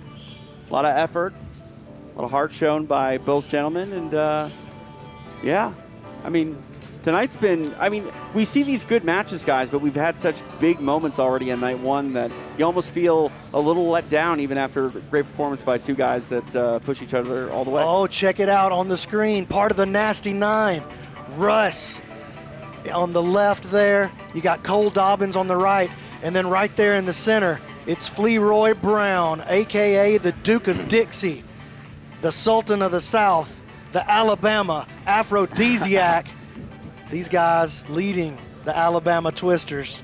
I mean, if you ever wanted to fall in love with an ownership group, that's the group to fall in love with. Tell you, we got 4 of the 9 here tonight. I want to know who the other 5 is. You got to get them all here for the playoffs. They're going to trickle in throughout the season. Something tells me they're going to paint the town some sort of color here. You know, as we get to match 20 here, the last match, I believe, of Block 2, I'm not trying to fast forward here, but I'm so fascinated after tonight to take a breath and be able to ingest everything that's happened and look toward week 2. There's a lot of smack talk in this chat. It's going to go to a whole nother level after some of these results. Well, you got to wonder after the night Gojani's had, is he gonna have that much to say? I think he will. Want to thank our sponsors that help make PGF World possible. Grappling Growth Initiative. They've been instrumental in helping PGF World Season 8 take place here in Las Vegas. TJ, I don't know if you saw this or not, but Dom Lobo's mom sent us cupcakes. And as soon as you talk about this fantasy league right here, I'm fantasy. gonna show them off on the chat. PGF World. Visit them, pgf.world. Check out the fantasy. Free to play, and you can prove that you're smarter than Egghead. Go sign up right now, pgf.world. All right, let's talk about cupcakes, because that's my fantasy. Let's talk about these cupcakes. Dom Lobo's mom, she said, you guys look hungry. I sent cupcakes. That looks like cream cheese frosting. It's so funny you said that. Did you like cream cheese frosting? Uh-huh. Yeah, I can't mess with it. Look at my boy. He loves cream cheese frosting. What do you mean, dude? Sound like 75 pounds. 80, but no one's counting. About to be only 79 after you give me all those cupcakes. Egg wouldn't put that in his system. Probably no sugar for you, Egg, right? Oh, I don't believe that for a second. More than I should. But if I could, we're almost at the end of Block 2. We have 1 match left. Currently, the Alabama Twisters are in the lead for that block point with 6 points. The New Hope Kings, led by Anthony Molina Valdez with the elbow genie point break, has him in striking range with 4. But honestly, a kill from either team, well, if it's New Hope Kings, bam, they get the block point. But if it's their opponents, they tie, and then the Twisters and the Thunders can get that point. We're so lucky to have Egg. Yeah, oh, dude, Egg, you're Math the man. is hard. Keep that microphone hot. Dom Lobo, JJ Bowers, this match coming up here, really interesting opportunity for both guys. Dom Lobo, create a highlight here for New Hope Kings, could flip their script on week 1. Against the highlight king and JJ Bowers. He's our Dominique Wilkins. He's the human highlight reel. For those of you who don't know Dominique Wilkins, just use your internet search engines. What's an internet search engine? Don't worry about it, TJ. Oh, okay. Until Google sponsors us, I'm just going to go that route. You know? Yeah, all right. Perfect. Back to Stephen A. All right, we're ready for our final match of Block 2. Making his way to the mat, representing the Tropic Thunders. Let's hear it for JJ Bowers. There's a lot of matches throughout a season of PGF World, and I think Egghead kind of hit the nail on the head. There's so much at stake. You know, it's night 1. We always look forward to who's going to be the team winner in the bubble. That night all depends on every match before it, and sometimes one of those under-the-radar matches could spell success for one of these teams. Back to Steven. And his opponent, representing the New Hope Kings, give it up for Dom Lobo. Honestly, these two competitors probably have been the most viral moments in the last year of jiu-jitsu. Yeah. With JJ taking out Keith Krikorian and then Dom Lobo with that go-go. Yeah, the go-go plata from Dominic Lobo back at EBI earlier this year. BMAC, it was on your Instagram. It was in the millions of views. Oh, it went over 20 million on my Instagram. 20 alone. million? And then it was shared like thousands and thousands of times. That's crazy. Hey, so while they're getting started here, let me shout out in the chat, One Sleeve throwing out $100 to the next rear naked choke. He says, I want to pay these young men. So One Sleeve, I believe, is one of the sponsors for Matt Mash, and he just wants to throw some money down for the next rear naked choke. And you know we're going to get another rear naked choke, so he's pretty much guaranteeing that he's going to spend $100 on one of these athletes. So shout out to him. Y'all make sure you give him a like, a follow, and some love. Oh, look at this, Dom pulling JJ down into his guard. And and JJ tried to lift him to stop it. Dom hooked the leg to stop the reset, and he's going to try to drag him back down. What needs to clear the belt line, BMAC? Is it You got to get your, if you're parallel with the floor or higher. As long as his head is lower than his hips, it's still live. Once his head is higher than his hips, it's reset back to standing. And the reason for that is that we want to respect the slam, but we don't want to allow them to slam and actually get injured. We need to see them 15 times. Lobo you know just doing enough to stay below that magic line. He's got to be careful. And look at that, our referee, PJ Montano, absolutely with the eagle eye on this situation. All over it. Now Dom's starting to cut a good angle. Really great refereeing there because it was very close, but did Nice not job, cross that JJ, threshold. circling back to the inside position to try to create some separation. He does not want to be in this guard with his posture broken.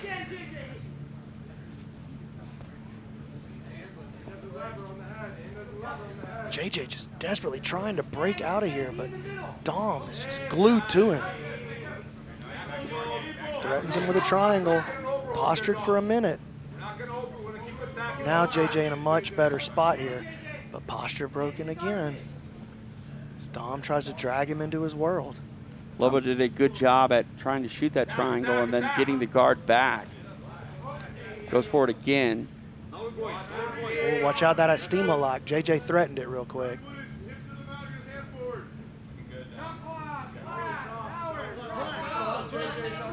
Bowers now finds himself in the shot clock. Tough spot to be in Oh, here. triangle! Uh-oh. Able to stay out of danger, now trying to pass. Shot clock's still on, though.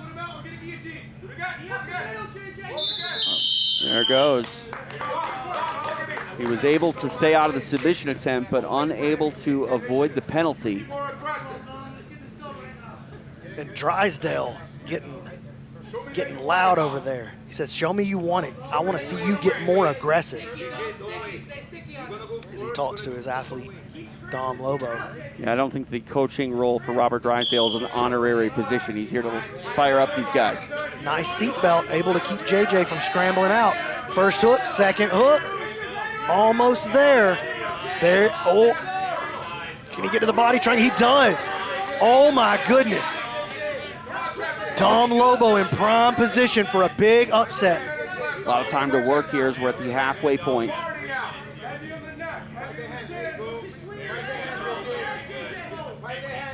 This would be wild.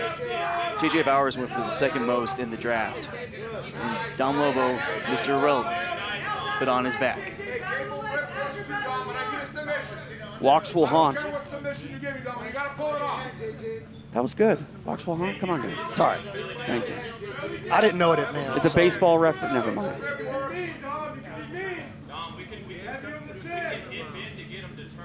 That was a great reference, TJ. It just took me a minute. I'm just riveted. I love seeing this team format when the teammates sort of start to creep out at the end of the block. See some of the guys from Tropic Thunder watching their boy. Such a vibe in here. Oh yeah, the energy in the room's awesome, right? No doubt. Oh, wow. Oh, he's under the chin just a little bit. Just couldn't quite get there. And Dom Lobo almost had a max heart rate where. You can see he's the one pushing. Exactly. JJ's chilling. Check that out on the heart rate. Very interesting. Yep. Dominic at his max heart rate right here. And JJ, oh, now he's starting to drop a little bit. How cool is that Sensei app providing us with live heart rate monitoring? Dom, look at Dom, pretty up much to maxing 190. out. 190 beats a minute, 192.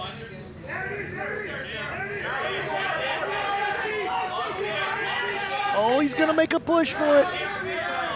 And they can't roll off the mats anymore. There's no concrete to roll into. PJ throwing his body. JJ gonna make the turn. He's gonna escape this position and take the top. There he goes. Nice play. JJ Bowers survives a terrible position. And look, if you're like, oh, he should have never been there, the penalty position, then don't get a penalty. The officiating crew is just crushing this. It's not as easy as it looks. Yeah, B-Mac, how much effort has been put into getting the refs to understand everything and be on point as we get He's got him lifted. He's got him lifted, and they have to reset the standing now. I'm sorry, go ahead, TJ. No, just talk about, getting the officials on board with these rules, because what you guys have here with the shot clock, while you said it's been attempted to be replicated elsewhere, it's still very progressive and new to the world of grappling. I mean, we've had to spend a lot of time trying to dial it in. And I've been happier today than with any single day of any of the officiating we've ever had in the PGF. Gets back into, now he's into his rubber guard. And this is his best position, man. Clears the head. He's under the chin. This is his spot here. 30 seconds left here for Dominic Lobo to make something happen. It doesn't look like he's got the go-go. He might turn it into a triangle, though. JJ slipping his head already. Ooh. Able to clear danger. Let's see if we can send it on a foot. Let's go, take it home. Come on, Dom, now's the time. 10 seconds, JJ, go. Hold your count, Dom. 10 seconds, JJ. And Dom has been pushing that heart rate the entire match, man. That's a wrap. Fun matchup between these two. We go the distance. Stephen Aiken to make it official. After 6 minutes, this match finishes with a draw. Unable to secure the finish. We go the distance, no points awarded as it rounds out our second block. And man, the heart rate, I couldn't even count that high. Yeah. All right, so that's the end of block 2 then. It is. Twisters take it. The Twisters take the block. Did they take the first? They tied for the first block. First block, so they've gotten points from both blocks. So, hey, even if you didn't get a submission yet on the Twisters, you have 2 points. Awesome. So let's run down the team scores first, Egg. Okay. The team scores are the Twisters with 15 in first place, the Thunders with 9 points, the Kings now right behind them at 8, picking up that third spot, and Team Dahlimer behind with 6. Okay, but everybody got some points on the board, and it's still, look, we're 2/3 of the way through day 1. Yeah, exactly. A lot of jiu-jitsu still left to do. Egg, talk to me about the actual individual standings now. Yeah, okay. So, I like the way he reacts. He's like, I'm trying to add over here. Leave me alone. I'm updating the stats as we speak because I'm adding the team points in. Just give me 1 second. Okay, well, here, while you do that, let's have TJ, Anik, talk to me. How are you feeling about these team standings right now? I'm just glad that it's well, I think we're gonna find it's not too far away, right? And season 7, while the regular season took place in 4 days, right? By day 4, the team match was pretty much wrapped up. I think there's no chance that's gonna be the case this time. And New Hope Kings, who was sort of struggling early on, has sort of righted the ship a little bit here. But I think we're gonna look at a very different picture. I think there's gonna be a lot of action in these last 10 matches. TJ. Yeah, I mean, we're in the first few steps of a very long journey, and I know that a lot has been talked about this not being the week-long gauntlet, but it still is very much a marathon and not a sprint. And like you said, I mean, these guys are definitely coming out and showing out, and I don't think anybody's going to necessarily run away with it here early. And yeah, 2/3 of the way on night 1, still a lot left to go here. And our Alex Wendling is standing by with a star in the making Let's go to her now as she's with Rafa Fera. I'm with Rafa Fera, and man, it has been a performance. You got a money bag thrown on you, and currently the Alabama Twisters have 15 points on the board. Trailing behind them is the Tropic Thunders, 9. So what is the energy like with your team? You guys have another tough matchup coming up, but in the lead, it's got to be pretty good energy. Oh man, it is excellent. I mean, this is kind of what I expected coming into this. I think we have a really, really strong team. It is only the first day, so things can change. But I think everybody's going to continue to put points up on the board. I really like Canuto as the coach. You know, he kind of brings everybody up with him, but he lets everybody do their own thing, and I really appreciate that. And you've had 2 breaks so far. That's 6 points for you, and then the money bag on top of that. In your, you mentioned Renato Canuto, but you get a bonus coach with Raquel Canuto as well. 2 UFC BJJ stars, contenders, potential champions. So what is it like for you being able to soak in all of their knowledge? Man, it is legendary. Like, I was just seeing Renato talk with one of my teammates who was talking about passing the guard, and I was like, boom, locked in, you know. I have this guy who has all of this information, all of this experience, and he's just right there teaching a private lesson. I get to tune in. And that is just incredible as an athlete, you know, to have a resource like that, like to be able to ask those questions, to tap into that knowledge is incredible. And I can't say that as an athlete I've had that opportunity before. And Renato Canuto, Andy Varela, they were at PGF season. There's a little bit of a running joke that they are, you know, sworn enemies, but obviously more like frenemies. When that came up, was there a little bit of that storyline coming in, like, oh, we got to beat Andy's team? No, not at all, because, I mean, Andy tried to give me $7,000. I'm just kidding. Yeah, there was that little bidding war. I have no beef with anybody. I'm here to walk straight, and if anybody's in my way, I'm just going to move them aside, but no beef. No beef, just ready to show out. I saw your parents were here as well. The crowd has been going wild for your submissions. Up next, you have Anthony Gojani, 3rd in your guys' block. So what is it like for you knowing that he has had 2 draws so far? How do you plan to really impose your game and potentially get your first kill of the season? You know, honestly, Gojani likes to talk a lot of crap, you know, so I think we can banter in the match. You know, I'm coming after him. If he's got 2 draws, then I'm going to get that submission. I already did it once. Here's the second time it's coming. All right, I cannot wait for it. Rafael Fera, good job. I know he has a lot of action coming up, so we're going to let him get back to warming up. Thanks, Alex. A star in the making. Rafa having a night for himself, and he's not done yet. Anik, you called him must-see TV. It's appropriate billing, and like I said, he's got 1 more to go. You know, professional organizations need stars, and Jet Thompson was a star upon arrival in season 6. We got another one right here, and a different type of star. That's too. They make him, they cut from different cloths, but everything he said. I can't say enough about how good he is on the mic. He's cutting one-liners, dude. He said, if anybody's in my way, I'm just going to walk straight and I'm going to push them aside. Look, the kid is a star, man. Unbelievable and super bright. And look, you know, my brother John talked about when he was sort of trying to train Brazilian Jiu-Jitsu and talking about the mental component. It doesn't surprise me if this 17-year-old kid who's 30 years younger than me, right? Jeez, that's hard to say. But, you know, it doesn't surprise me that he's succeeding on the mat because I think that he's the whole package. You have a brother? No. We got the real Anik here, dude. No offense, John. Love you, baby. Egg. Talk to me about these individual standings. All right, standings. got it updated with the team points. You know how I always like to check it twice before I tell you. Right now, Anthony Molina Valdez and your man you're just talking about, Rafael Fera, tied for first place with 8 points. You know, Fera getting those 2 team points from the Twisters that helps push him up there. All right, so coming in 3rd, Zach Schneider had that great kill. Also got 1 team point for being on the Thunders from the first block. We got Jordan Worth in 4th place while he's tied for 4th. With Chris Olivo, Matt Mash, all 3 Twisters. So your top 6 for our Alabama Twisters members. And that team's looking strong. We need a hand sign for the Twisters. I think you got it. I think that's it. All right, we got JJ Bowers. He's got 4, so he's 7th. Papadellos has 3. Him and Mike John are tied for 3, so they technically be like right on that bubble there. But right behind him, which is even crazier, Brady Hilton, no wins. 2 points thanks to being a Twister. He'd still be on the bubble as well. It pays to be a Twister right now. Yes, it does. And speaking of that, little super chat right here. Jay Marchesi, the guy from One Sleeve, shouting it out in the chat. Man, I'm having a blast. This has already been my favorite season. I know we have so far to go. So, like, can you really say that? But it's it's just been incredible. It really is, and for the one man sitting up here who didn't have the privilege to be part of some of season one, well, I guess season one you might not, but season one back in the day when it was structured like this, right? This format, we talk about football, right? Saturday and Sunday come, and then you can't wait until you get back to that. That's how I'm going to feel. It's going to be Wednesdays for this summer that I'm going to be looking forward to Wednesdays every week.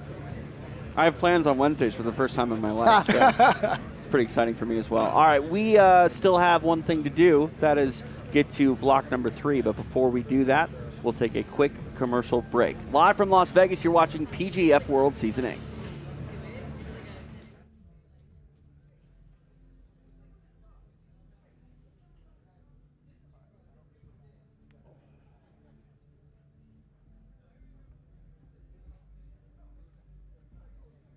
All right, we've got 2 minutes on this break, and then we're coming back to commentary. Hey, TJ, you've got 1 minute and 30 seconds left on this break, and then we're going to come back. Yeah. And then I've got a video for you to toss to where all the athletes and the coaches are just telling the people at home to tune in. So maybe it's just something like a quick word from our athletes and coaches.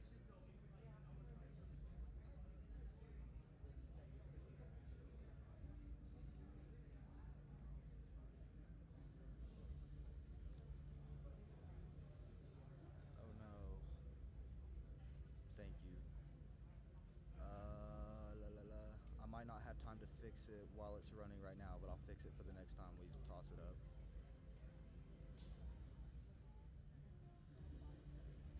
Maybe I can make an adjustment. Before you let me out the cage! Yeah!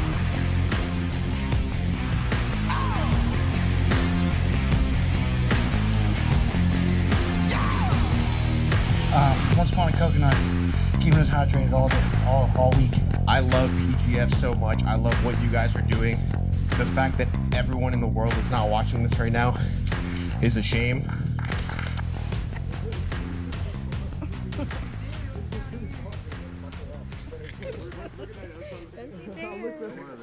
Do you want views or not? People don't like to give that extra G. I'm like, hey. I tapped. Oh, I'm sorry, baby. 3,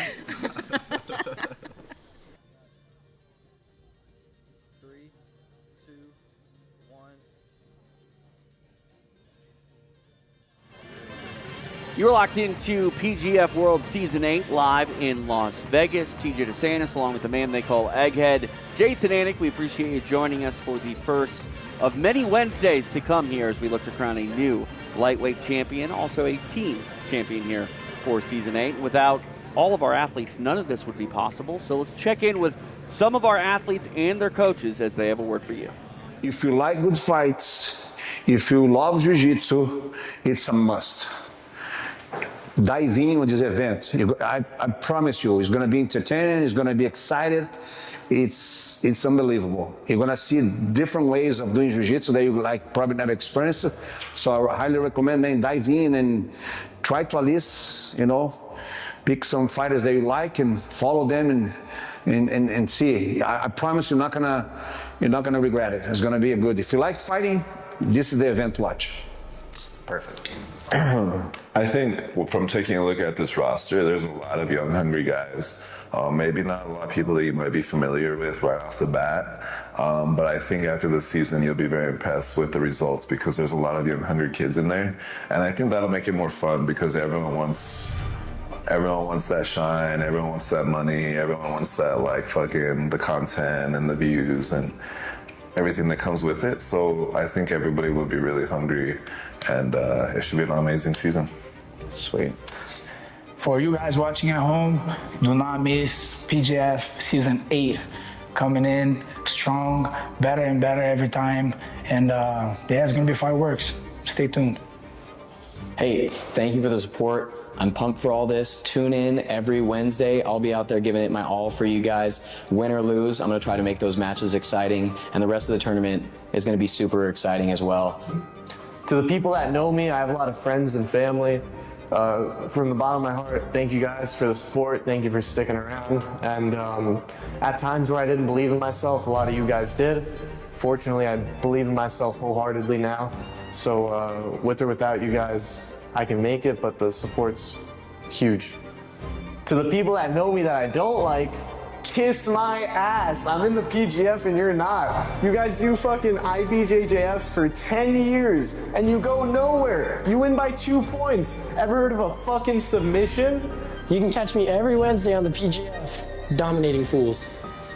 I want to say God bless you, and I want to make this the most exciting season of PGF yet. I'm going to bring forth the most pressure I can in my grappling. I'm going to go nonstop from each whistle. So just be excited for a lot of crazy matches this season. I'm here, like I said, I'm here to dominate. I'm here to showcase some great jiu-jitsu. I have some really good tricks up my sleeve I want to showcase. I'm here to show what Mika has taught us. I'm here to show Gracie jiu-jitsu and put it back on the map for sure. Pretty selfish, like I want to put on the best possible performance I can. Like I'm in my prime and people are going to see that. So, and because of that, like it's going to be the most exciting thing too for people to see, right? So my hope is just to put on an amazing show, to take home the money, take home the prize, you know, be on the winning team, of course, and to make people realize what great of a sport this is and like how awesome the event is, especially being in Vegas. I feel like PGF is here to stay. It's definitely probably one of the best, if not the best, like tournaments that's kind of like came up in the last few years, and it's definitely my favorite. So it's really nice to get here, like when I'm like 17, 18, and then hopefully be able to keep doing this for the rest of my career, keep doing all the PGFs. Last time I didn't know when I was going to go, who it was going to be against. This time I'll be better prepared. And so, yeah, it's exciting to me to kind of be able to forecast what everything is going to look like ahead. At the end of the day, catch as many bodies as I can. That's my goal. I'm here to kill everyone. So, yeah. No one on this PGF roster is a CJJ champion like myself. I guarantee you no one competes like me. The only person I think who really competes like me is probably Jordan Worth or Brady Branscum. They're also Vegas guys. I think I'm one of the most experienced in 45, 55, 75, or 85 weight classes. I think I can find a way to win. I think last season I was totally undersized, so I think this season I'm gonna do a lot better. I promise you this will be the best investment you can make this season is me. We're back here inside our secret location. It is PGF World Season 8. DJ DeSantis, the man they call Egghead, Jason Anik, BMAC, the commission's around here somewhere. He'll head back soon. Maybe now. It's time to get our third and final block underway as we're ready to start the home stretch here of night one in Las Vegas. Stephen Aiken standing by as we will get to the rest of our night's action. Stephen, take it away. We're ready for the third and final block of the evening, and these guys are gonna be all gas and no brakes. Making his way to the mat, representing the New Hope Kings, let's hear it for Jet Thompson. The time is now for Jet Thompson to get on the board. He is pointsless as we head into his final match of the night. See what he can do here in his final appearance on night one. Back to Steven. And his opponent making his way to the mat, representing the Alabama Twisters. Let's hear it for Matt Mash. What a dance partner for Jet Thompson to kick off this third and final block of the evening. Matt Mash, ready to go to work for the final time here on night one. Just trying to get on the board, and he's facing a combat jiu-jitsu world champion. Yeah, that's like going to be one of the hardest possible guys to put points on the board against. Thompson takes a seat. Having said that, though, Mash is going to press forward, and he's going to have to like engage with Jet's attacks, and so that actually may be better for Jet. Mash will not run from it. Mash has no fear of it, and that could be a huge mistake. Whoa. Yeah, they're getting handsy real quick. Don't threaten Jet with a good time.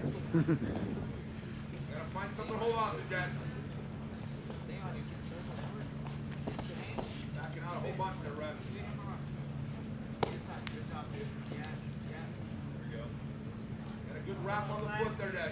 Good wrap on the foot. There we go. Don't let it go. Keep it.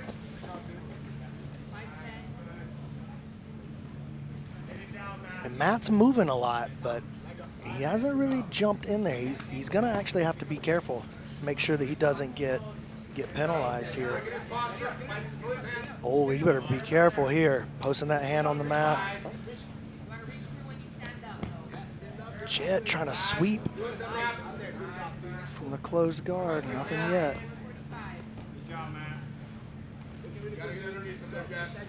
Yeah, if you step back against a seated opponent, you're going to get called for stalling. Period.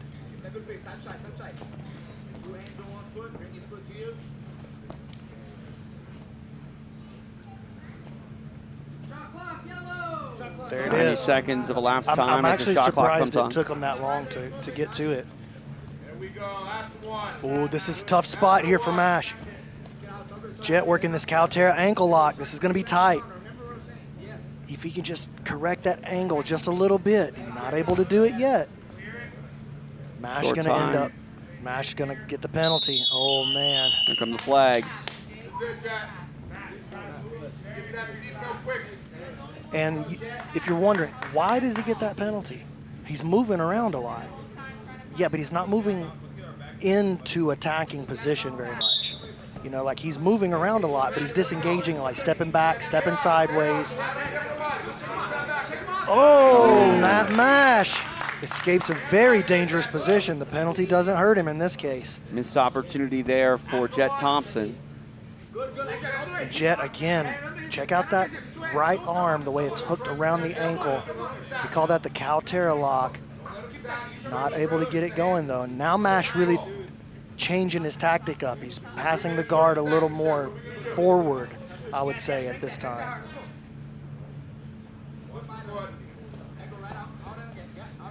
It's just so hard. How do you engage Jet? He's so scary.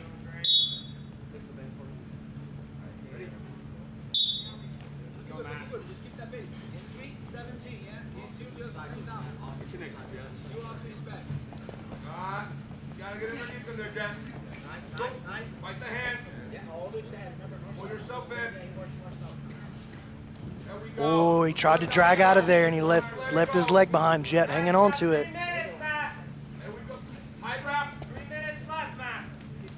Just past the halfway point.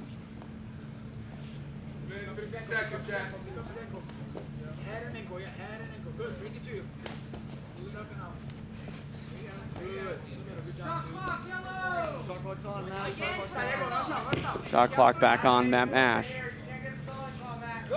He's changing sides, though. Look, that's got to turn the clock off. He pretty much passed the guard now.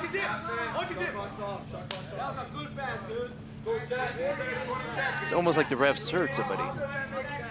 Well, I mean, they're pretty far away. They may not be able to hear me, but either way, they know what to do. No, it's a correct call. But we went through all of this aggressively for the last year, trying to get it right. So they know what they've been doing a great is. job today.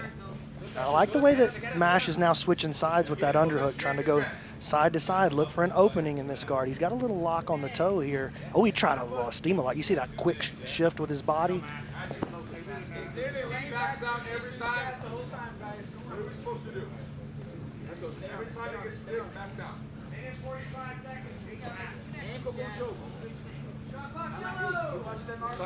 Mash on the clock again. Mash trying to clear those legs at Thompson. Jet just having a hard time hanging on to him is the thing.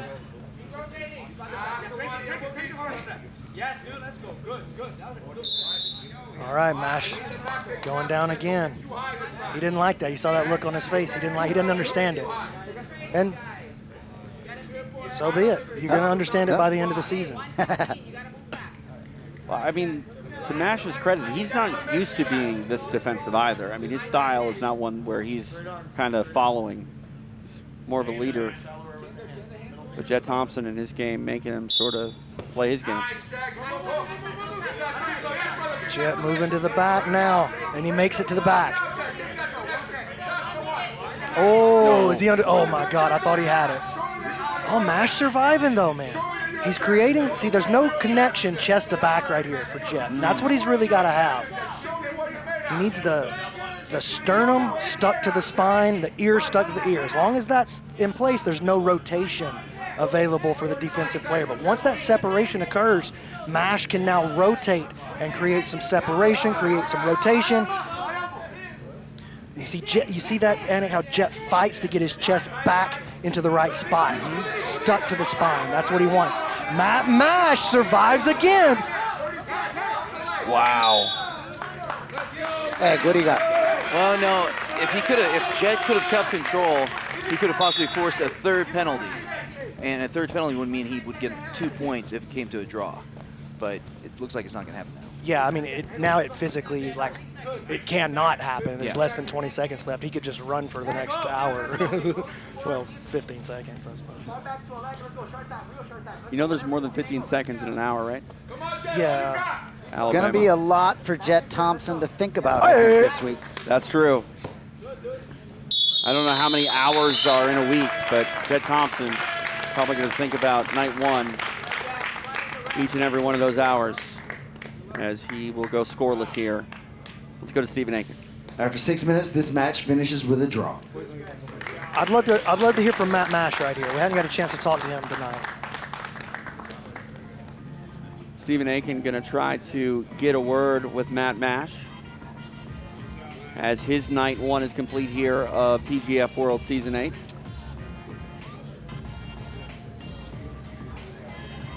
And he's got him standing by. Bobby, both of them, Stephen Aiken. Hair's beautiful, Matt. Luxurious even. I wish I could do that. I'm here with Matt Mash. Matt, very entertaining night. Every match, you brought lots of energy, lots of pace. This time you got a couple stalling calls put on you. How are you feeling after that? I mean, you come into this rule set, better be expected to be the underdog or get hit with stalling when you're not supposed to. But hey, champions don't make excuses. They don't look at coach. They don't look at the guy who's, scoring, saying, that's not a stall, fuck that. Excuse me. You do what you gotta do and you push through it. And clearly, that's what we did. Just didn't come on top, but hey, that was aggressive. Shout out to Jet. I'm gonna meet him later in the playoffs, so let's get at it, baby. All right, Matt, we appreciate you here, man. Anything you wanna say to your folks at home? I love every single one of you at Blackledge Jiu-Jitsu.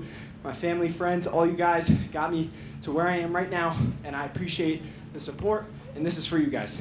Hey, we appreciate you, Matt. Look forward to more. Matt Mash wraps up his night number one with the right attitude. I'm telling you, dogs get into PGF World Free. That's true. Oh, look at this. That's definitely Grace Gracie loves animals way more than she loves people. Look at her. That's a beautiful animal, isn't it?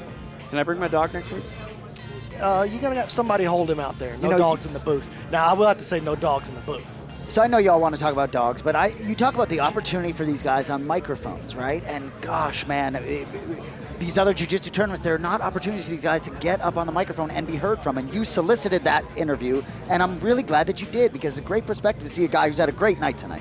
No? Yeah, for sure. I mean, we're going to get to the regular season finale, and there's going to be tears in our eyes when these guys take the mic for the final time. I mean, you get to learn so much about these guys, not just on the mat, but on the mic. All right. I looked it up. Go ahead. Sorry. Jet Thompson's in good company. PJ Barch also had 3 draws on that first day. So it happens to the best of them. In that case, literally the best of them. PJ, literally one of the best on the planet. You ready? TJ, yeah, run it. TJ. Let's go. Stephen Aiken, take it away. T-Genie. Our next athlete making his way to the mat, representing the New Hope Kings, Anthony Molina Valdez. Here comes your star of the night so far, between him and Rafael. Anthony Molina Valdez ready to take the mat for the final time tonight, his third match here on night one. He represents the New Hope Kings. Stephen Aiken. And his opponent, making his way to the mat, representing the Alabama Twisters, Chris Olivo.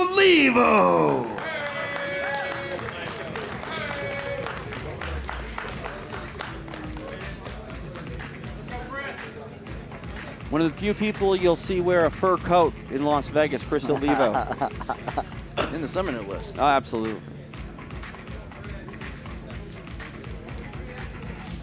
And he's got a little routine. Look at him staring down the camera as he crawls out on the mat. This guy's entertaining, man.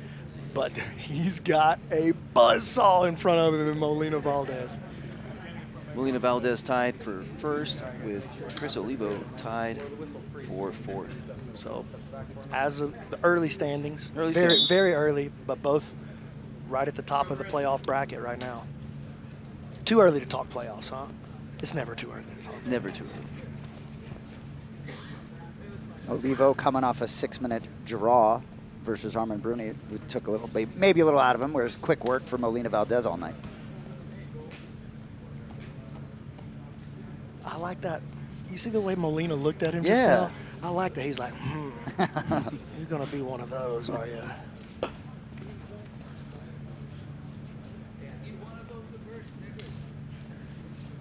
That frame on Olivo, 155. I mean, I understand he put on a bunch of weight, you know, but it's a solid frame for 155.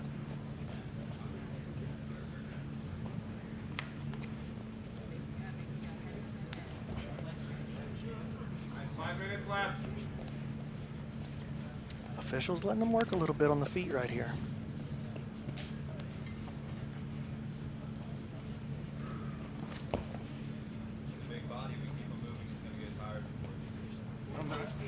It's surprising 'cause often you see Molina Valdez, you know, sit guard so he can get those leg attacks. Oh, look at this. Right into the legs and into the 50-50. Chris responds very well. See, he gets that hand to the inside, gets his knee line free. Now the knee line back in, though. And Molina already hit that Woj lock. Crossbody, straight ankle.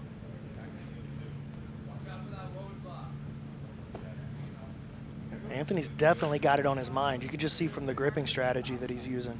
He wants to dig that left hand deep, and you see he knows that that hand on the inside is creating a problem for him, so he's trying to clear it. Chris understands that that is potentially keeping him out of a big problem area right now.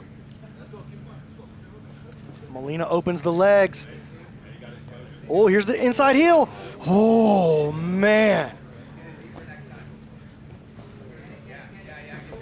Inside heel again.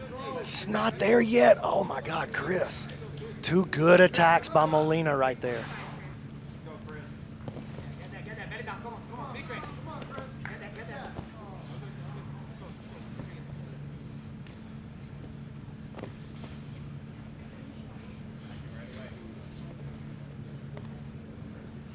Great matchup. I mean, this is a great matchup. Nice entry here. See if he can do something with it. The crowd's quiet with anticipation. Yeah, like, this like is the blood it's pressure. tense. They should be checking our blood pressure right now. I agree. No, this is an edge of the seat one in a different way than some of the others tonight. This is, okay, I was going to say that's a decent lock, but he didn't have the bite that he needed to control with the legs.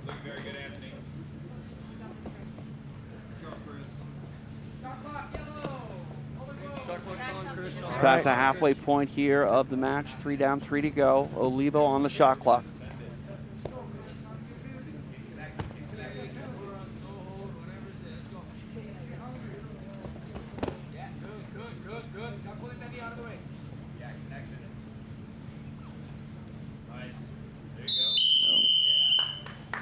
All right, they're going to put Chris on bottom of the penalty position.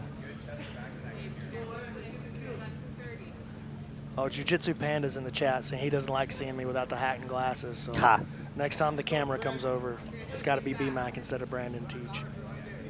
I don't like that. You'll have to just understand. I got to give the people what they want. Nice job by Chris. Absolutely no danger coming out of that penalty position. It'll be interesting to see as the season progresses if people learn how to play the penalty position better. And I think they will.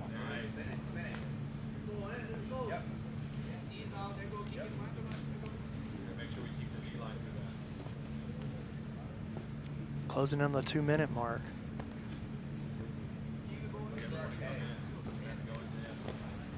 Inversion by Molina.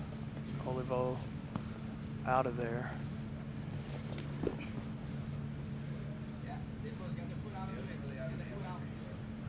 And I got to wonder, like, how is Chris's body feeling right now? He would never tell us what's going on. He would never admit if he was feeling poorly.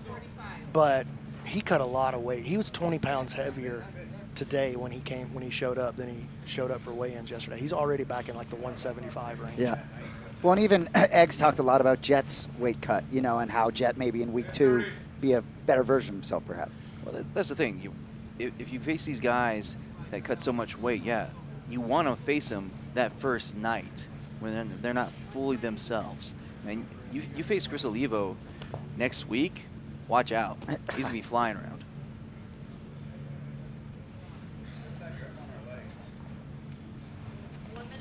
B-Mac, what percentage of jiu-jitsu shows are doing day before weigh-ins at this point? It's not that uncommon, especially for some of the bigger tournaments. They'll let you weigh in the day before for sure. You know, and there's different theories on what's the right way. The right way would be if we never had to cut weight. But unfortunately, they're going to game the system. Yeah. And so for the organizers, oh, this is nice. Thought he might have a knee bar shot there. So for the organizers, you almost have to game back at the athletes. And so my theory on this is I want them to cut weight as little as possible. I would rather have the athletes have a large weight discrepancy between them than for them to push themselves in an unhealthy way on the weight cut. I think that's way more dangerous than facing a guy that's 10 pounds bigger than you. So whether I'm right or wrong, I don't know, but that's the decision that I made.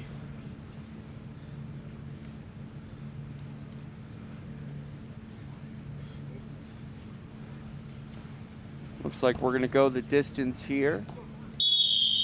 And we do. Tense match.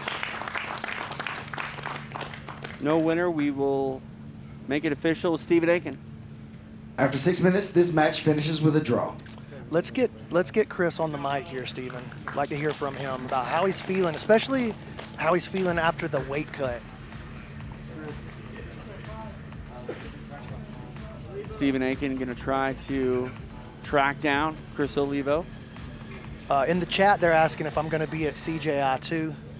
Yes, I am. I'm on the commentary for the Craig Jones Invitational 2. Shout out to those guys, Craig, Seth, for what they're doing for jiu-jitsu. I don't want to talk about it too much because we got stuff to do, but I want to give those boys a lot of love right now. Go ahead, Stephen. I'm here with Chris Olivo, one of the most exciting guys in this season. Great match that you just had right there. How are you feeling after doing those 3 matches and the big weight cut? I feel fine. Definitely not 100%. So if this is the best these guys got, they're going to be kind of screwed as the season goes on. That was a very good, technical, but boring match. No. Yeah, my ankle's fine. It wasn't even close. And so he's very good, so I have respect for him.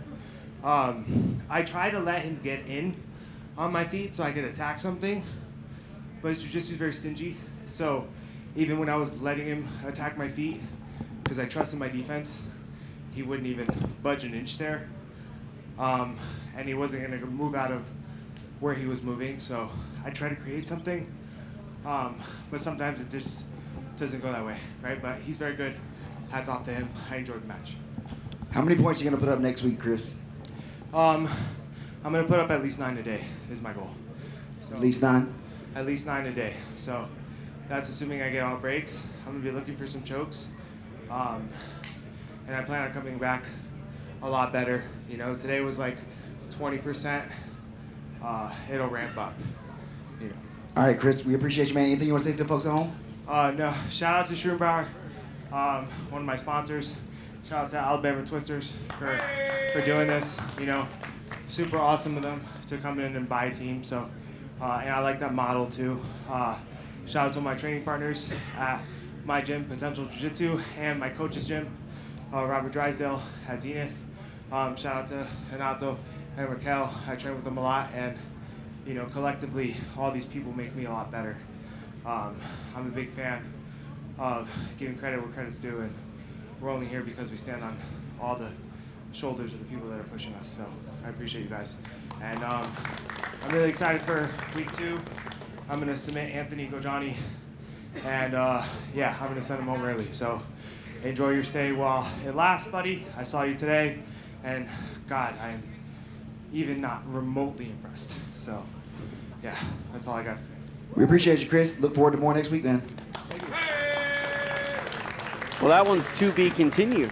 We'll get to see it go Johnny right now. Yeah, absolutely. But I get to sit on that for a week, and I'm excited to let that brew a little bit, see what happens. So our night is not done yet here in Las Vegas. Block 3 is underway. We're going to get ready for our next matchup. We go back to Stephen Aiken. Our next athlete making his way to the mat, representing the New Hope Kings. Let's hear it for Anthony Gojani. Speak of the devil, and he shall appear. Anthony Gojani, called out by Chris Olivo. But right now, he's got his final match of match day 1 to worry about.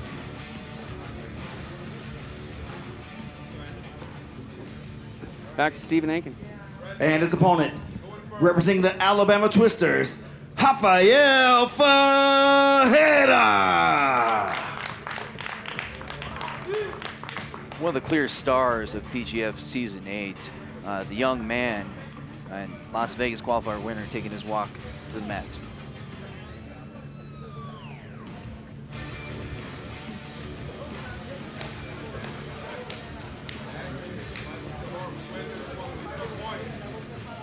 So we've been interacting a lot with the chat today, but at the Las Vegas qualifier, there was a chat comment that just was gold.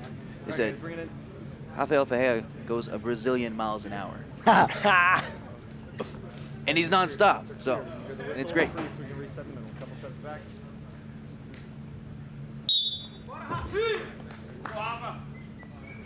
We are underway.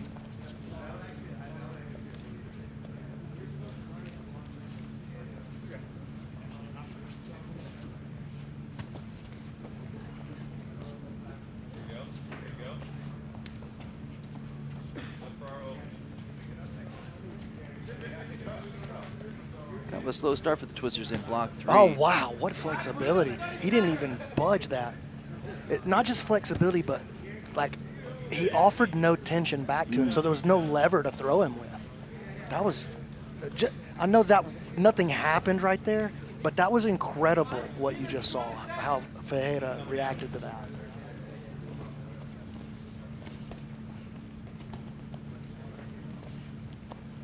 And Gojani working from the feet.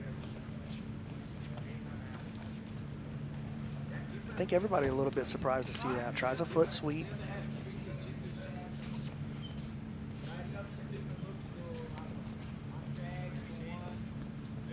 Boy, tries the duck. Take the initiative. Give us some points. Come on, 5 minutes left.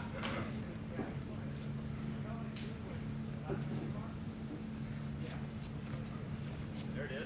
What are you looking for? Body lock puts him down. Nicely done. Oh, and he got money for it. Zoe's just been waiting on a takedown.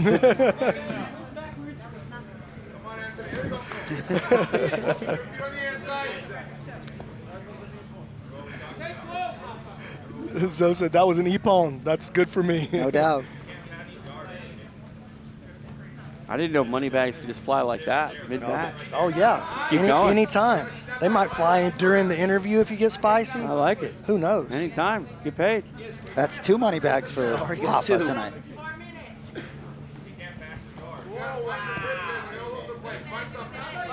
North south here. Almost past the guard, but just can't solidify. Oh, there it is. Ooh. Knee on belly. He just doesn't stop. Which is ideal for PGF. Yeah, it's the perfect. He's the perfect candidate to be a star in this rule set.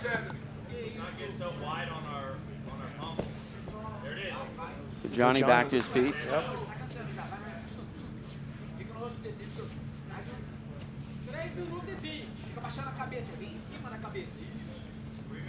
And Canudo telling him to get heavy on the head, for those of you that don't speak Portuguese. You don't speak Portuguese. Eu falo pouco de português. Não muito. Maybe you do.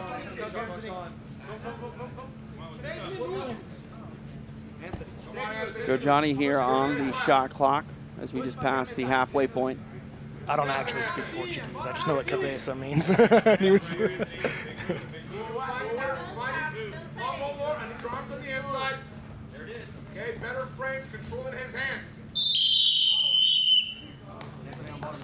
Penalty comes into play. Flag gets caught in the chandelier. Gotta love it.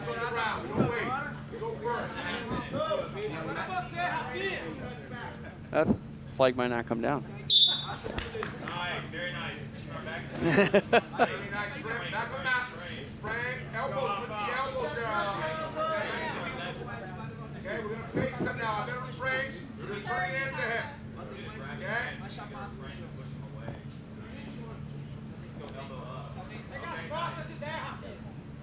Hoffa just slowly inching forward positionally. An S mount here. And you know, he's all movement, all action, but you can see that when he needs to slow it down and play it positionally perfectly, he's got that in the game too. The kid's got the total package. Very intentional. Ooh.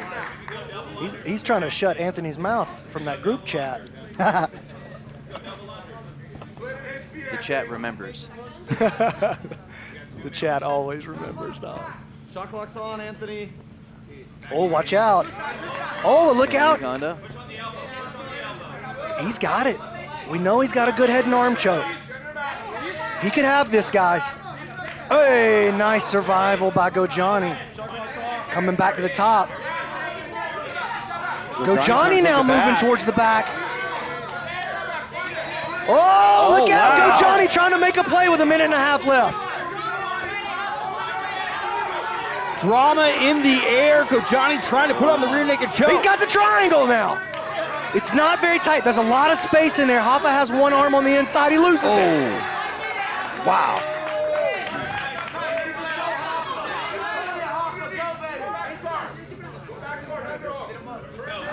North-south. Gonna look for this front headlocks game again.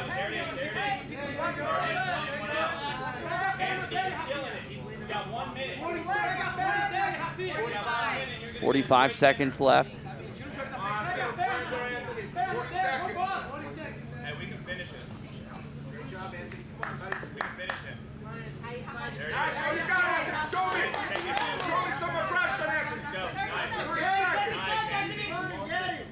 Look at the position that Anthony's leg was in just then.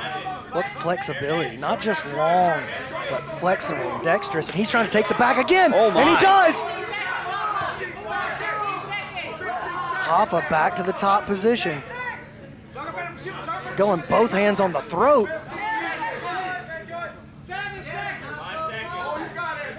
What a match this was. Everything but the finish. What a way to end the night for these two gentlemen. Great match, man. Back and forth, especially like the last half of the match. Super backwards and forwards. What's up, bud? Hello. Thank you. All right, to make it official, Stephen Aiken. 0 points so far. After 6 minutes, this match finishes with a draw.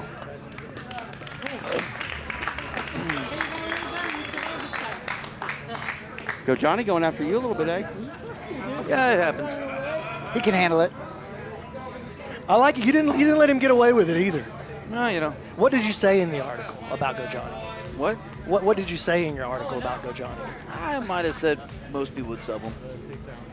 It's going to be a rough day for him, maybe. Here's the thing. I've also just analyzed it.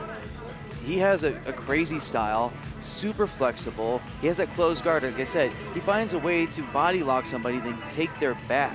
And he does a lot of really crazy. You saw from north-south position on the bottom, he's taking people's backs. I mean, he showed a lot of great jiu-jitsu. But I think other people are going to still suck. All right. Egg bacon friends. Let's go back to the mat. Stephen Aiken to continue our third and final block.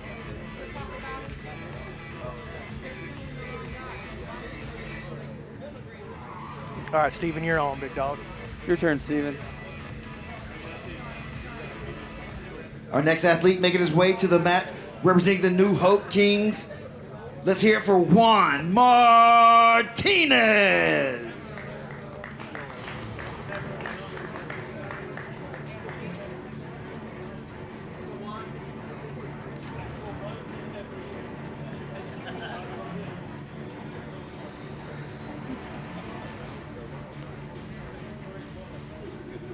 Next fighter out, Stephen Aiken.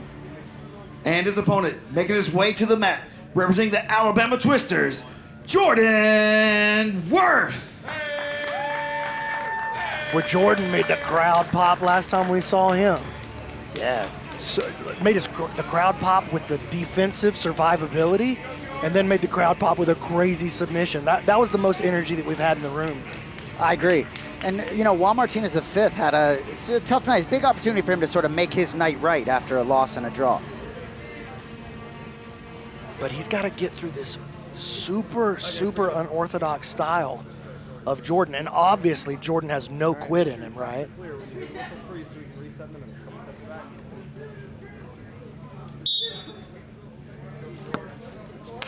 Should be really interesting. We got two really tall, lanky, super flexible guys. It should be fun. Both of them faced Michael John tonight. One broke, one got broke, one broke. So in jiu-jitsu math, Jordan should win. I'm not good at any kind of math. Arm drag by Juan. True. Jordan already taking a deep breath there. Did you see that? Yeah.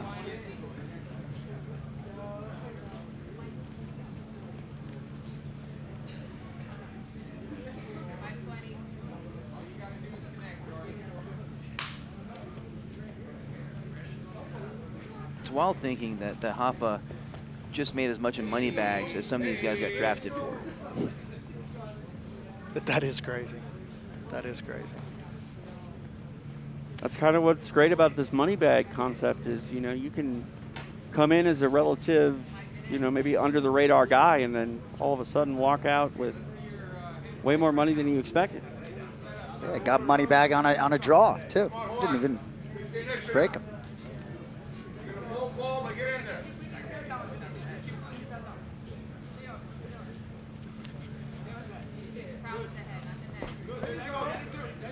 Worth takes a seat.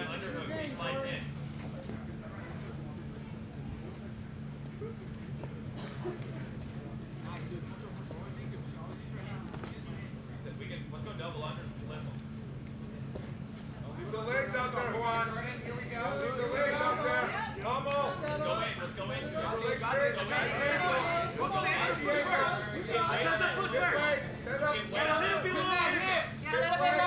Jordan trying to make a play on this leg.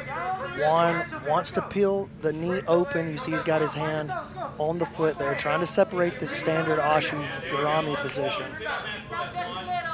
Look at the heart rate difference between these guys. Worth down on 86. Yeah, Juan pushing a little bit. 100 beats higher. There you go. Follow that all the way to the back. Nice one. Way to navigate out of that. Very good. Quick reset here. Just under 3.5 minutes remain.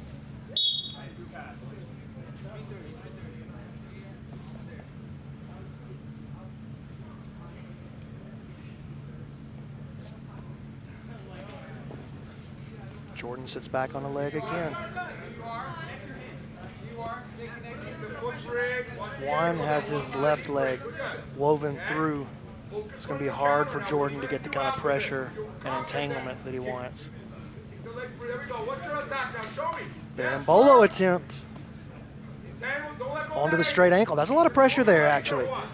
That's a lot of pressure. Yeah. But both feet on the outside, it's going to be hard to create enough pressure. And he's exposing himself to a back take right here. Don't blow your load right now, Juan. Keep that ankle trap. You're going to use your left hand to create some space. I think your feet create some range. You're too close. Great advice off the sideline from Robert Drysdale. Oh, here's a heel hook attempt. That works too. That works. Both feet on the outside. He's got a grip on the heel. It's not perfect by any stretch, but we've seen worse bites than that work. When he trades back to that straight ankle, ooh, that's creating a lot of pressure. Jordan's still looking to counter, though.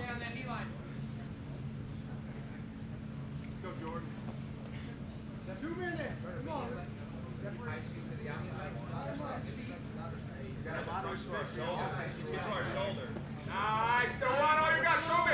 Now's the time. Juan trying to send it. Forcing Jordan to react, fight the hands. Never wrap this time. Move your foot out there, though. Watch your defense as well. Whenever we get that bite, we're going to go up onto our shoulder. Get a better bite on the toes there to expose the heel. Jordan definitely looking to counter leg lock right here. He wants to go head to the mat, knees to the mat, and try to expose this inside heel hook as he separates the legs. Juan very aware. Juan really selling out on the straight ankles. Jordan looking to counter with heel hooks. And when he gets head on the mat, 2 knees on the mat, that's his chance to separate the feet and expose the heel. He probably wants to try to separate the feet a little bit earlier than when he's trying it. He's waiting until the roll has already started. That's just a little bit too late to separate the feet.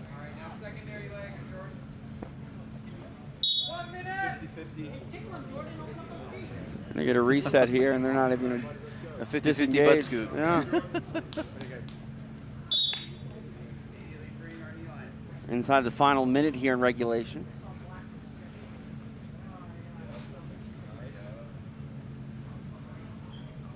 Nice one. Come on, 45 seconds. Split his feet there. You just split it that 50-50 and take the initiative. You're going to put him away, but you got to do it now, Juan. Not the time. There's nothing to wait for. There's no waiting now, Juan. It's all you got. I want you crawling off these mats, Juan. Let's go. Yes. Nice, Jordan. Ooh, Jordan almost had the exposure he's been looking for right there. 20 seconds left. He's going to have to send it with some kind of Woj lock or straight ankle variation. He's not having any success separating the legs for the heel hook attack. Juan's got something locked up. It's not quite there.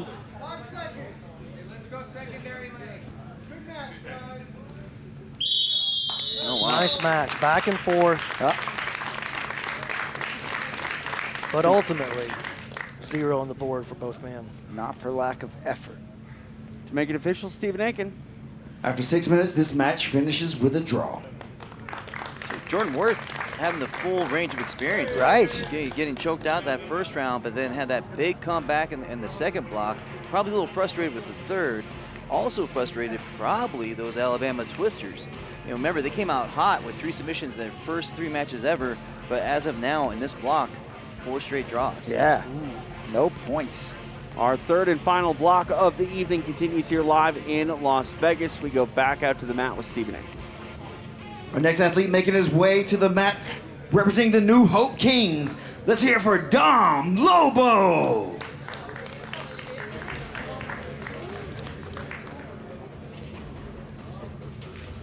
Dom Lobo making his final walk of our first night here in week 1 of PGF. Back to Stephen. And his opponent, representing the Alabama Twisters, Brady Hilton. Now I'll admit, when I was doing my fantasy predictions, I thought both of these competitors would have multiple losses today. But Dom Lobo has put people in threats himself, and Hilton showed a lot of heart as well. This should be a good match. Remind me of Dom's 2 matches that he's had so far. JJ Bowers was the last one, and Christos Papadellos was that first one. So he's taken 2 of the big heaters off the board. Not off the board, but he's left them with 0. And matches that on paper they should have put points on the board. He might be a stopper this season. On paper. That's right. And he's been threatening in both matches as well. That's true. Hilton lost to those same 2 athletes tonight. Dom trying to invert and get to the legs.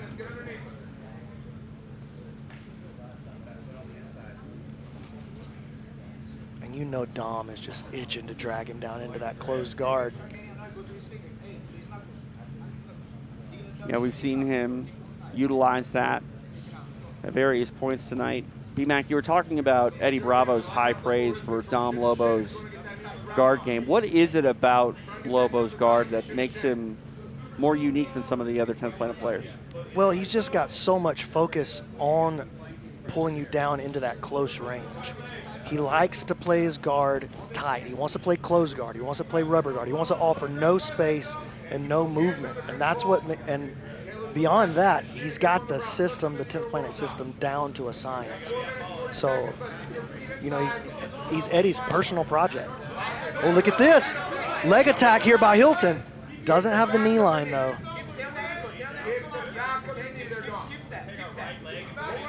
Lobo utilizing that right foot to push away. Still in danger, but hold that foot in there. He's going to go for it again.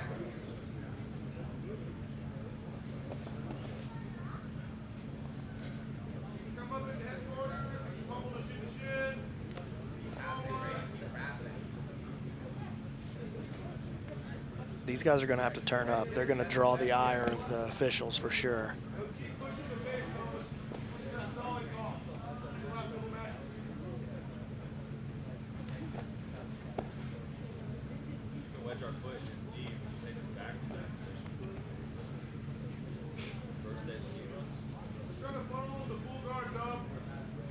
Hands up. If you don't like those grips, break them. There we go. Feel the hands. 3 minutes, 44 seconds. Stop. Keep your feet on the inside. There we go. Look for your setup. Take the initiative. Stay passing, Brady. Stay passing. And fighting. Brady, the passing pressure is going to open up. You know, if no one finishes this fight here and we go 5 draws in this first block, it really opens things up for Team Dahmer and the Tropic Thunders. That's nothing right. on the board. I mean, honestly, I'm shocked that the referees have let it play this I long agree. at this pace, I think especially they're with how just trying quick to figure they've been out who to on. call Especially with how quick they've been on the trigger in some of the other matches. You know. We've seen the double shot clock. Yeah, in the past. We Is that all removed gone? the double shot clock. There should never be a double shot clock. You pick a guy and penalize him. At this point, B-Mac, I mean, if you were to throw the shot clock, who'd you throw it on right now? Bottom guy. I would probably have to throw it on Lobo. There they go. And that's what happened. And I know they didn't hear me, but just then, so. He's got Brady down into his closed guard. Is that enough to turn it off? Probably not. Ooh, we'll see. Apparently it was. They did turn it off. Was that more of a sign of who got their guard, or that maybe? No, I think it's a sign that he's trying to do something with his guard here. Okay. Now the rubber guard's slow. It's a slow play. It's not a very dynamic. It's something that happens in tight space, but it is offense. Now Hilton on the shot clock. Now it's Hilton on the shot clock. Oh, watch out. He's getting close to this dead orchard. Hilton does a good job, pushes both his shoulders back to the inside. I mean, both of these guys must have circled this match as a winnable match for each of them. And here, ooh, here we go. Let's see who that is. I believe it was on Hilton, so now Lobo going to start here in this penalty position on top.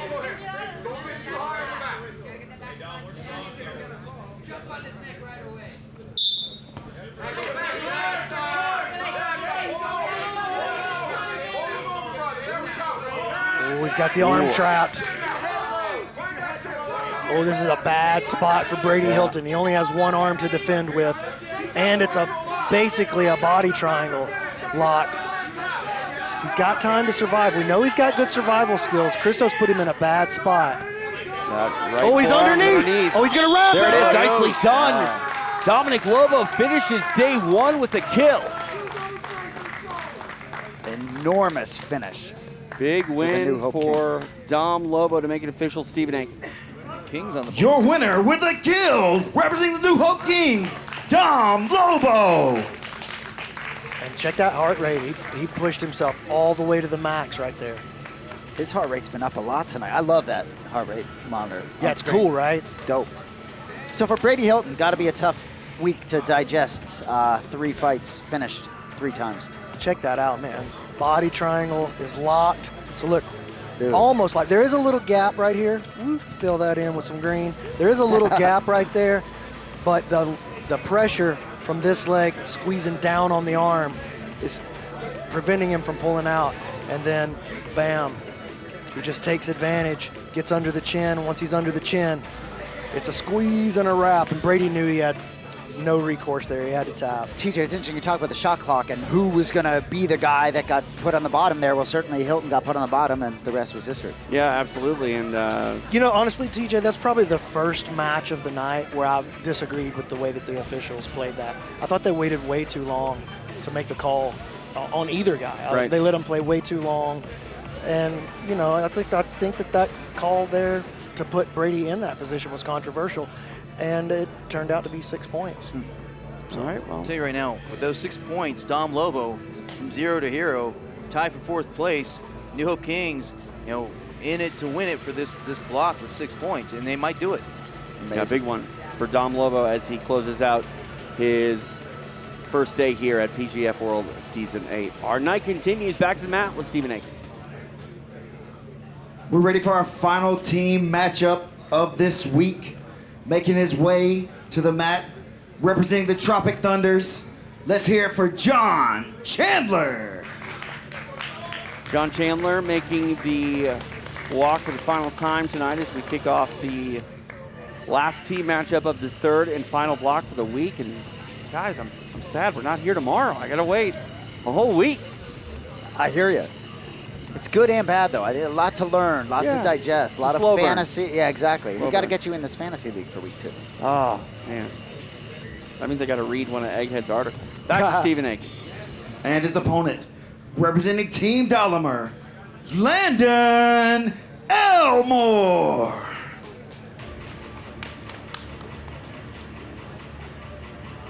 Landon's had a tough night.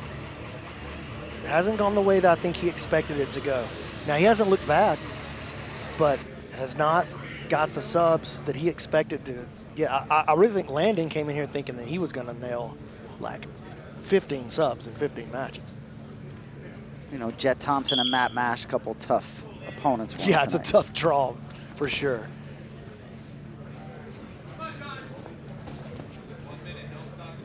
Elmore aggressive here to start his final matchup. Okay, these boys are moving. Yeah.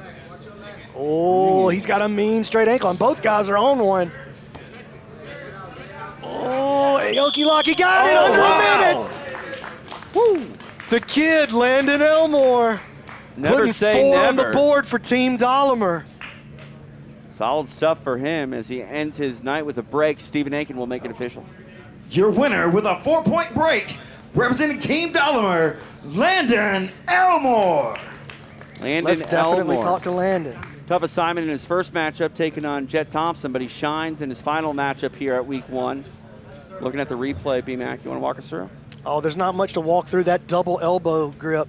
So check it out. Check the grip he's got. He's gripping his own elbow. So as he reaches deep, he reaches all the way across his body with this hand. It's not a short, straight ankle, right? And in fact, you can see here that the heel is slipped. This is an Aoki lock, not a straight ankle lock. That puts a lot of pressure on the knee, a lot of pressure on the inside of the ankle, a lot of pressure on the inside of the knee. In a lot of ways, it serves as an inside heel hook, not a straight ankle. But by taking this arm deep all the way across and securing double elbow grip, he locks that into position and gives himself an opportunity to really drive a lot of pressure, which he does right here. And look, nasty. Nice. Great lock by Landon Elmore. Yeah, locks in 4 points. Stephen Aiken is standing by with him.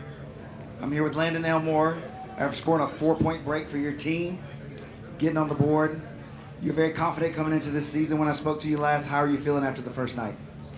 I feel like I performed like I always knew I would. Andy was just telling me before he wanted an elbow genie point, so I had to do it for him. But before I talk about myself, I just want everyone to give a round of applause. I want everyone to give a round of applause for the amazing people that put all this together. Brandon, everybody did this, everyone. So yeah, no, I think I'm the best leg locker in this season. I think that is something that's uncontested. I think that no one is any match for me. I'm excited to see what I can do in the next couple weeks. All right, Landon, we're looking forward to a lot more from you, man. Congratulations on the big win. Hey, gentlemen, earlier we talked about the PGF rankings on PGF.World's website. Yeah. Right there, you just had 2 people ranked 40th and 43rd talking to each other.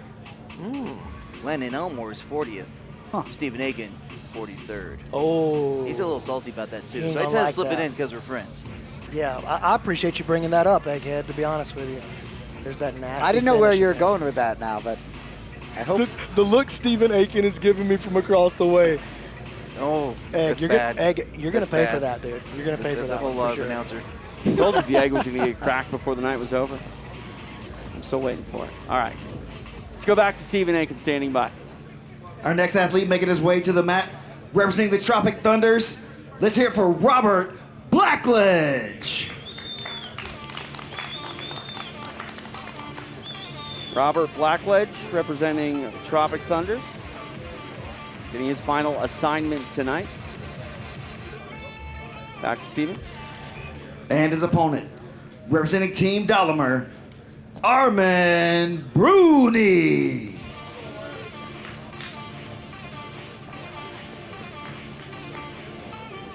Another couple of Vegas locals. And, you know, Robert Blackledge, he just had a child. He and his wife just had a baby just a few days ago. Wow. And so he is making big sacrifices to be out here. Shout out to him. Congratulations to him and his family. Beautiful child. Robert pulls him down quickly into the closed guard. Armin definitely wanted to posture up. You can see Robert thinking about a triangle already, bringing the guard high, cutting a decent angle, or hoping to cut a decent angle. He's back to square now.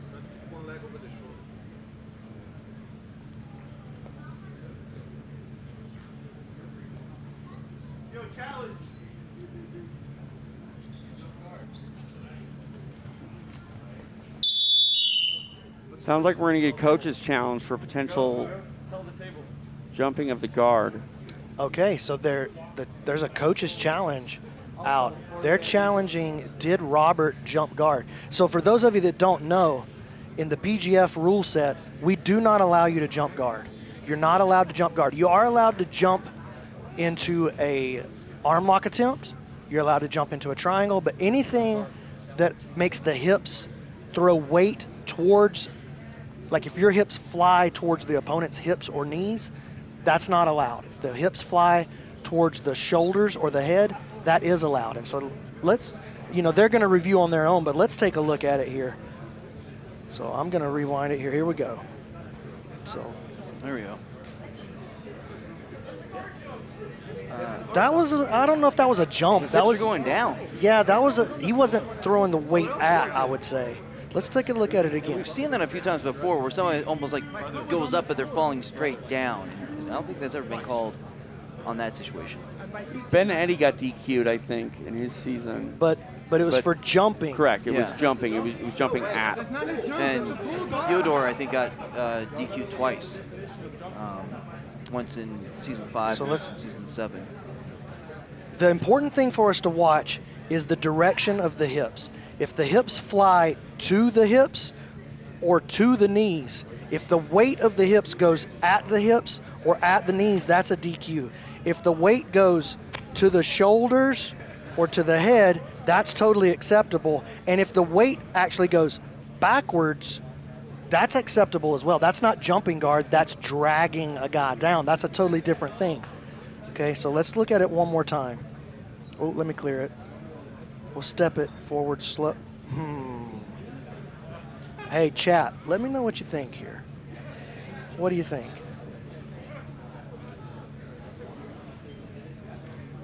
Egg, what do you think? He's falling down.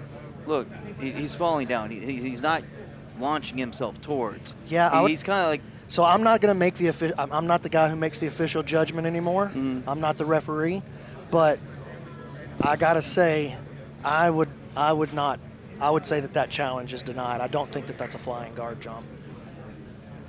We'll see what they say though. It's almost like his left hip was not only falling down, but kind of pivoting away from him as they're turning. Yeah, I mean that's a traditional guard pull, not a guard jump. Yeah, there's no weight flying at the knee. No. Which is the whole reason that we're doing it. We want to avoid that big injury of the weight flying at the knee. Yeah. So we'll see what the referees say. I'm not the one who's going to make that final call. I'm out of the referee decision-making process, but let's throw it over to Steven and see what Andrew has to say. Okay, the challenge was a guard jump versus Robert Blackledge. I'm here with head referee Andrew Murillo. How did you guys rule on that? Team Dahlinger challenges that it was a guard jump. The rule says that the hips cannot move up towards the hip or towards the knee. After careful review on the replay, the hips were moving backward and towards the mat, so we ruled out a guard pull. That's the right call. Challenge is negated. That's absolutely the right call in my opinion. Challenge denied. It was a guard pull, not a guard jump. And his articulation for the reason jives with your breakdown as well. And so unsuccessful coach's challenge there, but I mean, we're in block 3, guys. If you're gonna, yeah, you got to throw it. Huh? Why I not? mean, if you got a question, play the game, right? Yeah. No, it's, well, you definitely see in the National Basketball Association toward the end of the game, if you got a challenge in your pocket, you throw it. That's why the last 2 minutes takes 45 minutes to get through. Little breather, back to action.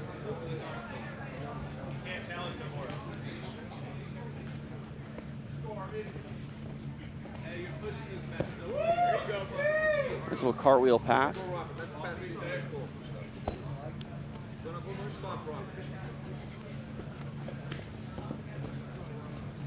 Blackledge owns the Vegas Gymnastics Academy, so cartwheel probably right in his wheelhouse, TJ. It's not in mine. No, He's also competed in American Ninja Warrior. Oh, really? Really? Yeah. How'd he do? Say again? How'd he do? Couldn't find it online. Oh. Didn't win. But hey, that's cool. I can't even like stay on the monkey bars for like 5 seconds, so. I can't even like do the playground challenge, much less Ninja Warrior. Robert pulling into a leg lock. That's pretty nasty. Okay, no, he's slipping now. He's okay. Armin's got his right foot weaved to the inside. Now he's going to attack this crossbody straight ankle. Let's see if he goes for this Woj lock now. Robert does a good job, gets some weight back onto his foot. Armin wants to make that foot light and attack him from there. Passes it across. 2 feet on the outside, attacking the straight ankle lock. And he's extended all the way out. If he can get belly down, if he can get his head to the ground, that's what I was going to say. If he can get his head to the ground, that's going to work out in his favor. Nicely done. Gets the break, picking up 3 points on the way out tonight in his final performance here in block number 3. Stephen Aiken will make it official. Your winner with a break, representing Team Dahlinger, Armin Brunie. Armin Brunie getting it done. And with that, Team Dahlinger goes past the New Hope Kings because they have 7 points as compared to their 6, so they're now in the lead for that block point. Back-to-back breaks for Team Dahlinger. Andy Varella's boys showing out at the end of the night. All right, still more yet to go here in this third and final block. We go back to the mat with the Dream, Stephen Aiken. Our next athlete making his way to the mat, representing the Tropic Thunders. Let's hear it for CJ Murdoch. Couple of finishes in a row here on the PGF mat. We'll see if we can get another one in this matchup as CJ Murdoch ready to go to work for the final time here. Don't forget, each and every Wednesday, PGF World coming to you live from Las Vegas. Season number 8, crowning a team and individual lightweight champion. And his opponent making his way to the mat, representing Team Dahlinger. Let's hear it for Brady Branscum.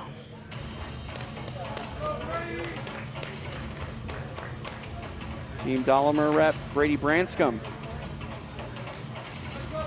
hopes to pick up some points here in his final assignment of the night. Both guys broken tonight by Rafael Ferreira. Yeah, I think they're going to be in a pretty popular club by the end of the season. This should be a banger match right here. Both these guys like to push.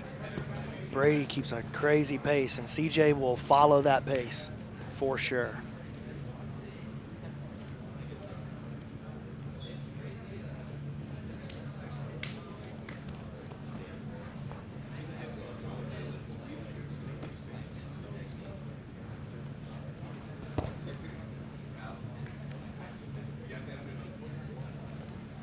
Oi, rolls across, attacking the front headlock now. Nice play by Brady Branscum. He's going to try to use that leg now to peel the elbow up higher than the shoulder so he can attack the anaconda. But he could turn it into a Darce here as CJ turns. Got to be careful. He's definitely looking to do that. There it is. There's that Darce. Ooh, CJ doing a good job keeping his posture right now, bringing his arm across. Brady trying to squeeze this thing. CJ back to his feet. Brady looking for the kill here. This is a much better spot. CJ in trouble. He's keeping good posture, keeping his elbow away. Trying to step over the body. Brady hooking the leg now, wants to fold him up. A lot of time here. All Brady got to do really keep this trap. Brady needs to, oh, he's adjusting his grip. Not happy with what he's got. CJ keeping good posture. CJ trying to cartwheel out, still stuck in this Darce choke. Brady got to punch that right arm just a little deeper or find a way to open CJ's elbow out away from his body.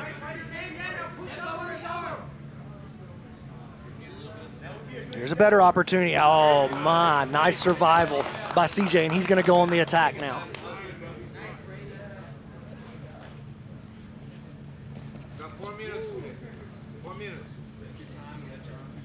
Great opening attack by Brady Branscum. CJ trying to catch his breath, hitting those hard exhales.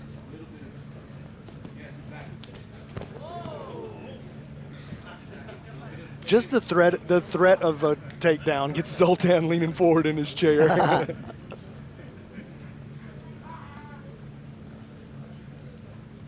CJ has a seat.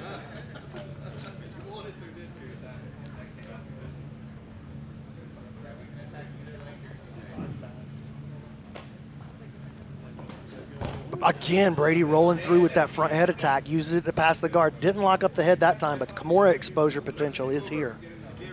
Brady putting the pressure down, CJ flat on his back. Nice escape by CJ, exposes his back in the process, recovers. Brady better be careful for the triangle threat here. He's okay.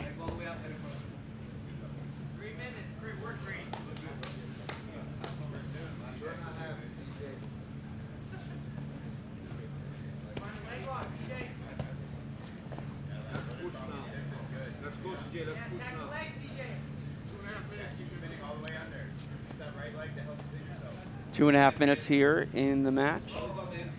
Trying to lock up a Caltera lock. That creates a lot of pressure on the ankle, especially once you cut the angle back forward. Brady evades it very well, dealt with that very nicely.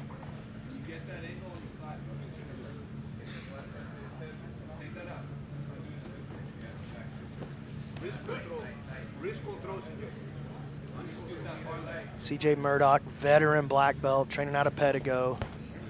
Brady out of 10th Planet Las Vegas, the Henderson location, just right down the road.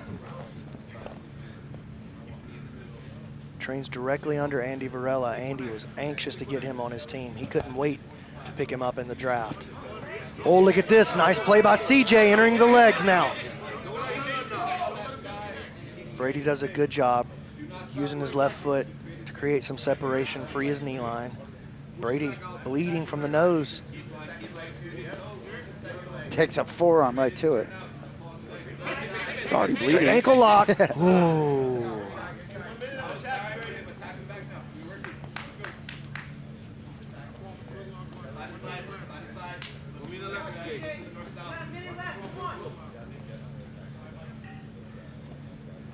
Closing in on the final minute of this match.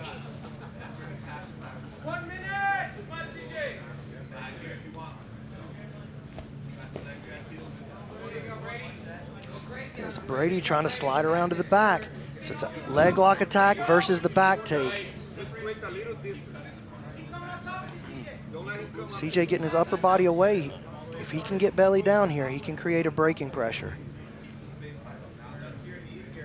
Bailing on it though already. Hoping to expose the heel though. Back to the straight ankle grip. This is a better grip. He can create some pressure here. Brady's going to have to survive this ankle lock if he wants to get to the back. CJ definitely needs to get head to the mat, both knees to the mat, and he can create breaking pressure from here.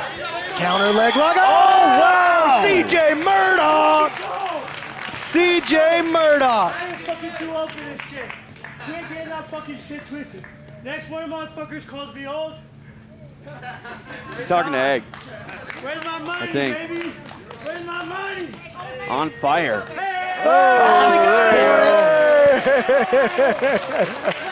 Pays to ask for it. Yeah, ask for it, you shall receive. What a way to end the night. Stephen Aiken to make it official. And your winner with a break, representing the Tropic Thunders, CJ Murdoch. I don't know how much time was left. You nailed that, B-Mac. I mean, you've been crushing it all night, but you absolutely nailed that. Look, let's examine why did that pressure work when it didn't work before? You got to get head on the mat and 2 knees on the mat. You need 3 points to touch the mat, and then you can drive your hip down. And it almost doesn't matter what grip you have on that straight. I'm not saying it doesn't matter or that one's not superior to the other, but it kind of doesn't matter. Like you look at the grip he's got, this is just an old school grip right here. It's an old school Gracie grip.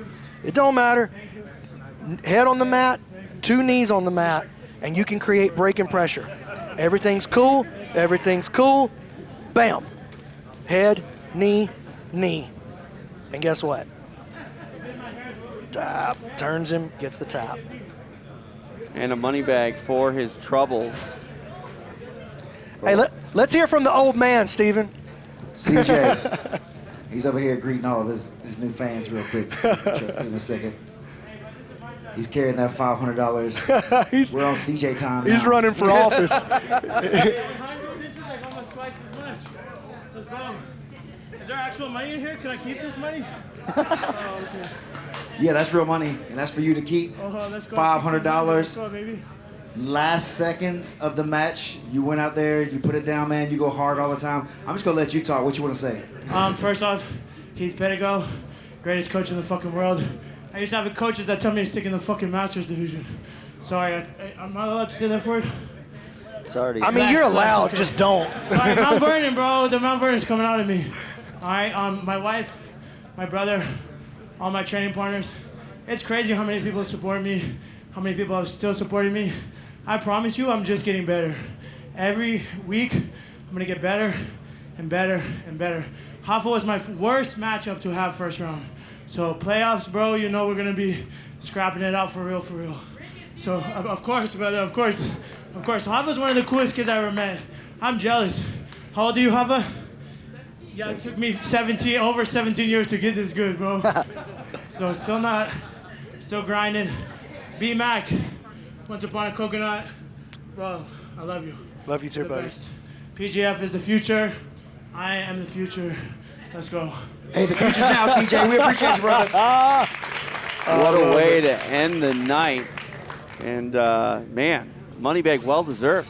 Oh, asked for it, received it. He was great on the microphone.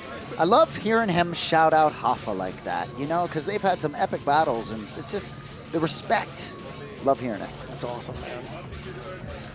All right, well, our night continues here. A couple more matches yet to go. Stephen Aiken, take it away. Our next athlete making his way to the mat, representing the Tropic Thunders. Let's hear for Zach Schneider. Ooh. The man of steel himself. Walking the mat with a smile on his face. He's got some points in the bank. He hopes to pick up a few more on his way out here of match day 1. Back to Steven. And his opponent, representing Team Dolomer, Mike John. You can be sure Mike John's been thinking about that Jordan Worth submission for the last hour or whatever, however long he's been back there. Oh, that's going to haunt him for the rest of his life, dude. That was a crazy one.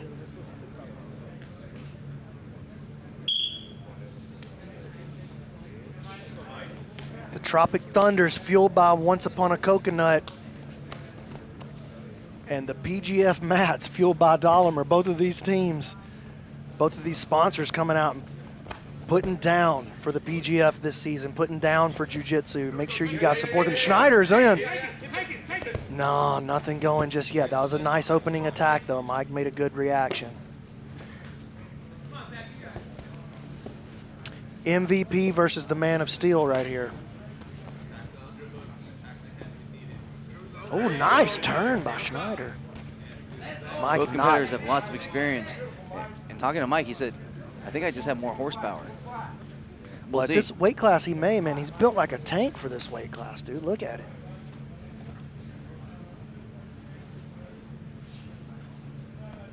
We have this match and one more match in the block. And currently, Team Dahlinger has the lead for the block with 7 points. Uh-oh, this is a problem. Hey, this is a real problem. Mike John touching your head is a real problem. He's got the arm trapped on the inside. You can't let him. Oh, man. Nice reaction and survival there by Schneider, but that is a dangerous spot. I'm sorry to interrupt you, Egg. I just got a little excited. No. That's the action. I was just getting context. So Zach Schneider's a black belt under Robert Drysdale, who's obviously sitting mat side, but can't open his mouth and coach him here. Yeah, you know Drysdale's competitive. It don't matter if this is his boy or not. I'm trying to win. Yeah.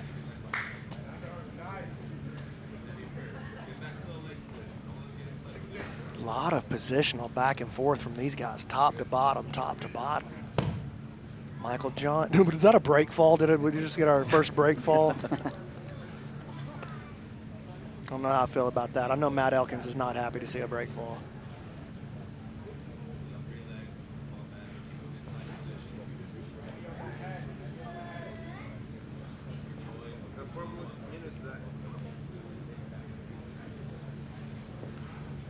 Well, Mike trying to invert. Grabs the leg, comes to the top position now. Head and arm control from the bottom by Schneider. And Schneider has a very good rubber guard as well. We've seen him utilize that in the combat jiu-jitsu quite a bit, TJ. Yeah, you mentioned combat jiu-jitsu. You referred to Mike John as the MVP. What a night he had a couple years ago in Cancun with that team duel. And Schneider's had a couple of epic nights too, man. Absolutely. We've had a few epic nights south of the border. Yeah, we're going to have another one this weekend for EBI. True. Me and TJ heading off to Monterey. Flying out on Saturday, landing on Sunday, flying back to Vegas on Monday to get back to commish work. Amazing. But if Eddie Bravo and Victor Davila make the call, I'm making the trip, baby. There's no way I'm missing EBI. Here we are at the halfway point. Okay, of here the he is match. again on the front head. Oh, all the way into the mount now. Bell's on the front head to solidify the mount. I think that was the right choice, to try to grab this position up. He's got plenty of time to work right here.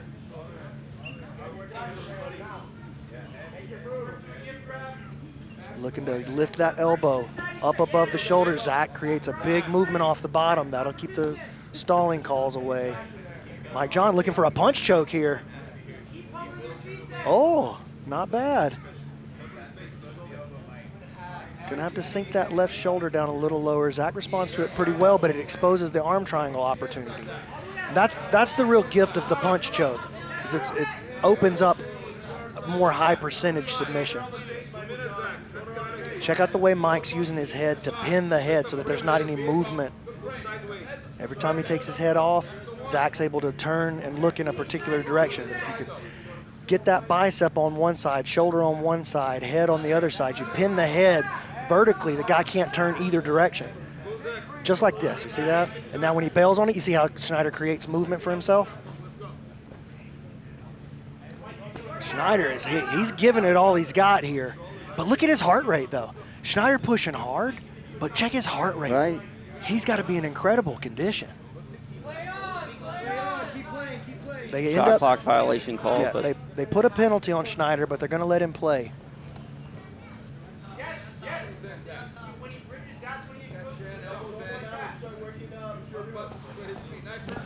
Mike tries to take the back, got a little bit greedy, but I mean, it's understandable. He's trying to make something happen. He wants points on the board, but he ends up on the bottom here. That took a lot out of Zach. Look at that heart rate.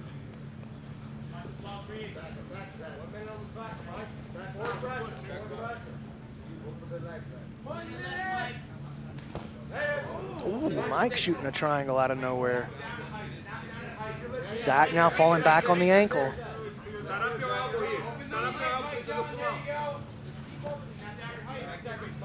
45 seconds left in the match as they move back to their feet. Great scrap so far. Mike tried to drag him down into a front headlock position again, right into his passing. 30 seconds left. I mean, I'm blown away by the heart rate that I'm seeing on Zach Schneider. Look at this. His conditioning must be off the charts. Zach trying to make a play to the back. You better watch out for this toe hold variation by Mike John. Flyover pass attempt, not happening. Sitting back on the cross side, straight ankle. Can he expose the heel? Can he make it happen at the end? MVP.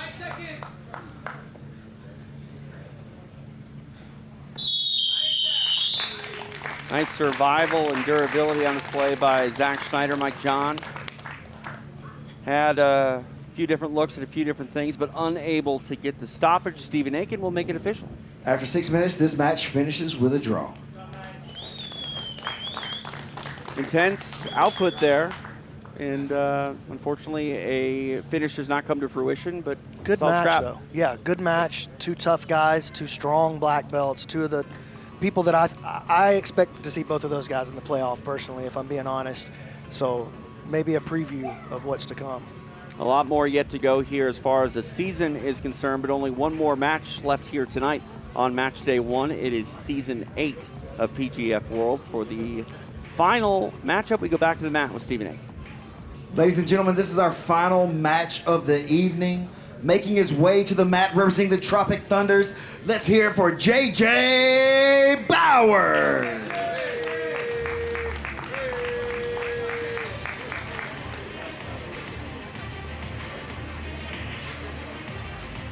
JJ Bowers making the walk for his final matchup here, representing the Tropic Thunders.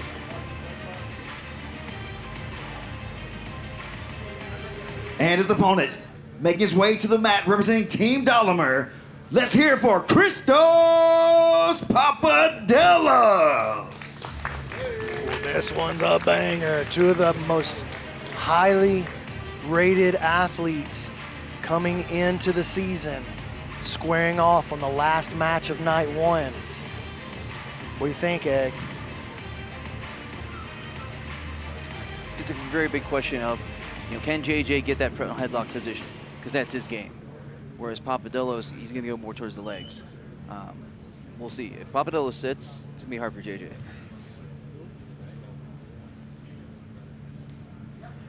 But I think they're both frustrated because I think they thought they both come in with some. Whoa! Whoa, Zoltan for that one. They went flying through the air to get this one started. Papadellos here on bottom. Oh, I thought he had dug in on the Darce already.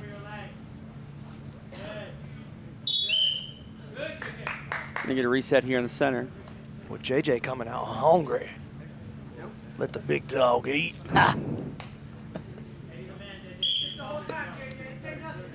I think that match with Lobo really frustrated him a lot. It should have frustrated him. I mean, Lobo, tons of credit to him for surviving that. It was insane that he was able to survive, but JJ definitely thought he was putting 6 on the board right there. Yeah. Not just before the, look out. Christos getting the extension on the knee, looking for the inside heel. This is trouble. Christos is an excellent leg locker. Inverts, he's got the bite. Ooh, there it is. Trying to peel the leg away is Bowers. Oh my God, he survived it. Now he's attacking. Outside heel hook now. Oh, JJ almost tapped right there, I thought. JJ's young. Oh, Christos with the big win. Christos with the big win right there. Big break for Papadellos as he closes out match day 1, getting the submission. Stephen Aiken to make it official. Your winner with a break, representing Team Dolomer, Christos Papadellos. Big win for the Team Dolomer rep, Christos Papadellos. Stephen, I want to hear from Christos right here for sure, yeah. Stephen Aiken gonna track the man down, he's standing by. I'm here with my buddy Christos. Christos, amazing performance in that match. You just took out one of the highest rated guys in this season. Tell me how you're feeling now after night 1. Bro, I feel good. I mean, I definitely wanted to come out, put a kill on the board, but just happy to prove Egghead right here at the end of the day. I feel good, man. I feel like we have a real good team chemistry. Everyone on the team is slowly, like, kind of moving better, performing better as the day goes on. That was a great way to end the day for us, so I'm very happy. No, that was a huge win for your team tonight and for yourself. Is there anything you want to say to the people at home?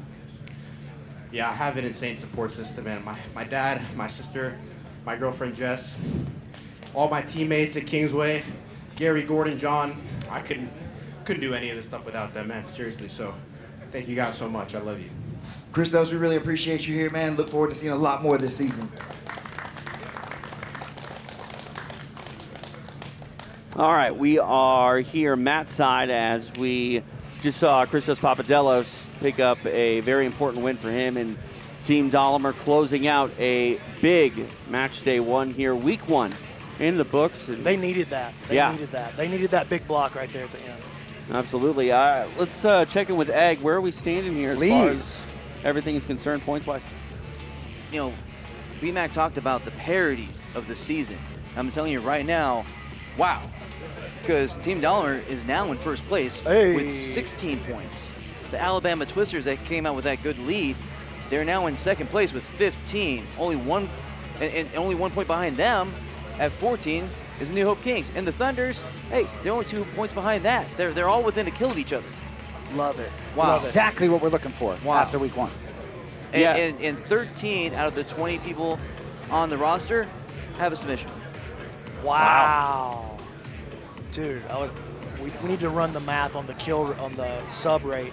We'll have all that information for it. That'll actually be on the fantasy. So the fantasy league, once it's updated correctly and once like all the night is over and all the nerding has been done, you're gonna see each athlete. If you go to their profile, you're gonna see their kill rate, their break rate. You're gonna have like a full panel of stats, their defensive accuracy. Like it's. Trust me, dude, that fantasy site is great. Even if you're not playing the fantasy, you're going to want to like create an account and log in. It's totally free, by the way. Create an account at fantasy.pgf.world just so you can see the stats. Sports has stats, guys, and we got stats. Absolutely. Sports also has ownership groups, and we got ownership groups. That's right, we got 2 franchises here. And Alex Wendling is standing by with one of the owners of the Alabama Twisters. We're about to go live with Leroy Brown, the baddest man in town, and he is an owner of the Alabama Twisters who have had an amazing, amazing showing tonight. So what is your perception of what that team was able to do today? Listen, they may be called the Alabama Twisters, but they should be called the Alabama Bonus Boys, because them boys are out there putting on a show, making some money, and I absolutely love it. Reminds me a lot of myself. Do you do jiu-jitsu as well?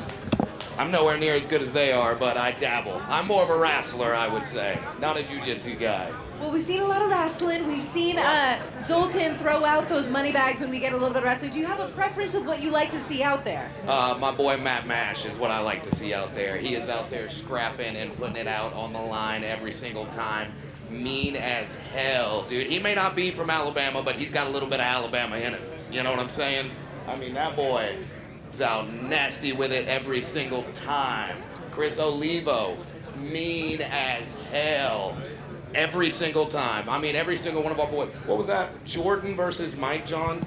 That was insane. That was absolutely insane. Everything that happened in under a minute. We didn't get the bonus, right? That's a little bit ridiculous. But that was still a ridiculously exciting match, right? Every single one of these guys that we've got on the team has a little bit of Alabama in them, and that's what I love about being a part of what we're doing here. And you're really representing for the whole state of Alabama. Do you think there's a lot of people watching at home losing their minds when the Twisters are getting it done? Absolutely not. Everybody at home already knows. Listen, this is something that if you're from Alabama, if you grapple in Alabama, you already know what Alabama grappling is about. We saw this coming from a mile out. This is nothing new to us. I mean, what? How many guys in the top 10 in the PGF do we have? I'll tell you, 3, right? From Alabama. My wife is in the top 100, right? And she just she does jiu-jitsu as a side thing, right? In the top 100 in the PGF. So Alabama is here to stay, and we are here to fight our asses off. Tell me about the energy of the environment tonight. You're surrounded by people who love the sport, who want it to go, and genuine energy to get this to another level. Man, it really is an honor to get to be a part of something like this, right? I gotta kind of break down the ego and really turn on the genuine, organic thankfulness that I have to get to be here and to get to be a part of something as big as this. This is absolutely groundbreaking, not just the PGF, but being the first state-represented team in the PGF is huge. Absolutely huge for jiu-jitsu, absolutely huge for Alabama. It is an honor, an absolute honor to get to be here with the likes of all these guys. So thanks for having me, y'all. We love the soft side to Flearoy Brown. We also love the crap talk inside. So we hope to see you at a few open mats here in Las Vegas. Hey, what's his name? Gojani. I saw him walking out of the bathroom with no shoes on. I got $100 for whoever takes his foot home. Hey, yeah, you guys are definitely going to have to punish Anthony Gojani after going to the bathroom without any proper shoe wear. B-Mac, I'll send it up to you after that note. We're going to have to cut the show after that news. Or just keep him with a hot microphone. The Duke of Dixie. Telling you. Duke of Dixie is in the house, baby. The Sultan of the South. The Alabama aphrodisiac, Flearoy Brown. Unbelievable. Man. Bro, this was not day one. This is week one. This is week one in the books. Week two, I know you got a big weekend ahead traveling down to Mexico, but I'm telling you, it's going to come quick. You got to feel great after tonight. I feel so good about the way it went tonight. I appreciate everybody that was in the chat slinging up the twisters. I appreciate the Coconut Mafia representing the Tropic Thunders. Everybody throwing up the crowns for the Kings. Team Dahlimer. We got to test out those Dahlimer mats over there with that J.J. Bowers takedown. And Zoltan, I think this is the one time he stepped away from the mat, that biggest takedown of the night. Another money bag could have been released. I missed that money bag opportunity. Man, what an epic night. I really feel like that was the best opening night that we've ever had for the PGF. I am so glad that you've been here to share it with me too. Love having you on the mic. I Love appreciate you, brother. And after the first Gauntlet in season 7, Egg said to me, he's like, I don't know if you're in love with jiu-jitsu or not. Well, I think I am now, bro. I can't wait for week 2. And for me, I know I mentioned this a couple times tonight, to be able to ingest and get into this stuff. Sports fans, right? Sunday and the NFL ends. Fans ingest content all week. That's all we're going to be doing. And that's what we're going to have here, because everybody that's still in the chat right now that's a true PGF fan, you guys are going to be sharing this broadcast to everybody you know. You're going to drop stories in your Instagram. You're going to drop it into the group chat with the homies, and the views on this thing are just going to start spiking over the course of the week, and we're going to see it happen. I'm telling you, the PGF is coming to take over. But before we do anything else, before we continue talking about that, here's what I'd like to do. We're going to go to Egghead and to TJ out on the mats. They're going to update you in the chat, you viewers at home, and they're going to update everybody in-house on where we stand. Where do the teams stand? Where do the individuals stand after week 1? I love it. TJ, you're on, baby. All right, I'm here on the mat with the man with a 20-pound brain. It is Egghead, TJ DeSantis. Thank you for joining us here for PGF World Season 8, Day 1, officially in the books, Egg. And for everyone here inside the secret location, figured we should probably go over those final point tallies and see where we stand after 30 bouts. All right, so Brandon's always said that this season has more parity than any season previously, and the team points are showing it. Currently, in the lead, Team Dahlimer after a huge block 3 with 16 points. But right behind them, the Twisters with 15 points. The Kings coming up third with 14, and the Thunders coming in with 12. Seriously, a break within a minute separates the last from the first. That's phenomenal stuff. Let's talk about the individual matchups here as far as the overall rankings are concerned, where we stand. Sorry, 1 second. Even the 20-pound brain, he still needs a computer. It's okay. Yeah, it helps. So Anthony Molina Valdez out of the Kings is tied with Rafael Fera out of the Twisters, both with 8 points. So tied for first, Zach Schneider with that awesome kill in that first block, taking that third place spot with 7. Dom Lobo with that huge kill gets number 4. Jordan Worth and Landon Elmore and Matt Mash, and Chris Olivo, all tied for 5th. And that pretty much rounds out your top 8. Will be your top 8 right now. Do you want the rest, or are we good? I think we're good. I think we're good. We'll let you crunch the rest of the numbers, and man, a lot to digest here over the next 6 or 7 days, as we'll be back next Wednesday, each and every Wednesday here, live on YouTube, of course. It all comes to you live from the fight capital of the world here in Las Vegas, Nevada, the secret location. Want to thank you all for joining us here for night 1. For Egghead, Jason Anik, BMAC, Brandon McCatherine, I'm TJ DeSantis. Thank you so much for joining us. Now it's time for Rafa Esparza in the post show here to wrap up day 1 from PGF World.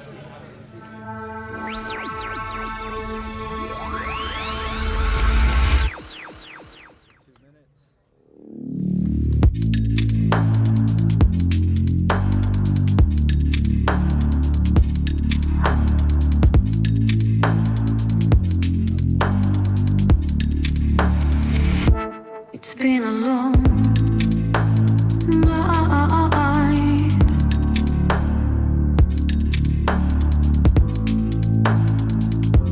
Black skies glowing. We're losing light.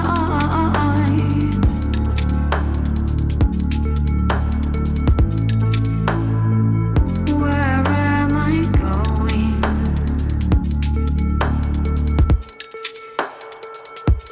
Black skies.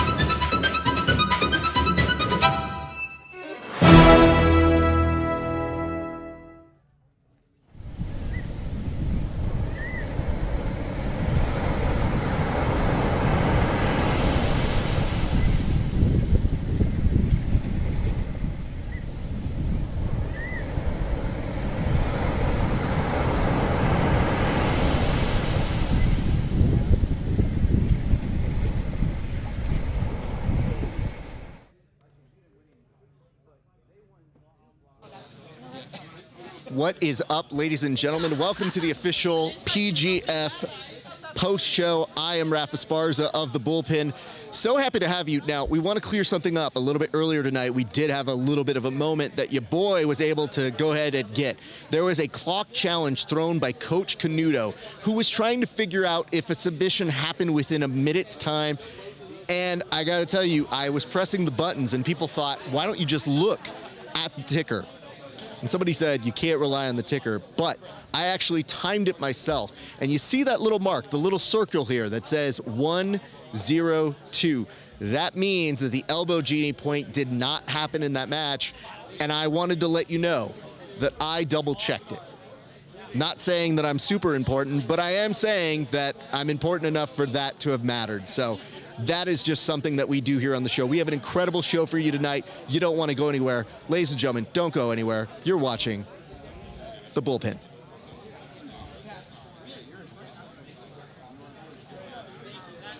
Hey, Octavia, can you press the button for credits?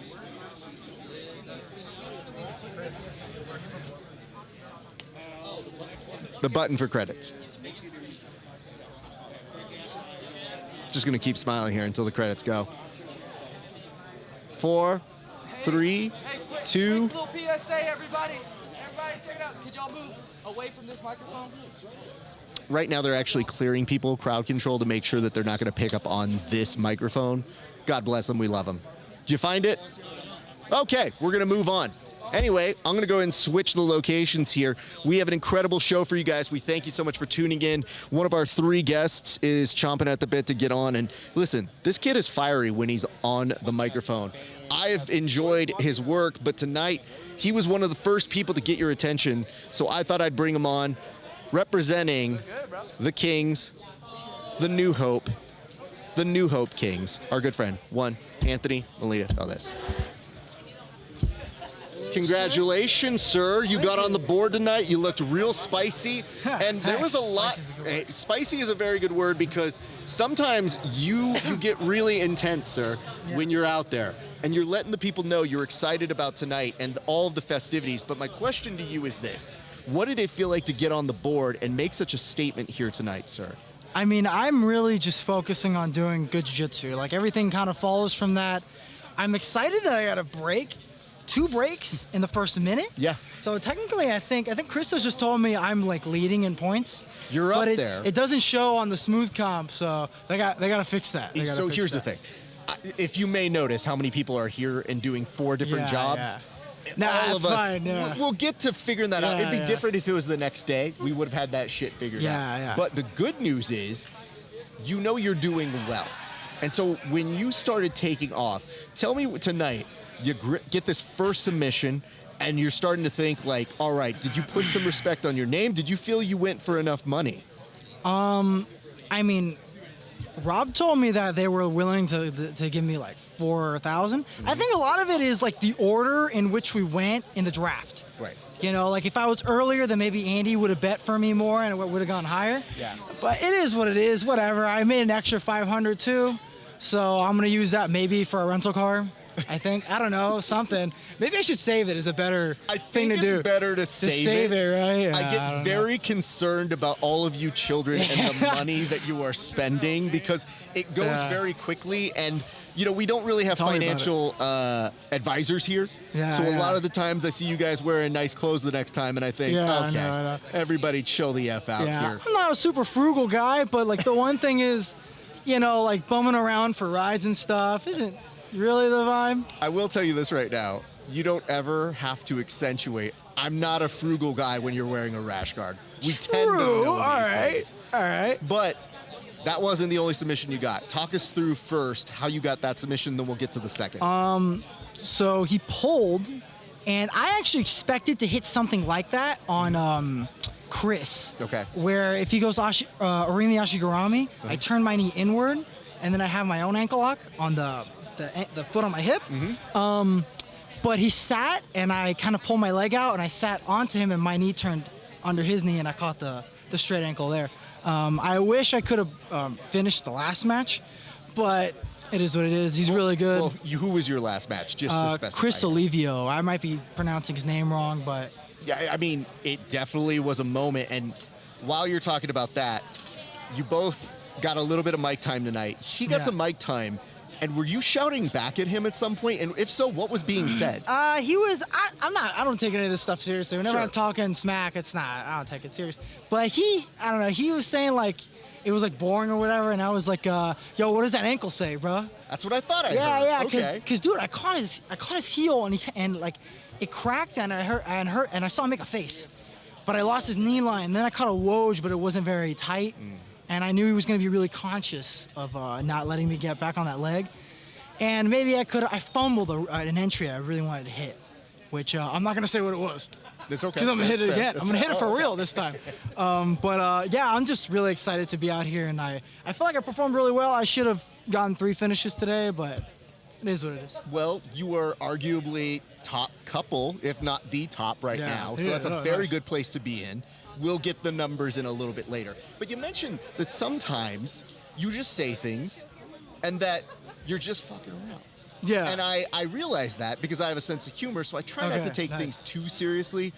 But there was a moment at the draft when you told people that they spelled your name wrong. Okay. And I couldn't figure out because you have a very intense voice. Okay.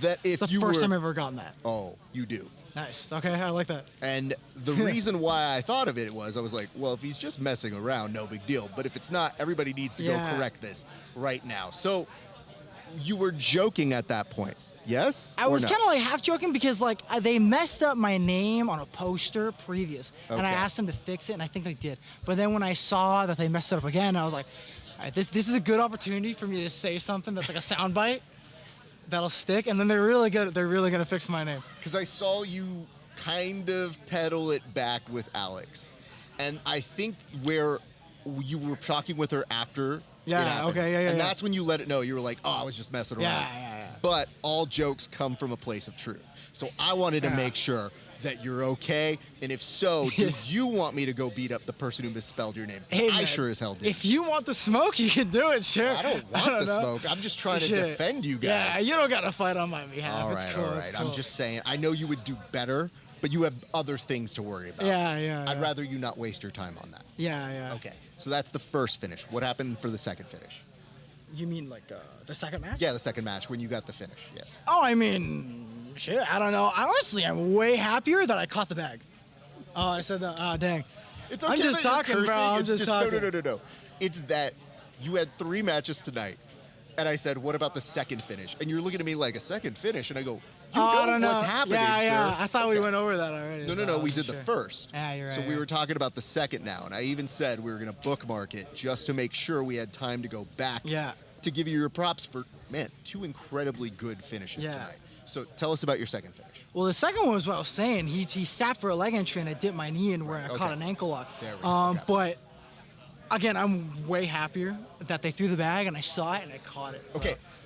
Were you expecting a money bag at that No, point? not at all. Okay. Not at all. I was not thinking about it. So at that's all. why you had this aloof turnaround, like, hey, Yeah. Oh. Dude, it's surprising catching. Dude, I'm horrible at baseball. Really? Yeah, I'm Cuban, and it's ironic. So. I was about to say, I was like, I don't know if you know a ton of Cubans, but they tend to be pretty good. But hey, Exactly, that's what I'm saying. Good for you. Yeah, thanks. Okay. Well, maybe there's a more promising career than you're giving yourself an In opportunity to think baseball? about. Well, let's not think about baseball now. We'll think about it in the Yeah. future. What has the experience been like? Are you moved here now for a while? Is that what's going to happen for you over the next 5.5 weeks? Yeah, I'm staying at the Grappler's Growth House. Okay. Right now, so Very it's me and like 6 other guys, and I think 2 other people are staying there, and it's pretty cool. It's really chill. I bought a ton of food. Okay. Just gonna save money for food and bumming for rides, I guess. How long have you guys lived together so far? I got here on the 20th. The 20th. I got here on the 20th, and but I got here like 8 a.m. Okay. But the check-in for the Airbnb wasn't until 4 p.m. Oh no. So I just stayed in the airport forever until like I took an Airbnb over. I should have like organized the flight sooner Sure. or later rather, so it lands later. But whatever. Okay. That's before. I'm not going to ask direct names. Okay. Okay. But is there anybody that you're currently living with that you're thinking this might be rough for 5 weeks to live with this person? In terms of like living with them or yes. like a match? Yes, living with them because we're not even talking matches yet. I mean, I don't know. I've only been with them like a couple days, and everybody seems really cool. You're in the honeymoon phase. Everybody's a Yes. good roommate now. Yeah. That's the only thing that I really feel is different for the athletes because you guys now get time to heal. You get, it's not just day to day. Now you get a little bit of time. But then I started thinking, I was like, well, that means more time I'd be living with somebody. Yeah. And I was always, in my opinion, a pretty nice and good roommate. I don't know that everybody would say that about me. Yeah. So I that see what made you're me saying. started wondering, like, because you also have a mix of people who are not on the same teams in that house. Exactly. That's kind of the one thing I'm thinking about. Everybody's pretty shooting the shit, cordial, but yeah, as the season goes on, we'll see. I'm hoping some dumb stuff happens. Honestly, I'm hoping it gets kind of weird, but so far it's been pretty cool. I'm really to myself. I had a roommate in Austin in a studio apartment. Okay. And I slept in like the living room, and he's like a couple feet away. Okay. And we were both pretty like to ourselves, so it was cool. But like you said, after a while, it gets really old. It gets super old. It's And tough. I had over my course of college 14 different roommates. The last of which was my then girlfriend, now wife. So I was like, I told her, I go, you're gonna be my last roommate ever. Nice. And very accurate on that. But I just told her, I was like, I'm tired of living with people. Yeah. Because I had the townhomes at first with college kids all living and getting I'm by. tired of living with dudes. That's the issue. Yeah. That was the issue. Because was at the women are time. cleanly. Women will kind of take care of it a Yes, little. and they'll yell at you if you're not cleaning up or being a slob. That's what I'm getting at home now. Oh, yeah. are you really? Yes. Damn, bro. My girl's Cuban and Colombian, so it's. Oh my god. Yeah. I love her, but yeah. You do. Hold on. Do me a favor. Don't end sentences with "I love her butt." Oh, just to tell you, married guy to dude All right, on the come up here. experience Just over want to here. make sure you're All gonna be right, okay. all right. Because here's the other part, ma'am. I don't know you, but you may come into some money at the end of 6 weeks. Yeah, and she yeah. might be like, what are you buying me? Yeah, So yeah. you keep up these submissions, she might be like, this necklace looks nice. I Yeah, need that. yeah, So yeah. just saying. And she might Oh, deserve it. man. I don't know. I'm not in that relationship. So let's ask this, sir. Okay. You have part 1 of this experience now put to a close. There's going to be several more chapters written. What can people expect out of you for the next 5 weeks? A lot of more exciting matches. I'm looking to get a strangle at some point. Okay. And I'm looking to wrestle a little more. Even though that's not really incentivized by the rule set, I just want to push my skills a little. I feel really comfortable on bottom, just not getting leg locked and not getting passed. That's not gonna happen. That's not gonna happen. I'm either gonna finish people, or I'm gonna strangle people, or it's gonna go to a draw. I'm really not gonna take it to a draw as best I can. But yeah, it's more exciting matches, more finishes, and more. Can I say the R word? Yeah. No. More R word stuff. You know what? That came out as wholesome as it could have. Yeah, if I'm really thinking about it. My vibe is I know what pushing your that vibe too is. much. I know what it is. I've talked with you. I've seen your comments before. My issue is we are on someone else's channel. Yeah. That's where I tend to be a little bit more. That's censored. I pushed it a little bit, but it's chill. But you thought enough to ask, this would have normally come out. But Raph, can I? And I said, please don't. I should have asked for the. Maybe for that. But you know what? The nice part is this: you're doing well. We're very excited to have you here, sir. And it kind of threw me off because I had a little bit of a follow-up here. But I guess I'm going to end with this. Stoked to see you get some respect. Stoked to see you have this avenue to do your thing. But I also recognize that your cadence, and I don't know if you know this, it is very stand-up comic-like. I don't know if you understand, because most people try hard to be comedians. Okay. But your delivery is very, as you're storytelling and doing these Nice. things, it's very, very good. I appreciate that. So just know that when you're on the microphone there, I'm going to see you lean into that. Okay. Just don't lean into it with the R word. Okay. And I think we're going to be okay. I gotta do like a Jerry Seinfeld kind of, no cursing kind of. Exactly. You're working clean. Yeah, and okay, as BMAC said, PG-13 is what we're going for. Yeah. So there's a lot of times where I curse a lot and I start going into the F-bombs and I go, oh, right, it's not my channel. Yeah, we gotta hold back, yeah. I should probably try to be better on that. Hey, if I try to be too funny, I might bomb in front of everybody, which could be really funny in itself. I just want you to lean into being you. Okay. Just without that. Yeah, because I feel yeah. like as people get to know you, I think they're really going to appreciate that on top of your jiu-jitsu. Nice. Sir. Yeah, So, I appreciate that. Anthony, do you want to listen? That is your camera over there. Do you That want one? to shout out the people, give any notes, tell people where they can find you, sir? Shout out to New Hope Regeneration. Shout out to Robert Drysdale and Zenith Jiu-Jitsu. Shout out to everybody who's helped me through this journey. All the guys, all these competitors have been really cool. They're really going after it. This is gonna be an exciting season. Shout out to 10 Planet Miami, Carbon Submission Grappling, Ground Game Theory, Mortalis. Literally all the South Florida gyms. South Florida is a really big scene for jiu-jitsu, and a lot of times doesn't get as much respect as it deserves. And I'm really happy to represent Hialeah. Well, sir, congratulations on a great first night. I look forward to whatever comes out of your mouth. Yeah. Because I'm usually slightly nervous. Okay. But I like that. I'm actually Keep him on edge. Kind of. You know what I mean? Okay, Like, I just okay. realized, I was like, if there's a sensor, I think it's me, that I got to be on edge being Okay, like, yeah. But hey, man, great first day. Thank you. Go I appreciate enjoy it. with the team and tell Kevin thank you for your time. We appreciate Nice. that. Go enjoy your dinner, sir. Thank you. I appreciate it. Ladies and gentlemen, Anthony, who did not leave saying the R word, which was very good of him. We appreciate you guys. And as a reminder, if you like what you're seeing, go ahead and give us a like, a comment, and subscribe, because we also have the other Rafael, arguably the one that has scored more points in the PGF system than this Rafael. Fera. How are you doing, sir? I'm good. How are you? Hey, congratulations, man. Yeah. A lot of people were in the chat very excited about Really? you. Yes. Cool. That's awesome. And they were very, very happy to see you get on board and make a statement. You did it multiple times Yeah. tonight.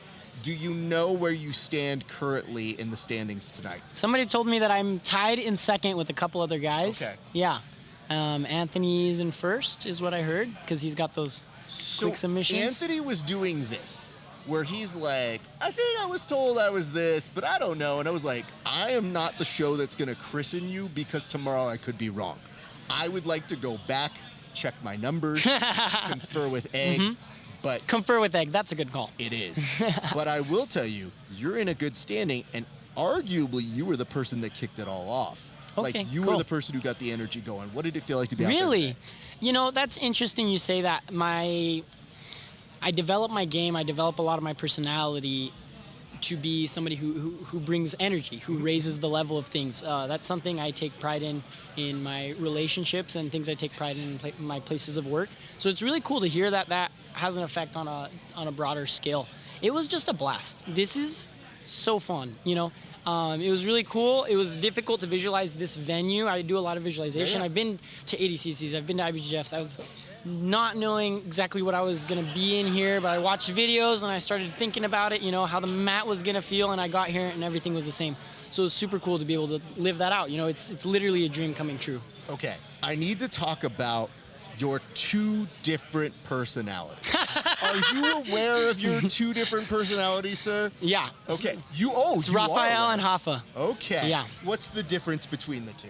Well, I mean, it's the same person, right? It's not like I have two real personalities. We're not saying we need to get you checked mentally. It's just I talk to a demeanor. certain guy, and then I see a different guy on the mat. It's the same guy, and here's why.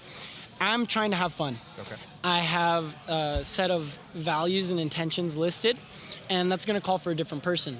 I'm going to interact with somebody differently when I'm consoling them if they're crying and if they're joking, right? And it's going to be the same thing here. My overall goal is to have fun. So I don't really talk a lot of crap, but in the group chat, like, guys are just messing around. Hold on. This cap 100%. I do not talk a lot. Hold Wait. on. In my life, I don't talk a lot of crap. It's not something I do. I don't know enough to say yes or no on that.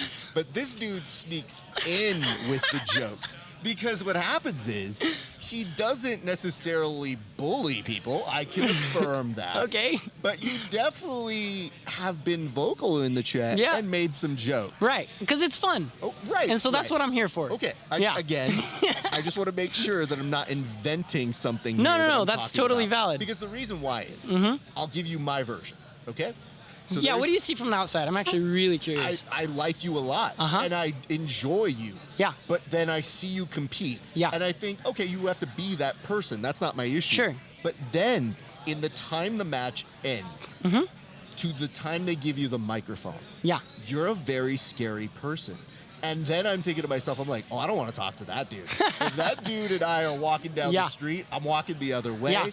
Because it's an intensity, it's a release that you have, but then you're also telling us like sayings and slogans that almost feel like doubt me now or something to that effect. But I'm like, I never doubted you. I'm just afraid, young man. So that's what I see. Okay, cool. And I think that's part of the come down of where you need to be that guy to compete. Yes. But the second part was this.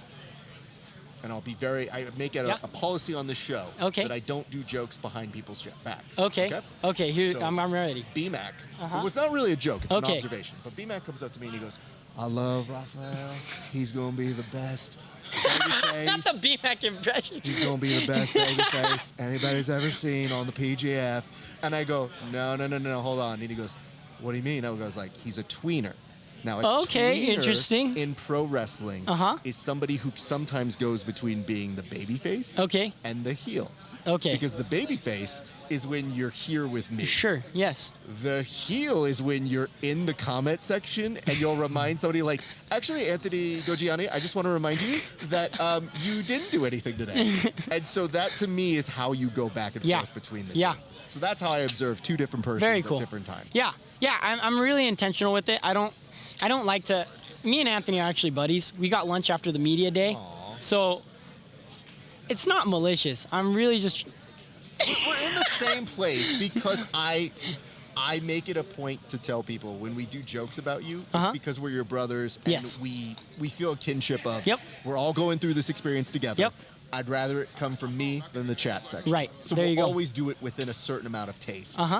But that doesn't mean everybody takes that intentionality how it is. But it's never malicious. So when it's like that, we're playing. Yes, exactly. Yeah. I think that's exactly it. I think it's having fun is my biggest goal everywhere, and we've talked about it. Yeah. If you're having fun, I think you're doing something right. If it feels good, you're doing something right. And sometimes having fun is being really serious. It's really trying to win. And if I lose, I'm still gonna have fun losing. You know, I'm never gonna stop. And I've found that the most fun I've had ever is just dominating people. There's something so satisfying about seeing people start to break, just slowly, like. And that's why I really like this game of this passing. I've developed this new passing with my professor. Just making people tired and seeing that those frames slowly break and the breathing getting a little you know, a little more sharp.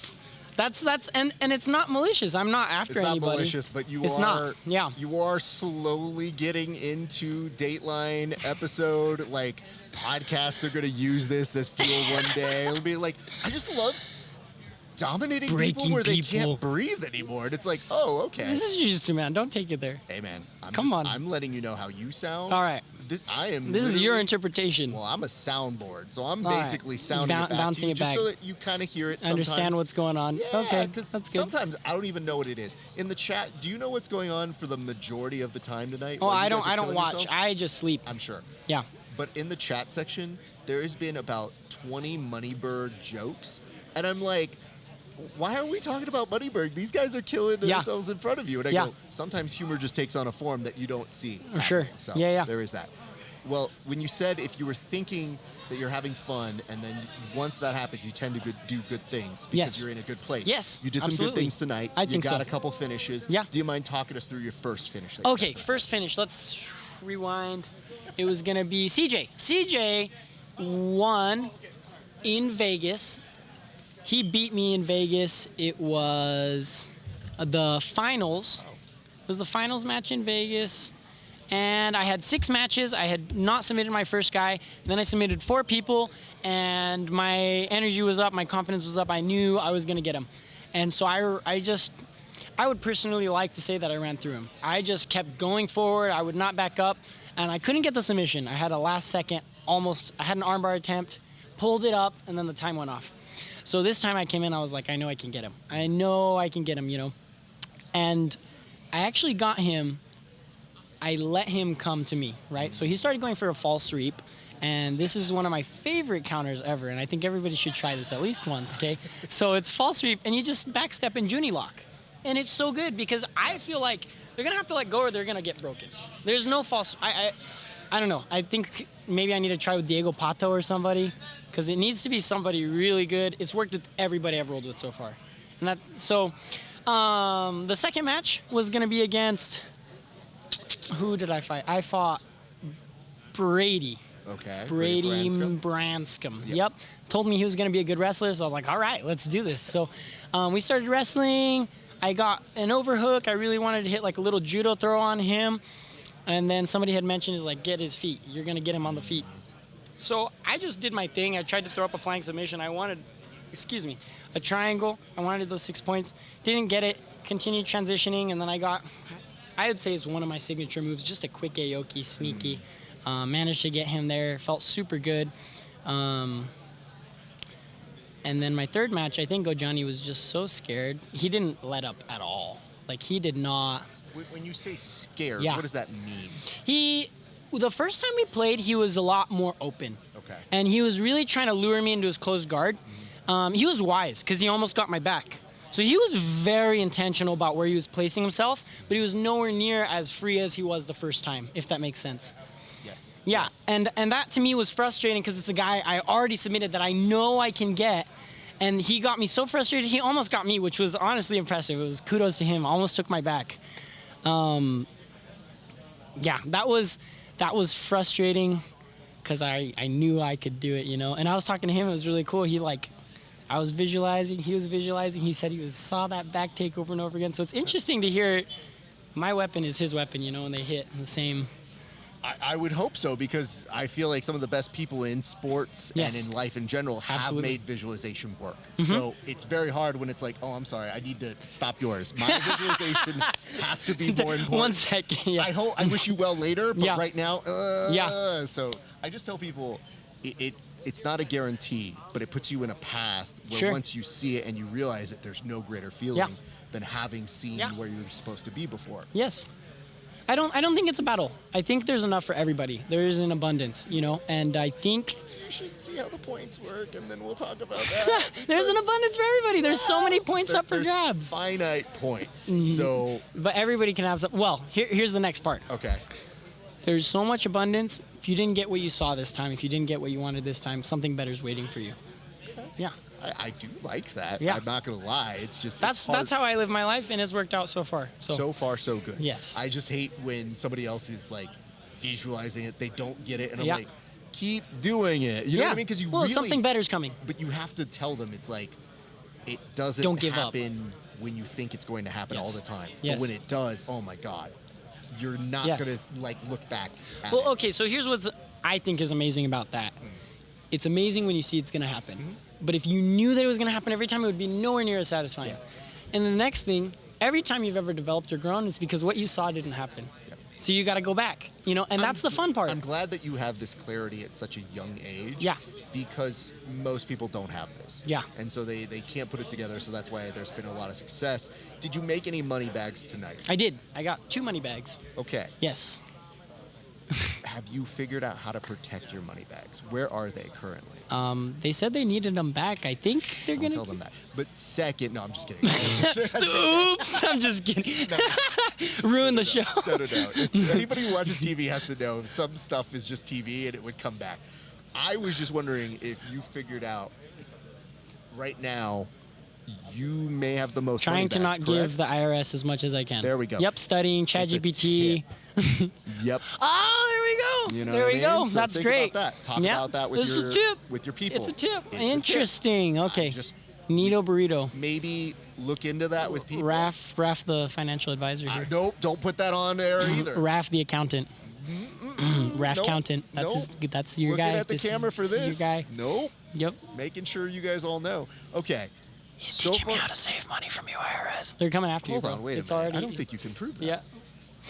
It's all recorded. This is live. Hasn't Anthony said you need to get deported lately? Okay. Let's move on. I was like, oh, the kid over here suddenly like, go get him IRS, and I was like, him first. And they go, oh, who's here? Sorry. Papa, I have to tell you, man, you have injected us with some energy on day one. I think you're going to be a bundle of energy throughout the rest of the season, but I wanted That's to the give you plan. your props for a great first day. I felt Thank like you when so we much. saw you, we saw the beginning of what this feels like normally, which Mm-hmm. is a great boast of energy. But I also want to give you credit for this, which is I think you are a great testament to the trials process. Yes. Because right now you're coming in as somebody who's done the trials, had to do it a couple times. Yep. But it works. Yeah. Like you're Yeah. out here and you're at the top Yeah. of this leaderboard, and I don't think it's a surprise. So here's what I'm gonna do. That's your camera, sir. Talk to the people. Where can they find you? Can Yes. they see you online, sir? They can see me. I have Instagram. It's Rafael Ferreira, RAPHAEL FERREIRA _ That's where most of my stuff is. I train at Unified Brazilian Jiu-Jitsu in Salt Lake City, Utah. Damon Morgan's one of my professors. He's an expert leg locker, and he's developed his wrestling and passing. You guys should check him out, Damon Morgan, on Instagram. And then John Carquist and James Gardner, they have basically raised me. I've been training at Unified ever since I was 5 years old. So this is my home gym, and it's a pleasure to be able to represent them. Well, I love that. Go give Damon my best. Yes. He's only threatened me once in this life. He's threatened you? He'll tell you a story. It's very funny. You know Damon? Yeah.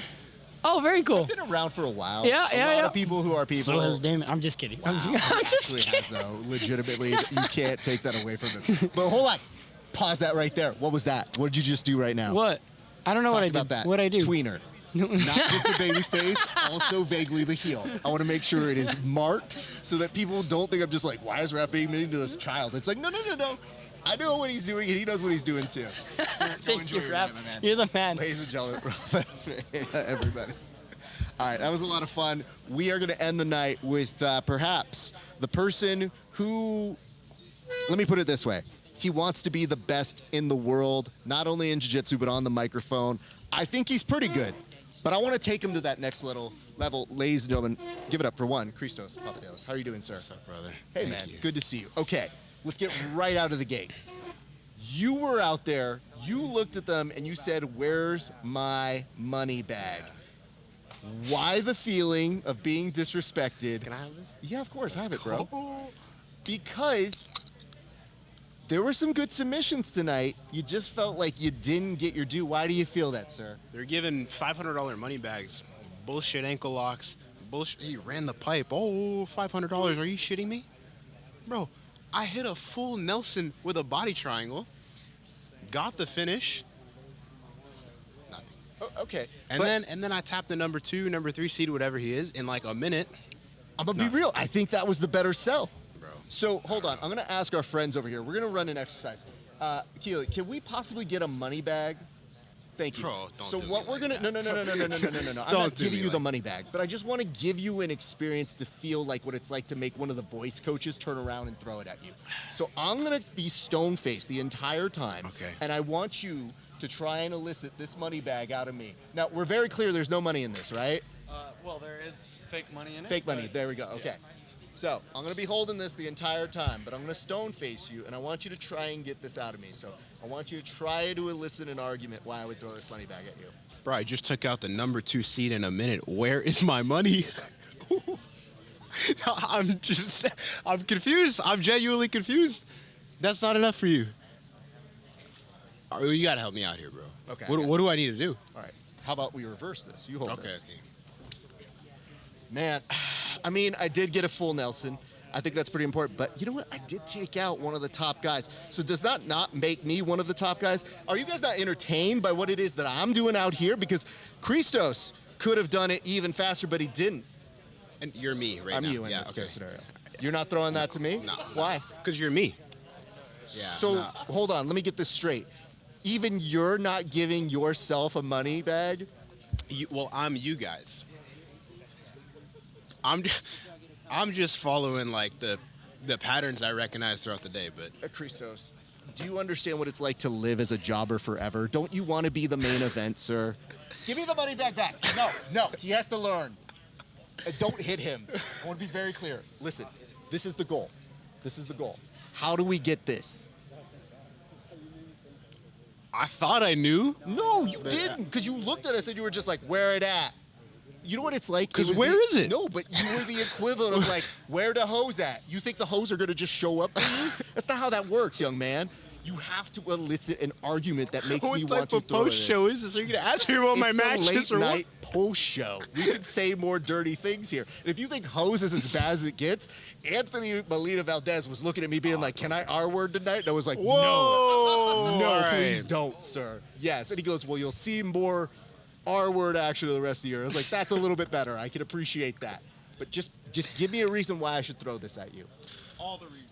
Brother, look, I thought I did what I had to do on the mats. I seen other guys do far less on the mats, getting 2 to 3 money bags. I just thought it was crazy. I'm just clowning around at the end of the day. But I want you to make the money because you said something that sounded true. You said that you didn't have groceries in the freaking fridge. I would have taken this money. I would have gone to the website. I would have bought, how much are the case of these? $20? Yep, something like So that. that's okay. I could have bought 25 cases of these with one of those bonuses, but now I can buy no cases. So you see why I'm upset. Let's talk about this. What are good things about you as a person outside of jiu-jitsu? Name some good attributes. Oof. Oh man, this is why. Yeah. I want you to figure out your selling points because you know what happens? These guys come out here Look, and bro, they just I'll say this. charisma their way to a larger I'll price. say this. As well as I do in this competition, I want the guys around me to do well too. If all 5 of us can make the playoffs, that will be best case scenario. Okay. So whatever I can do to help bring my team up around me, I'm gonna do. Okay. Trying to do my part. You know, we'll get together this week, and the chemistry throughout our team is awesome. So Nice.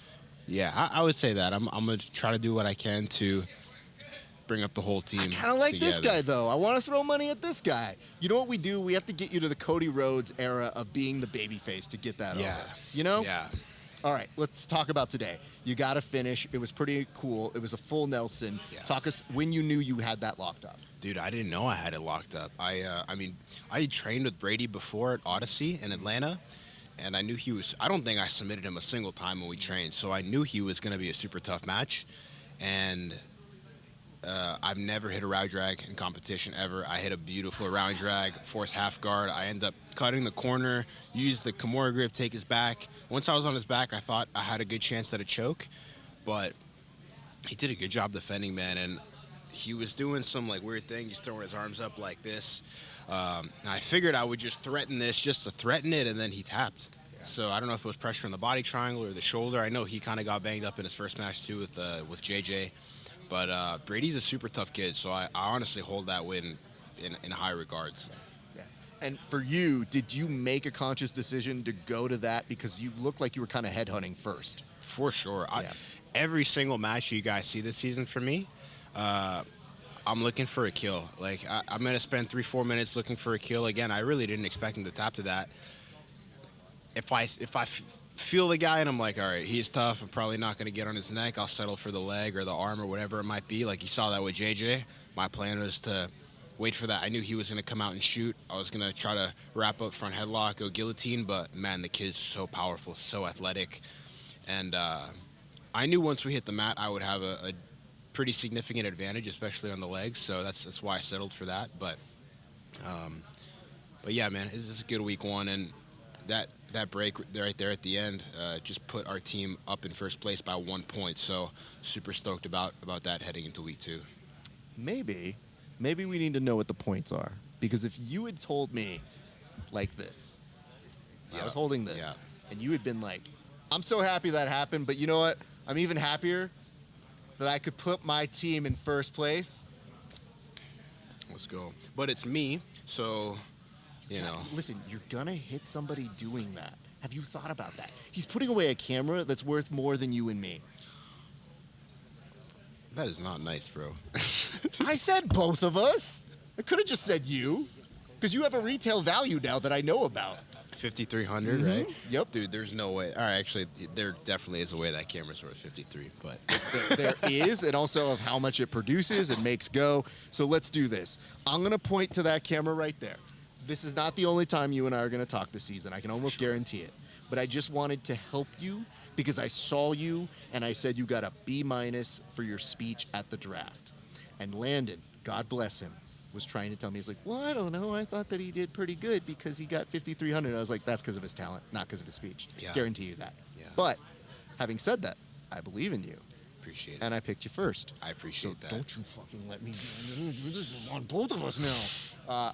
I will tell you this. Cameras over there. Tell the people where they can find you, sir, and where we're going to see you for the rest of the season. Guys, hit me on Instagram. That's where I post everywhere, but Instagram's where I'm the most active. You see all my stories, my thoughts throughout the week, and a bunch of cool like instructional content and other content. I'm going to do my best to incorporate PGF into what I'm posting, which I'm sure you guys are going to hear all about it throughout the week and in the next month. But find me on there. Just got to thank everybody helping me get here, man. Obviously, B-Mac, Keelan, everyone behind this. You guys are the best. My whole support system, like I said out there on the map, my family, my dad, my sister, my girlfriend, Jess, and the whole team back home, every single one of my training partners. Landon's out here with me,